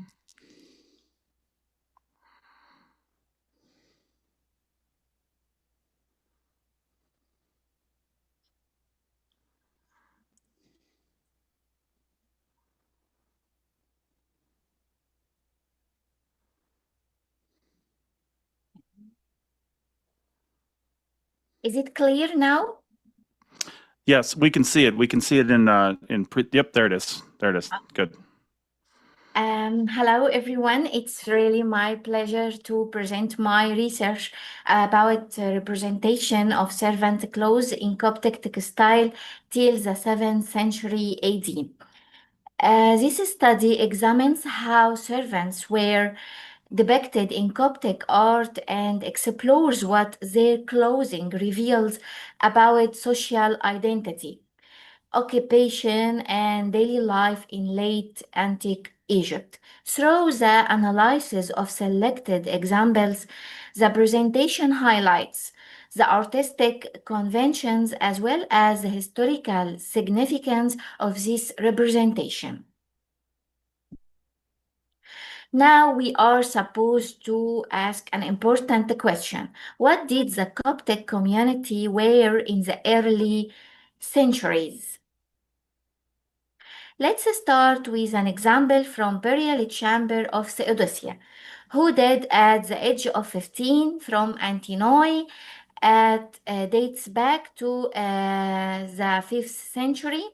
The saint marked by inscription as Agios Kalotos wears a white chiton with black strips and a white himation, unusually rich clothes worn by a saint, perhaps because he was a doctor. The girl marked by inscription as Theodosia wears a light yellow chiton decorated with brown woolen ribbons, which were the most popular decoration of the period. These include two liner ribbons ending in two medallions under the chest, two decorative squares on the bottom of the chiton, and embellishments on the sleeves. Also wearing light brown himation and a transparent head covering that reveals her arranged hairstyle and is appropriate for her young age. The Blessed Virgin Mary, marked by the inscription as Agia Maria, where the chiton and himation are made of same dark brown fabric, and without decoration except for a yellow ribbon. It should be noted that the edge of the himation cloak covering the Virgin Mary's head shows a white headband underneath it. Likewise, gravestones are rich source of information to tell us about the proper appearance of women and men. Despite the different ways of wrapping the himation cloak, it is present on most tombstones because it served as an official image of the deceased. In textiles, the examples were most diverse due to the variety of depicted subjects, which allowed for the depicting of different styles of society clothing. But what about the servants' clothing? We all know that the ancient Egyptian artist was interested in depicting servants in various household activities. But how were servants depicted in Coptic art and why? In Coptic art, depicting of servants were limited to the curtains of guest room and dining rooms. In this example from the 5th century AD, on a lining curtain embroidered with wool, we see how the weaver presents a depiction of a sumptuous room in a palace with a massive ornate columns and a servant preparing to draw back the curtain in anticipation of the guest's arrival. This topic on the curtain tells us that the house was very simple. Architecturally simple with no columns or arches, economically simple with no servants, and if there were servants, their attire certainly wouldn't be like that of the emperor's servants, such as this embroidered and decorated robe. This time, the example is closer to reality. The columns aren't massive, and the servant's clothing is more realistic, as he wears the well-known Coptic tunic. The richness of the colors is evident. Tunic is green and decorated with orange. The belt is red. Shoes are blue and also decorated with orange. All colors meant to evoke joy. Unfortunately, we lost sight of the curtain. But what was the servant holding in his hand? In another similar example, might answer that.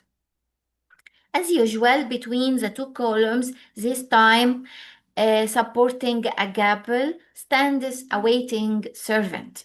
In the middle, holding a large key, perhaps the key of the food storage room. In his right hand, because his left hand he holds half a watermelon, as if he had just brought it and was about to offer it to the guests. As for the servant's attire, the tunic is yellow, the belt and the trim are black, the socks are green, and shoes are orange. This type of curtains continued into the 4th, 5th, until 7th centuries, as if it were fashionable for that era.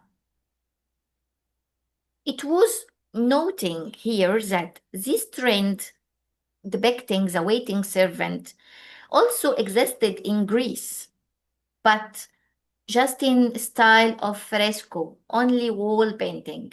Here the wall painting depicted a servant holding a plate of figs. Another hypothesis arises. Did the depiction of waiting servant come as a way to replace the idea of having servant in the house in reality? or is there a religious symbolism in the depiction of waiting servant? From Luke 12, like servants who are waiting their master. Another sentence, servants whose master finds them awoke and ready when he returns. Come at midnight or even later. Must be ready. Come at an hour when you are not expecting him. Is a faithful and wise servant. He is the one that his master will put in charge to run the household and give the other servants their share of the food at the proper time. How happy that servant is if his master find him doing this when he comes home. However, the depiction of the waiting servant is only a decorative element replacing the real one, or a symbolic idea reminding the homeowner of Christ's commandment about waiting and spiritual vigilance. The image itself gives us an idea of servants' clothing. There is no tonic, excuse me, there is no chiton or hemation to restrict movement, only a short tunic, a belt at the waist, and shoes. Clothing that suggests ease of movement and constant readiness. Thank you for your kind attention.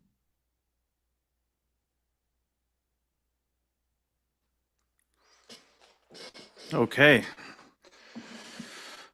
All right. So thank you for that. That was very entertaining, very educational, actually. I was really interested in the reasons for depicting servants, because I was actually thinking of that question, like, why do we have so many depictions of servants?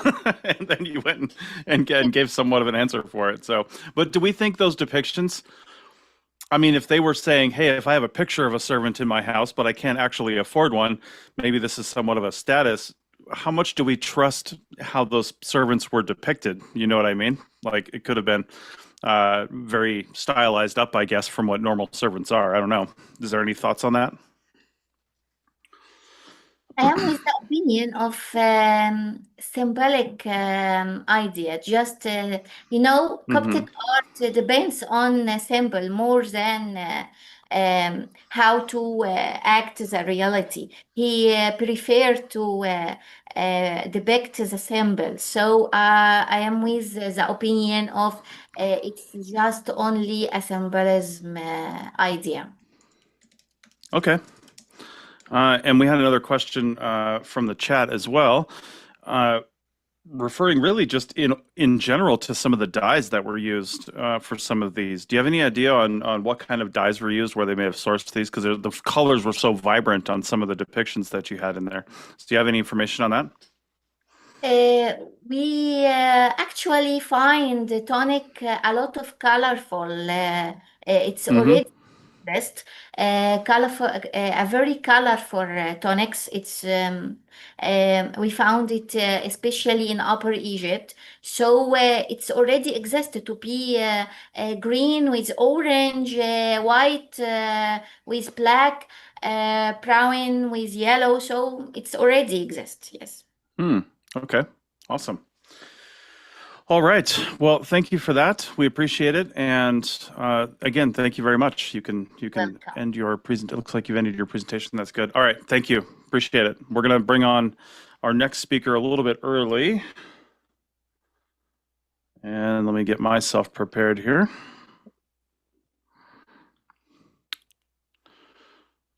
Okay.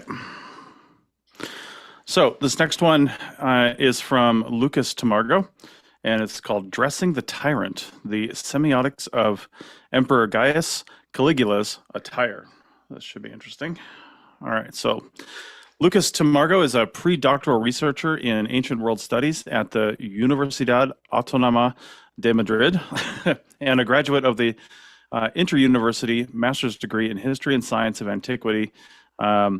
I'm not going to read the Spanish version of that because I'll get it wrong, but offered jointly by the UAM and the Universidad Complutense de Madrid. Sorry about that. He writes his thesis about Emperor Caligula's figure, both in the ancient historiography and between 18th and 21st centuries. His areas of research include the process of Hellenization in Rome, the conception and expression of power in late Republican and early Imperial Rome, and the historiography and reception of antiquity.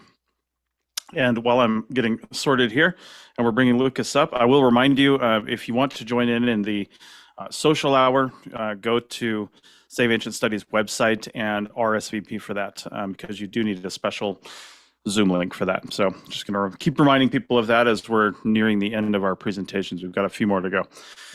Okay, Lucas, how's it going? Hi, one moment. I will try to discover how to put my presentation on. Okay, perfect.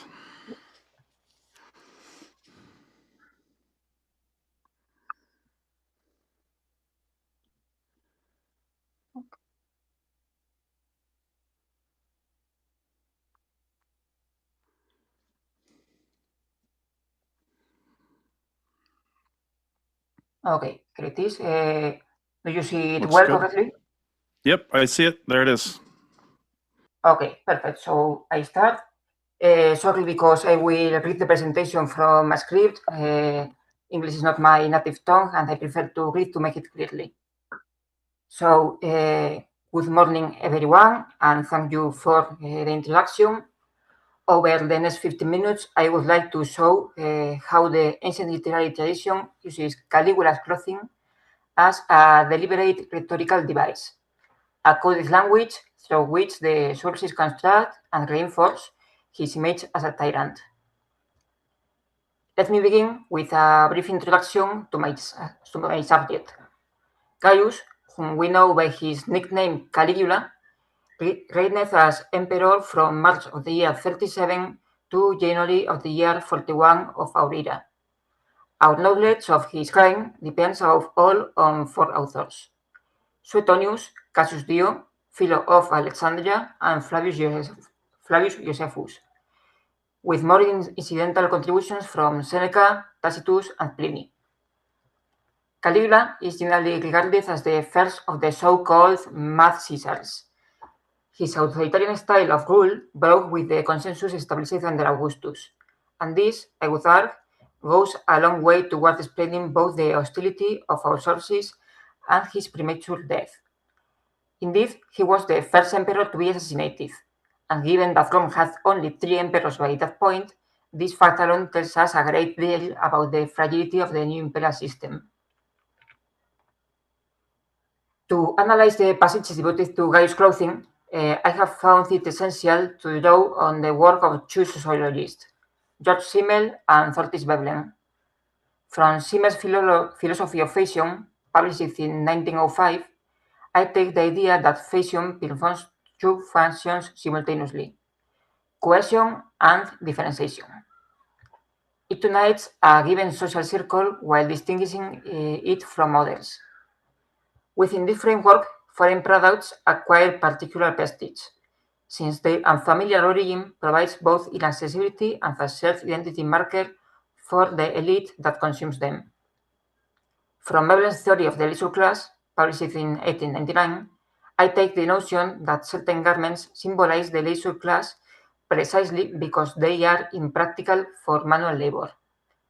This is especially visible in women's clothing, but Veblen also notes that in the pursuit of maximum ostentation, men could border on cross-dressing, and it is precisely this dynamic that will concern us today.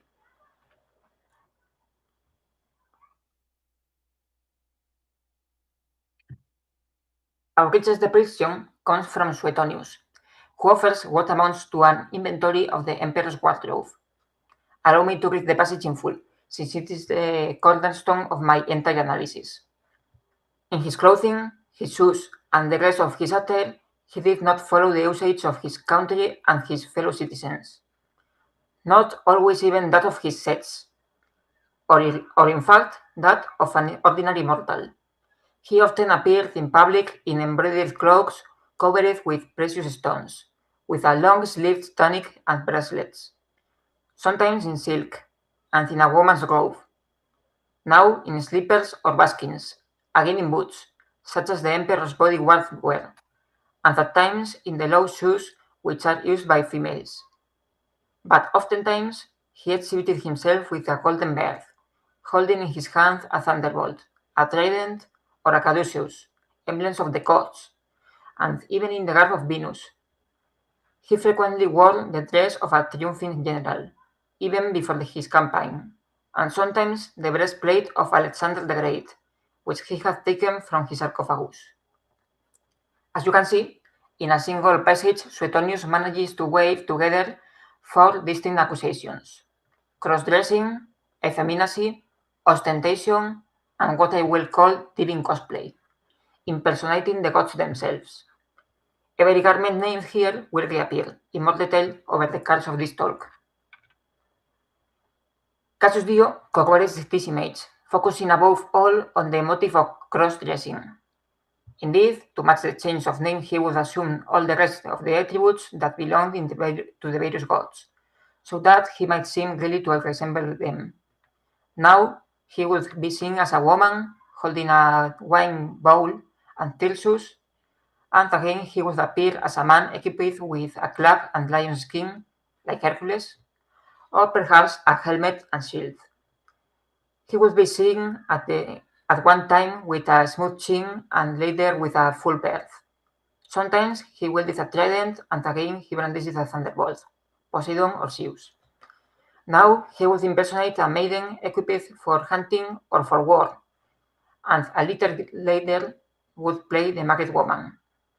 Thus, by varying the style of his dress and by the use of accessories and wigs, he achieved accuracy in many diverse parts, and he was eager to appear to be anything greater than a human being or an emperor.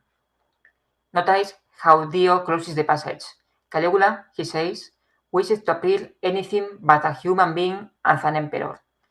That closing line will matter a great deal when we reach my conclusions. These 2 testimonies, Suetonius and Dio, already give us the essential coordinates of the problem: a wardrobe that constantly slides between genders, between human and divine, and between Roman and foreign. In this image, we can see a scene from the famous 1976 series I, Claudius, in which the emperor is depicted wearing one of the divine costumes mentioned in the sources. Dressed entirely in gold, including his beard, identifying himself with Zeus, Jupiter, and his sister Drusilla with Hera.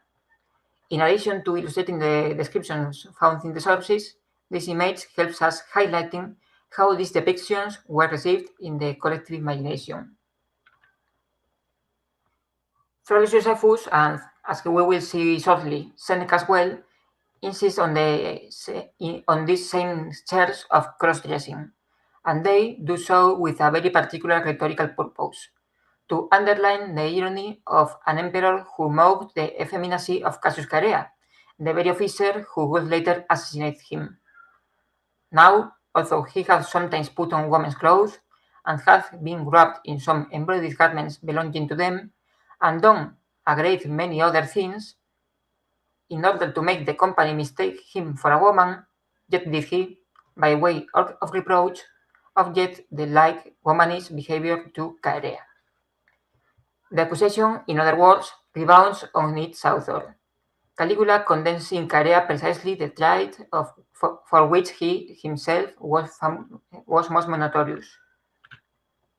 Once again, I present a scene from my Claudius in which Caligula dresses as a woman and dances before the senators, depicting exactly what we have just read in Flavius Josephus, along with an anecdote from Suetonius, according to which one night he woke the senators and brought them to the palace to teach them a dance he had just invented. We can identify each of the garments named by Suetonius, together with its social connotations. The paenula was a sleeveless cloak worn by both sexes as a kind of raincoat. In Gaius' case, embroidered and studded with jewels, clear signs of ostentation. Manuleatus refers to long-sleeved tunics, a fashion associated far more with women than with men. Bracelets, armillatus, were for women and foreigners, exactly like silk sericatus. The kiklas was a light circular garment with decorated edges worn by women. The crepidae were sandals typical of the Greek world. The soki, Greek-style footwear worn by comic actors. And the coturni, high boots worn by tragic actors. The caligae, finally, were studied military sandals, associated with the speculatores, praetorians who served as special agents and executioners. Taken together, this inventory presents Gaius as a man who dresses as a woman, a Roman who dresses as a Greek, an emperor who dresses as an actor, and a man who dresses as a god. In short, the classic image of the tyrant as a transgressor of boundaries, the negation of everything he ought to be.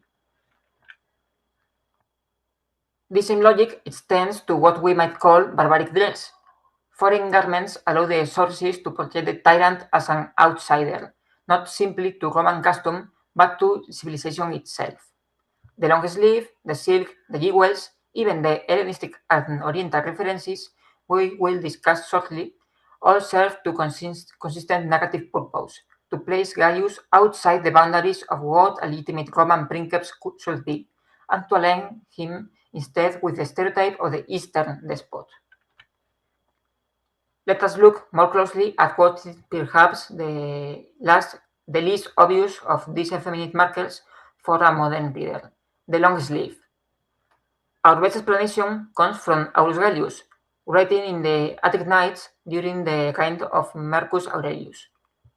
It was considered indecent in Rome and throughout Latium for a man to wear tunics that extended beyond the arms, down almost to the fingers.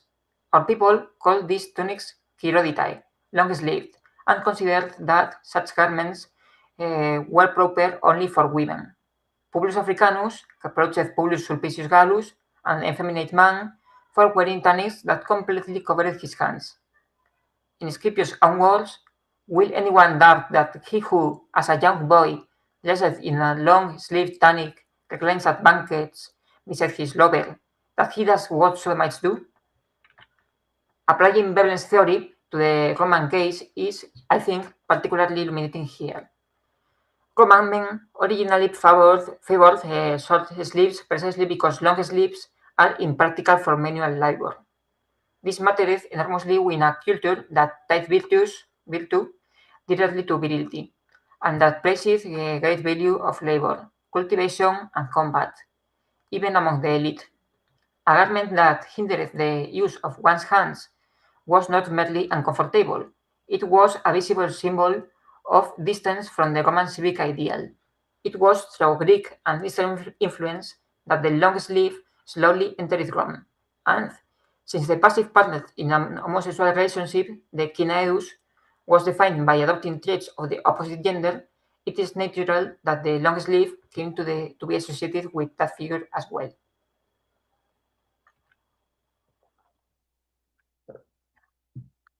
Silk presents a particularly interesting case. It reached Rome via the Silk Road at enormous cost and functioned as the ultimate symbol of ostentation.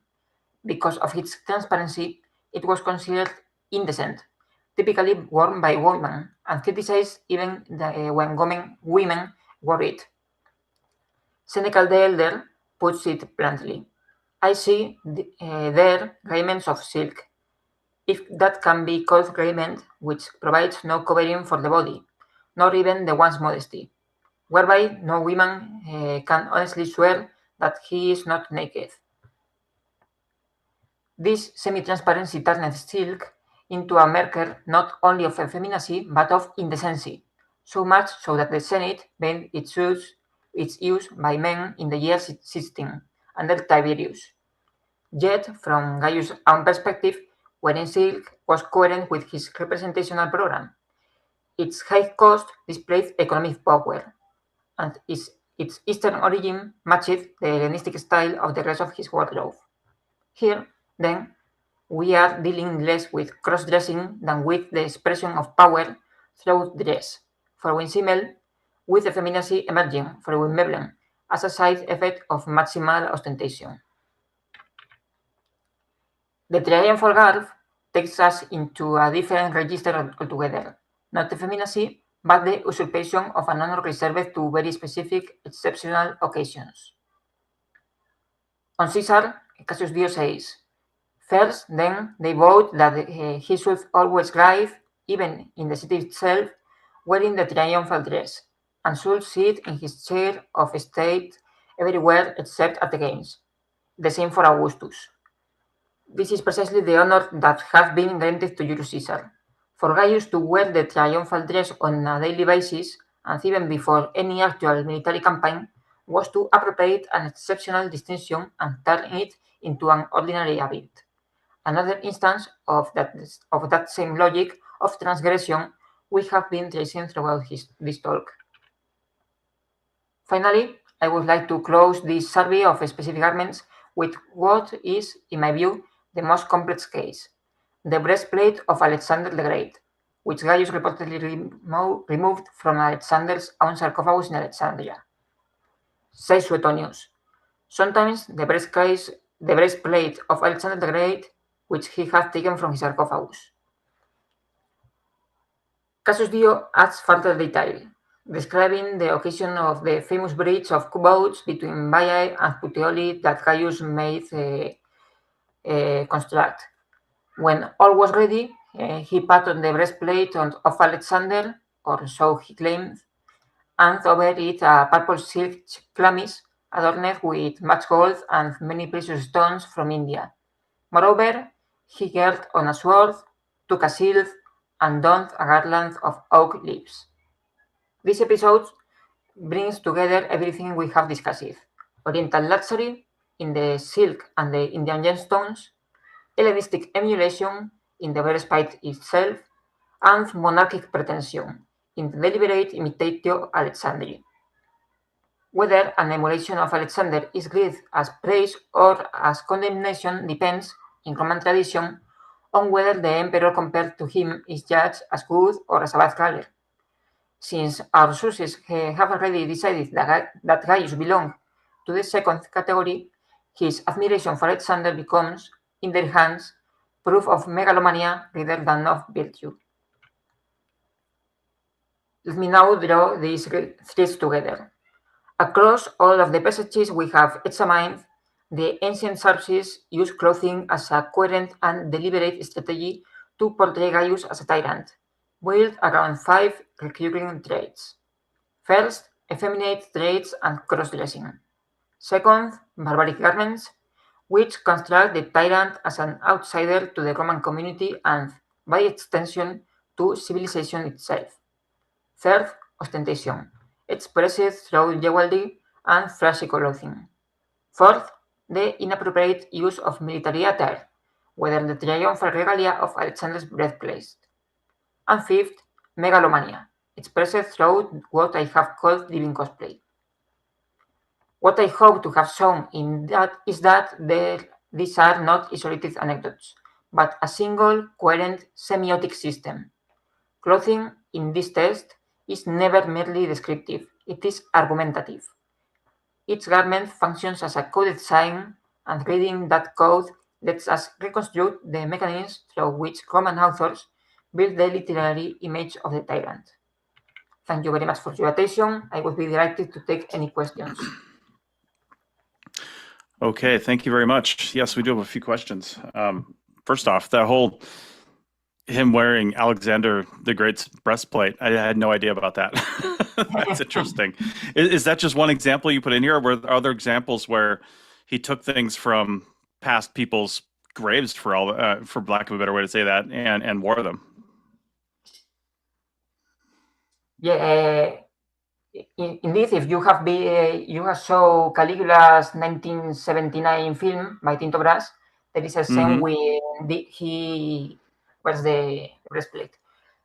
Doing this, the Romans were very familiar with cosplay as a performative parallel with past personages, like in the funerals, when they wore the mask of the defunct of the family. In this manner, Caligula says, I am like Alexander. This can be interpreted in two ways. in a positive way, I am a great conqueror, I am the best king, and so on, or in a negative way, as the authors say.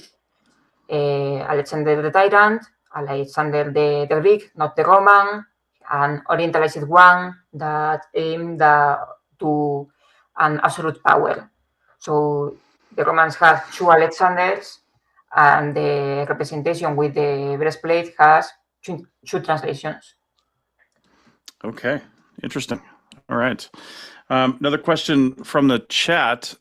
You mentioned, images of him and discussions of him wearing women's clothing. How do we actually know that it was specifically women's clothing, like exclusive to women, and not just more gender neutral clothing that he probably preferred? Yeah, as I said, there was difficult cases such as silk. The silk could be interpreted as a very luxury dress to say I have a lot of money and I show it, or can be interpreted as a translucent dress appropriate for women and particularly for prostitutes. So as First Timberland said, in this association into feminine dress and ostentation, there are definite boundaries, and one dress that can be interpreted by Gaius like expensive, ostentative, could be shown by his fellow citizens as feminine.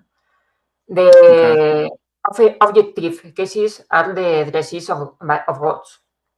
If he dresses as Athena, as Hera, as Artemis, it is clearly cross-dressing with a difficult sense. Is he associating with the goddesses for his virtues, for a gender question? It's difficult, and we even don't know in which circumstances, in which cases he did so.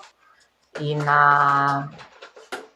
a parade, in a quotidian contest, we don't know when he did it. We have small tessellas from the mosaic and try to give a general image that is difficult to say. Okay. I'm curious too, with a lot of cultures, famously like, England and things like that in the 1800s, when the leader does something, right? The leader dresses a certain way, acts a certain way, has a certain behavior. A lot of times that perpetuates throughout the culture and other people start acting that way. Do we have any evidence that his eccentric style of dress carried through beyond either beyond his death? I mean, he was assassinated, so it's not like they liked what he was doing. But did anything carry through? Did his style, perpetuate? Yes, for Caligula's style of dress, I don't know. We know of another emperors who imitates him, Nero, Domitianus.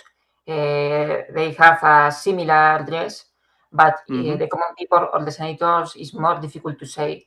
In a sculpture, we can see it. No, there is no senators that has cross-dressing sculptures. We know that in concrete periods, the senators imitate the hairstyles of the emperor, like we see in the Augustan period with his particular haircut. In the Ulpioarian, in the Antonine period, they imitate the beard. So there are cases. Caligula did a few things that validated things that were forbidden by his predecessors. Two cases: the silk. Tiberius forbids the silk, and Caligula uses it. So he says, "Now you can."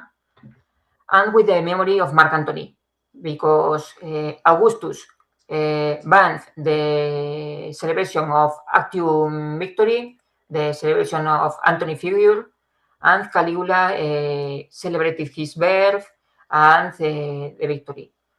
So without changing the law, he validated some acts with his own acts in an imitative way. Okay, interesting. All right. Well, thank you very much, Lucas. We appreciate your talk here at the conference today. And again, thank you very much.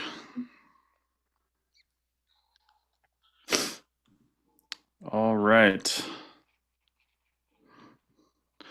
So we are a little bit ahead of schedule. We're going to move on to our next one. First, I'll remind you in the chat should be a link to take you to the Sasa page where you can sign up for the social hour. That's going to be coming up here in a bit. You just have to sign up, and then you should get a link. Usually when you sign up for stuff like that, you'll get a link through the email. But you should get a link for the social hour. It's a Zoom link. So if you don't have Zoom, make sure you go download that, or you can probably just use it online. But that's what it's going to be. And we will have that as soon as the presentations are over. Okay. Just give me 1 second here. All right. So this next presentation in session 6 on power is called Dressing Power, Clothing, Embodiment, and Social Hierarchy in the Late Post-Classic Mexico Tenochtitlan. And this is by Rosa Mayra Avila Aldapa. I probably said that wrong, and I apologize. But let me say her bio real quick before we get on to the presentation. Rosa Mayra Avila Aldapa is a historian specializing in ancient Mexico and professor researcher at the Autonomous University of Mexico City. She holds a PhD in history from the National Autonomous University of Mexico, where she also completed her undergraduate and master's studies in history. Her academic work is situated at the intersection of history, archaeology, and cultural studies, with a particular focus on material culture, clothing, and the construction of social hierarchy in Mexican society during the late post-classic period. Her current research explores the production, circulation, and symbolic significance of luxury objects in Mexico Tenochtitlan, emphasizing the role of artisans and material practices in shaping sociopolitical structures. She is particularly interested in how dress functioned as an embodied and performative system that articulated identity, status, and power. Dr. Avila Aldapa has an extensive academic career spanning over 3 decades, including teaching at undergraduate and graduate levels, research, project leadership, and thesis supervision. She has participated in numerous national and international conferences and has published on culture history, tourism, and education, including her widely used book, Cultural Tourism in Mexico, Scope and Perspectives. Her work also engages with educational research, integrating critical and interdisciplinary approaches into the teaching of history and the training of new scholars in higher education. Okay. Let's see here. All right. Rosa, you are free to present. Thank you for joining us. Thank you.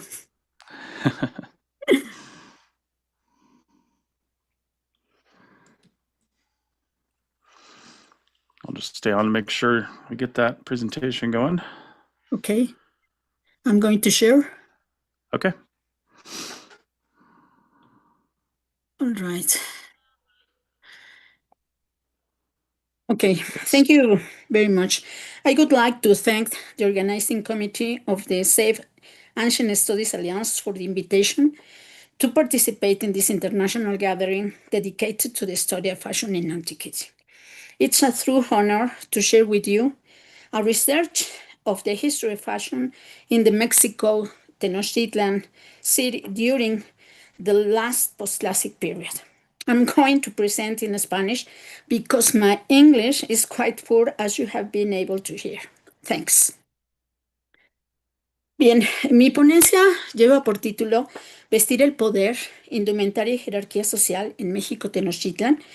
Generalmente, al pensar en la moda antigua, la atención se dirige hacia otras culturas como Egipto, Grecia o Roma. Sin embargo, las sociedades mesoamericanas desarrollaron sistemas de indumentaria igualmente sofisticados, profundamente regulados y cargados de significado político, económico y religioso. Mi propósito es mostrar que en el caso mexica, vestir nunca fue un acto individual ni una simple decisión estética. La indumentaria constituía un auténtico lenguaje visual mediante el cual se hacía visible el orden social y se legitimaba el poder político. La investigación parte de una pregunta aparentemente sencilla, pero con profundas implicaciones históricas. ¿Cómo codificaba la indumentaria el poder político y social en México Tenochtitlan?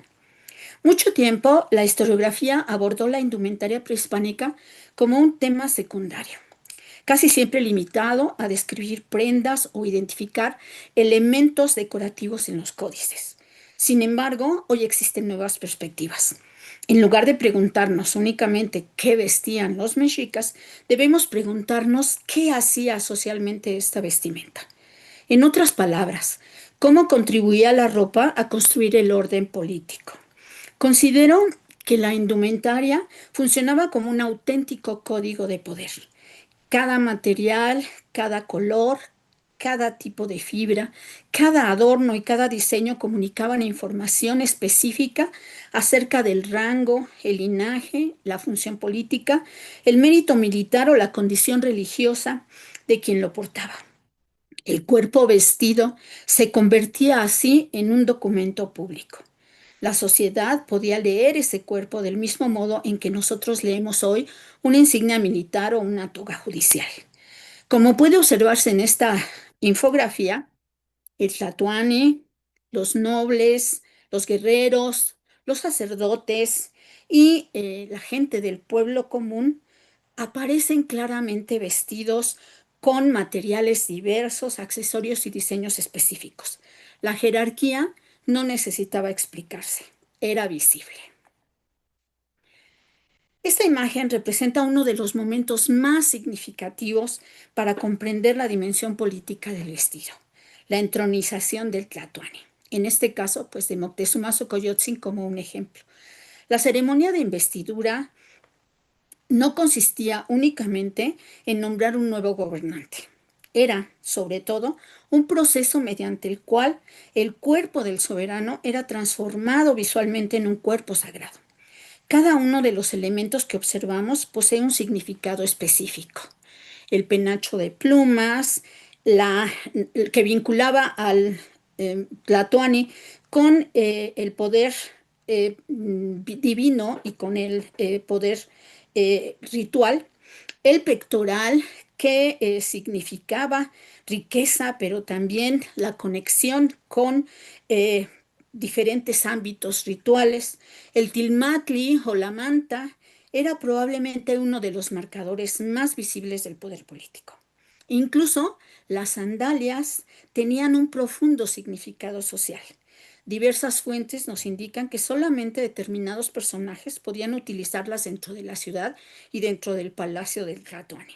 De este modo, el cuerpo del gobernante se convertía en una síntesis material del universo político mexica. Vestir al tlatoani era, simbólicamente, investir el poder mismo. Para comprender este fenómeno es conveniente situarlo en un contexto histórico. La Ciudad de México Tenochtitlan se fundó aproximadamente en 1325 y en poco menos de 200 años se convirtió en la capital de uno de los sistemas políticos más complejos de Mesoamérica. La formación de la Triple Alianza en 1428 permitió consolidar un vasto sistema tributario. Durante el gobierno de Axayácatl comenzaron a documentarse con mayor claridad las leyes suntuarias que regulaban estrictamente quién podía usar determinados textiles y ornamentos. Bajo Moctezuma II, sin embargo, entre 1502 y 1520, estas normas alcanzaron probablemente su máxima expresión. En este momento de máximo desarrollo es el que constituye nuestro objeto de estudio. Finalmente, la conquista española de 1521 interrumpió este sistema político, aunque muchas de sus tradiciones textiles sobrevivieron durante el periodo colonial y siguen existiendo aún hoy en día. El análisis de la indumentaria exige pues un enfoque necesariamente interdisciplinario. La propuesta que nosotros presentamos articula tres perspectivas complementarias. La primera corresponde a la semiótica del vestir. Retomando las ideas de Roland Barthes, se considera que el vestido funciona como un sistema de signos. Las prendas comunican información social. Por otro lado, la segunda perspectiva procede de la economía política. Los textiles no eran únicamente bienes de consumo, ni los adornos, desde luego. Eran tributos, riqueza acumulable, mecanismos mediante los cuales el Estado organizaba la redistribución de la economía del imperio. Finalmente, a partir de la arqueología y las excavaciones y descubrimientos que se han hecho en el proyecto de Templo Mayor, sabemos que se han recuperado restos textiles, malacates, objetos de plumaria y numerosos ornamentos que confirman la información proporcionada por las fuentes etnohistóricas. Estos tres enfoques nos permitieron comprender que la indumentaria no es un fenómeno aislado, sino que formaba parte de un sistema mucho más amplio en el que convergían economía, religión, política, producción artesanal y representación visual del poder. En la siguiente parte vamos a adentrarnos un poco en las evidencias históricas y arqueológicas que tienen que ver con este tema. La idea central de nuestro estudio puede resumirse en una sola afirmación. Vestir el poder significa hacerlo visible. La indumentaria era más que un conjunto de prendas, constituye una auténtica tecnología política de visibilidad, es decir, un sistema mediante el cual el Estado mexica lograba hacer reconocibles las diferencias sociales en el espacio público. Si observamos este esquema, el concepto de vestir el poder incluye 6 componentes fundamentales. El primero corresponde al Templo Mayor, no solo como espacio religioso, sino como escenario donde el poder se materializaba mediante ceremonias, ofrendas, rituales de investidura. El segundo elemento es la cultura material. Se retoman las propuestas de Apaduray y Hell para señalar que los objetos poseen una dimensión social. Los textiles, las joyas, los penachos no eran bienes pasivos, participaban activamente en la construcción del prestigio y la autoridad. El tercer componente es la indumentaria, integrada justamente por la... permítanme un segundo, por favor, integrada por pues, las materias primas, por los materiales, etcétera, que pues estaban regulados además de manera totalmente legislada, ¿no? Y que además implicaban pues una relación muy estrecha con el estatus de quien lo portaba. Luego están, desde luego, las leyes suntuarias.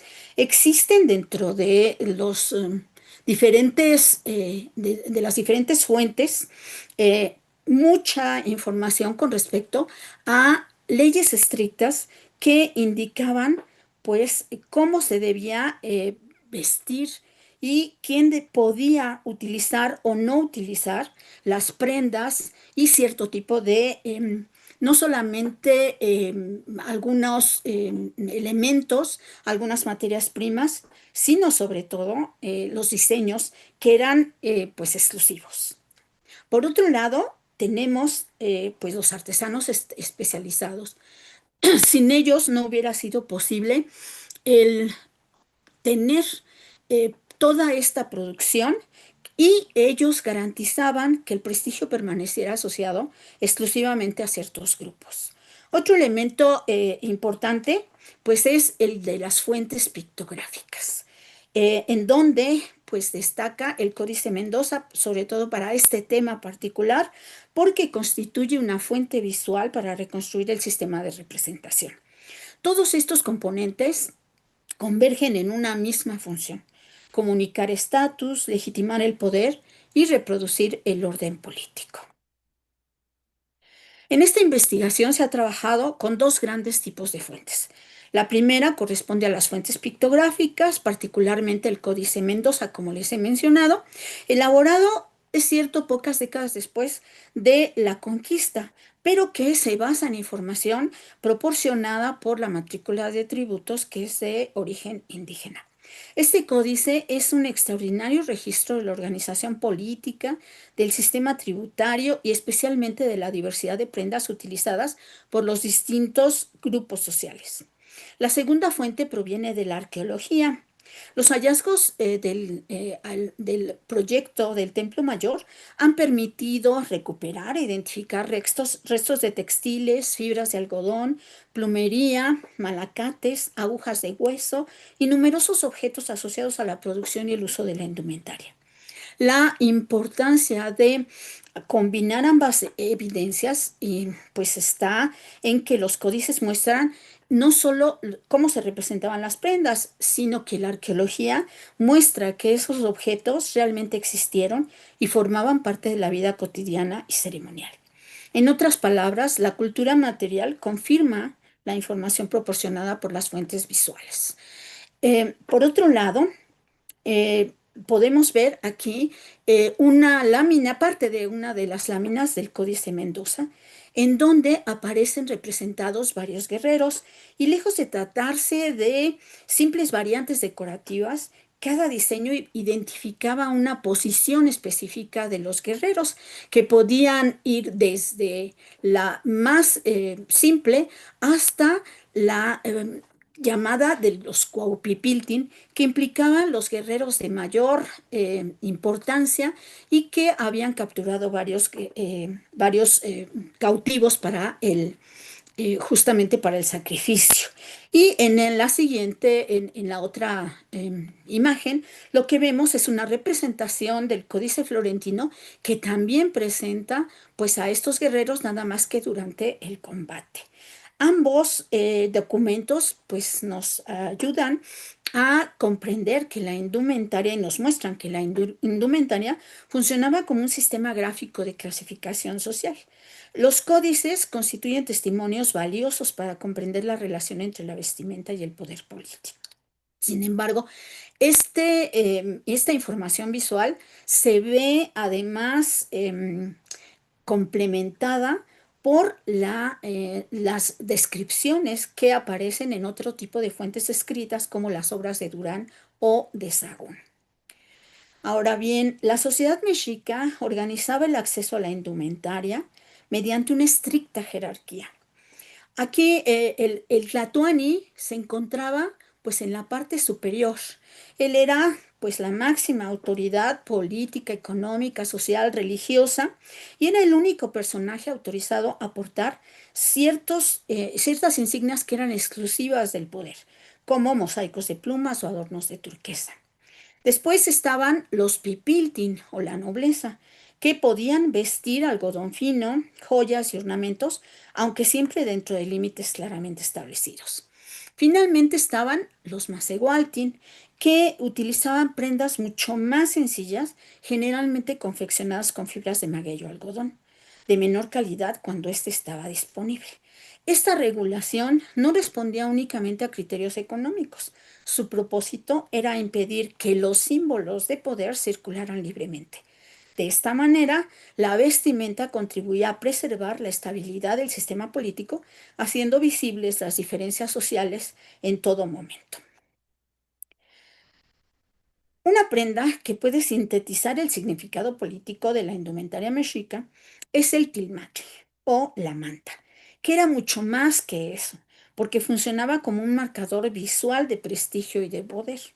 En el Códice Mendoza, como podemos ver, particularmente en las láminas que están dedicadas al tributo, observamos una gran cantidad de mantas que fueron clasificadas con diversos diseños, como vamos a ver en una lámina posterior.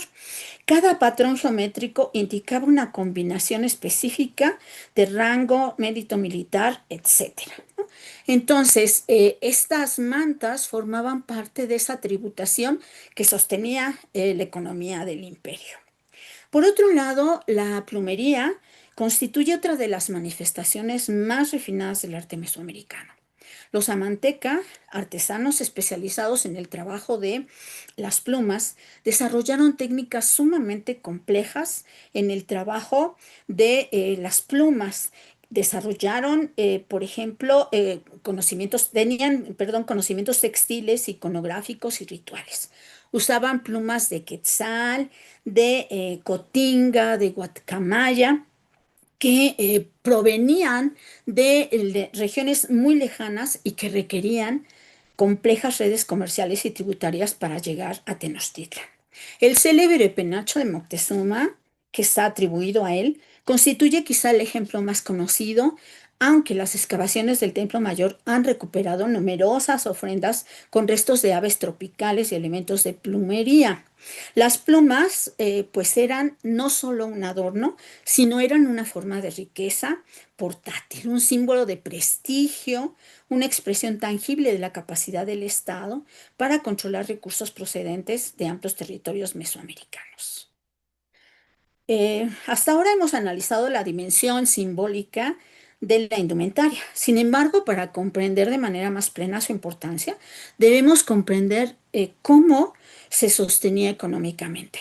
El lujo mexica no surgía únicamente de la habilidad artesanal, dependía de una compleja organización tributaria que organizaba y que integraba decenas de provincias sometidas. Como puede observarse en este mapa, el Imperio Mexica articuló un sistema de extracción de recursos que tenía uno de sus principales productos justamente los textiles. De acuerdo con la matrícula de tributos y con el Códice Mendoza, numerosas provincias entregaban periódicamente cerca de 400 mantas por provincia cada determinado tiempo. Se ha llegado a plantear que llegaban a México Tenochtitlan anualmente 1 millón de prendas. Por otro lado, había 38 provincias tributarias y prácticamente todas tenían que entregar algún producto textil. Los códices, por otro lado, registran más de 20 diseños registrados acerca de estos textiles que son de lujo precisamente. Sin embargo, a pesar de que el sistema tributario era muy amplio, no sirve exclusivamente para comprender ni explicar la diversidad de materiales que se utilizaban en la nobleza mexica. Hay que considerar pues la labor y la importancia que tuvieron los Posteca, que fueron comerciantes especializados que recorrían enormes distancias que iban desde México Tenochtitlan hacia el norte, hacia el sureste, hacia las costas o hacia la península de Yucatán, inclusive para obtener productos que eran imposibles de obtener en la cuenca de México, como plumas de quetzal que procedían de Chiapas y Guatemala, conchas marinas que venían de las costas, cacao, algodón fino, tintes, pieles y metales preciosos que provenían pues de otras provincias, sobre todo en Tierra Caliente. Los pochtecas además no solo eran comerciantes, desempeñaban funciones diplomáticas y de inteligencia política. Eran agentes del Estado responsables de mantener el abastecimiento de aquellos bienes indispensables para construir el prestigio visual de la élite gobernante. De esta manera, la moda mexica también fue el resultado de extensas redes económicas y geopolíticas. Ahora bien, las rutas comerciales llevaban los materiales hasta la capital, los tributos hacían que llegaran cantidades enormes de productos, pero el gran espacio que permitía que esos bienes circularan en la región, sobre todo en México Tenochtitlan, pues era el mercado de Tlatelolco. En las crónicas de Hernán Cortés y de Bernal Díaz del Castillo, pues estos autores describen este mercado como uno de los más impresionantes del mundo conocido. Miles de personas acudían diariamente para intercambiar productos cuidadosamente organizados por especialidades. En esta reproducción, lo que podemos ver es una sección dedicada justamente a los textiles y ornamentos. Ahí se podían encontrar mantas de algodón, bordados, plumerías, tintes, fibras, joyería y numerosos objetos destinados tanto al consumo cotidiano como al ceremonial. Es importante señalar que el algodón no era solamente una materia prima. En muchas regiones funcionaba como unidad de valor e incluso como medio de pago. De esta manera, la producción textil se integraba simultáneamente en 3 esferas: la economía, la producción, el prestigio social, y la representación política.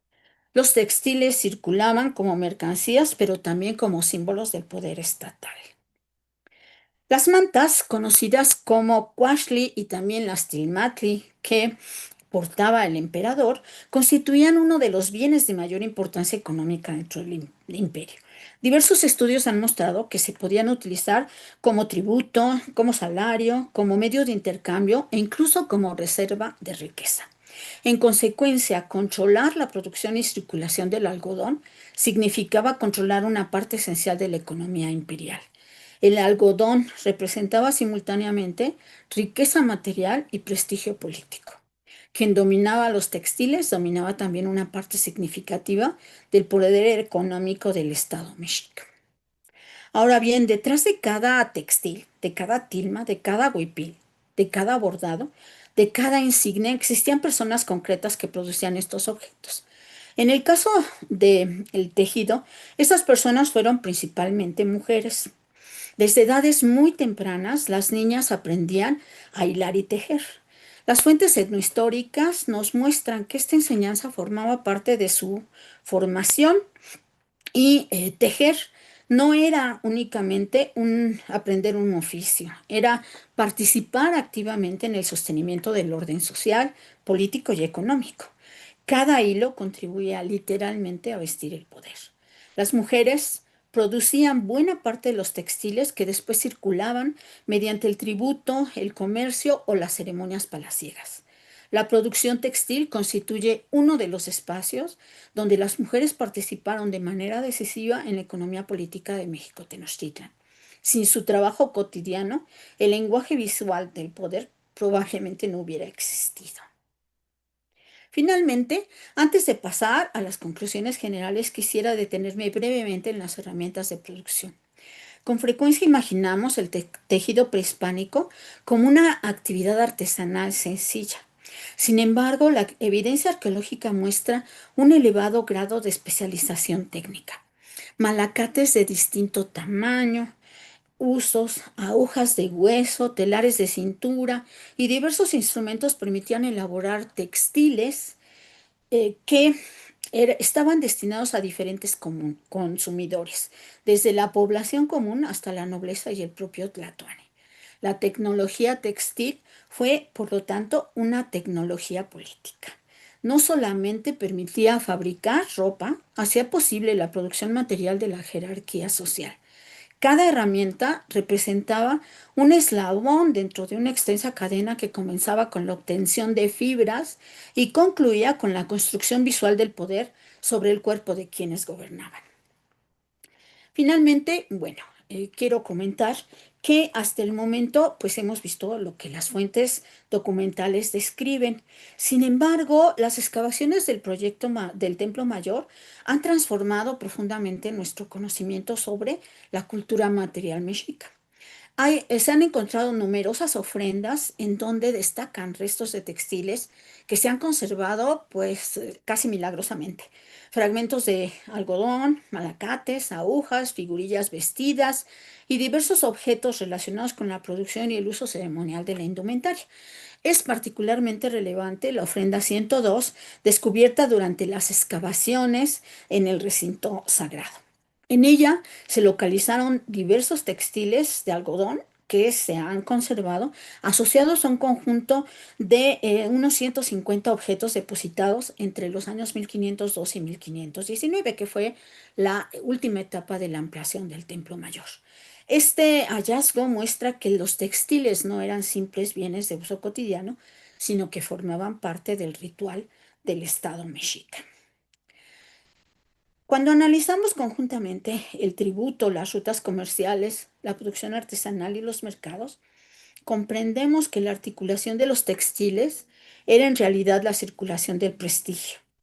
Cada manta que era entregada, como tributo, cada penacho que era realizado por los amantecas y cada pieza de algodón distribuida por el Estado contribuían a reproducir el orden político.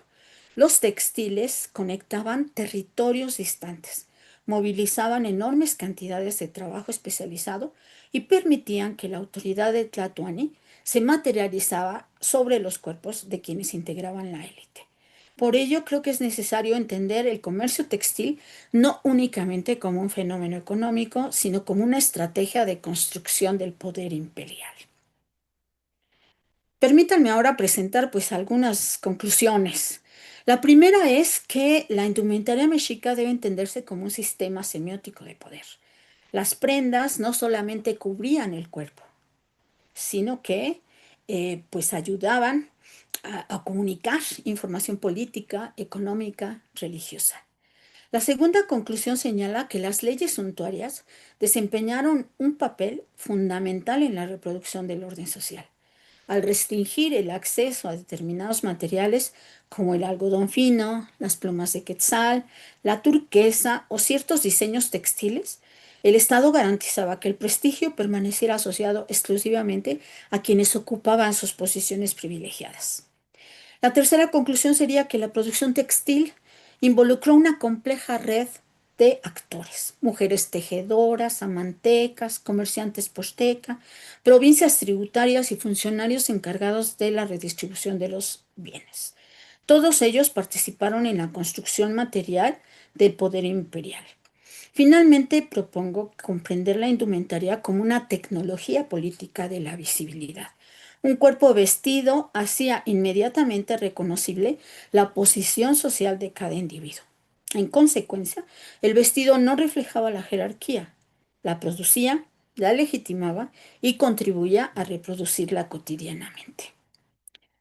La investigación que he presentado pues es el resultado de la consulta y la búsqueda de información en una gran cantidad de fuentes de distintas disciplinas. Y bueno, pues por último, me gustaría concluir regresando a la pregunta que dio origen a esta investigación. ¿Cómo codificaba la indumentaria el poder político y social de México Tenochtitlan? La evidencia presentada espero que nos permite sostener que la respuesta va mucho más allá de la descripción de un conjunto de prendas. En la sociedad mexica, vestir significaba participar activamente en la construcción del orden político. Cada fibra de algodón, cada mosaico de plumas, cada piedra de turquesa y cada diseño tejido sobre un manto constituían signos visibles de una estructura jerárquica cuidadosamente organizada. Desde esta perspectiva, la moda no fue un fenómeno exclusivamente europeo ni exclusivamente moderno. Las sociedades mesoamericanas desarrollaron complejos sistemas de representación corporal en los que la indumentaria desempeñó funciones políticas, económicas y rituales comparables a las otras grandes civilizaciones de la antigüedad. Muchas gracias por su atención. Estaré encantada de responder sus preguntas. Okay, gracias. The translation for me didn't pick up until a little ways in, but we still have some questions. One from the chat. You mentioned and showed some garments and images with feathers on them. What do the different colored feathers symbolize, or was it just the presence of feathers, or do different colors have different meanings? Bueno, contesto en español.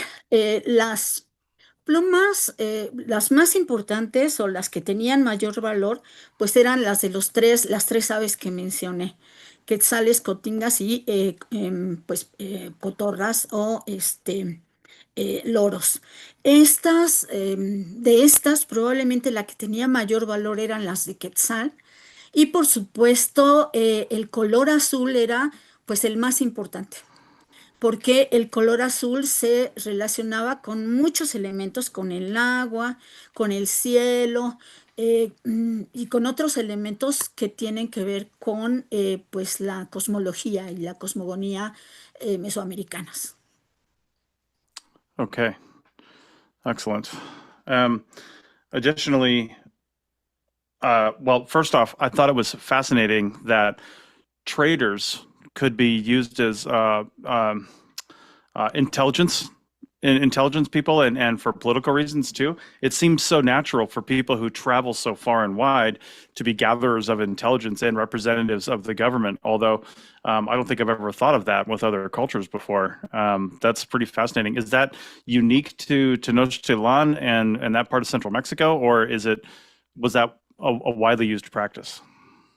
No, yo creo que eso era algo exclusivo de Tenochtitlan. No conozco que en otras culturas o que otros estados hayan utilizado a los comerciantes como agentes pues como especies de espías que iban informando acerca de lo que iban encontrando.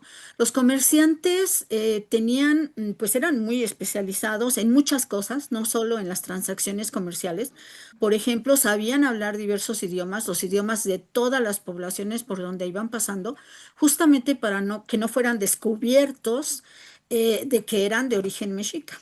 Muchos pueblos pues eran enemigos de los mexicas y hubieran podido, si los lograban identificar, pues como sucedió además, pues sacrificarlos. De hecho, cuando un comerciante era hecho prisionero o era sacrificado, ese era un motivo de guerra. Wow. Okay. Interesting. One last question from me. You mentioned, and I don't think the translation came through very well, but the blankets worn by used by the emperor, you said they were so highly regarded they could be used as wages or tribute or something like that. I'm curious, just a thought that came to my head. If they're used as almost currency, could the blankets be chopped up, like broken up and cut up and then still used? Or was it the blanket as a whole that held value? If they cut it up or damaged it, it had no value anymore. No, en algunas ocasiones, bueno, tienen un valor en sí mismos, a veces funcionan como equivalentes económicos, pero las que utiliza el emperador son exclusivas del emperador. Nadie más puede ni siquiera tocarlas, ¿no? Nadie puede utilizarlas y menos tocarlas. No se utilizaban para como medio de cambio. Los medios de cambio eran unas mantas pequeñas llamadas quashley que se utilizaban para intercambiar. Eran como funcionaban un poco como moneda, como el cacao, por ejemplo, que servía como un intercambiador general. Pero las del Tlatoani, pues esas eran exclusivas para él. Parece ser que, aunque no se ha podido determinar, que cuando se incineraba el cuerpo del Tlatoani, pues iban con él todas sus prendas, entre ellas pues la tilma. Indeed. Okay, well, thank you very much. Gracias. We're going to have the translation for these responses and for the presentation over the produced video because we do have a transcript for this. So sorry for the Zoom translations not working so well. But again, Rosa, thank you very much. This was fascinating. Very good. Thank you. Thanks you. All right. David, I think we'll throw it back to you. Everyone, thank you very much, Rosa. That was wonderful. I really enjoyed your presentation. I'm sorry we couldn't get the translations and the captions to work. It's been a wonderful conference. I really thank everybody for joining us here over the last 2 days. I would love to see all of you come back to saveancientstudies.org, to our website, participate in our other projects, such as our live events, our ongoing reading groups and masterclasses this summer. Please check out the events page there. Also, please check out the new scholarships program. We really are looking to support some wonderful undergraduates this coming fall, and we're aiming to reach our goal of $1,000 so we can send somebody. We're getting there. Please, everybody, send in your donations to support young, budding, potential scholars, undergraduate students who otherwise wouldn't necessarily have the funds to attend a conference in person, to enable them to do so. Now we're going to sign off and end the conference and then head over to a social hour. If anybody wants to join me and other folks from the conference, please go to saveancientstudies.org, go to the virtual conference page, and then you can RSVP at the specific event for the social hour, and you will be sent the private Zoom link, which will not be live streamed, and we can chat about anything you're interested in. Thank you all again very much. Thank you to our moderators. Thank you to Chris. Thank you to APN. And thank you to the wonderful team, virtual conference team at Sasa, who put in all of this hard work to make this all possible today. Have a wonderful week and a wonderful summer.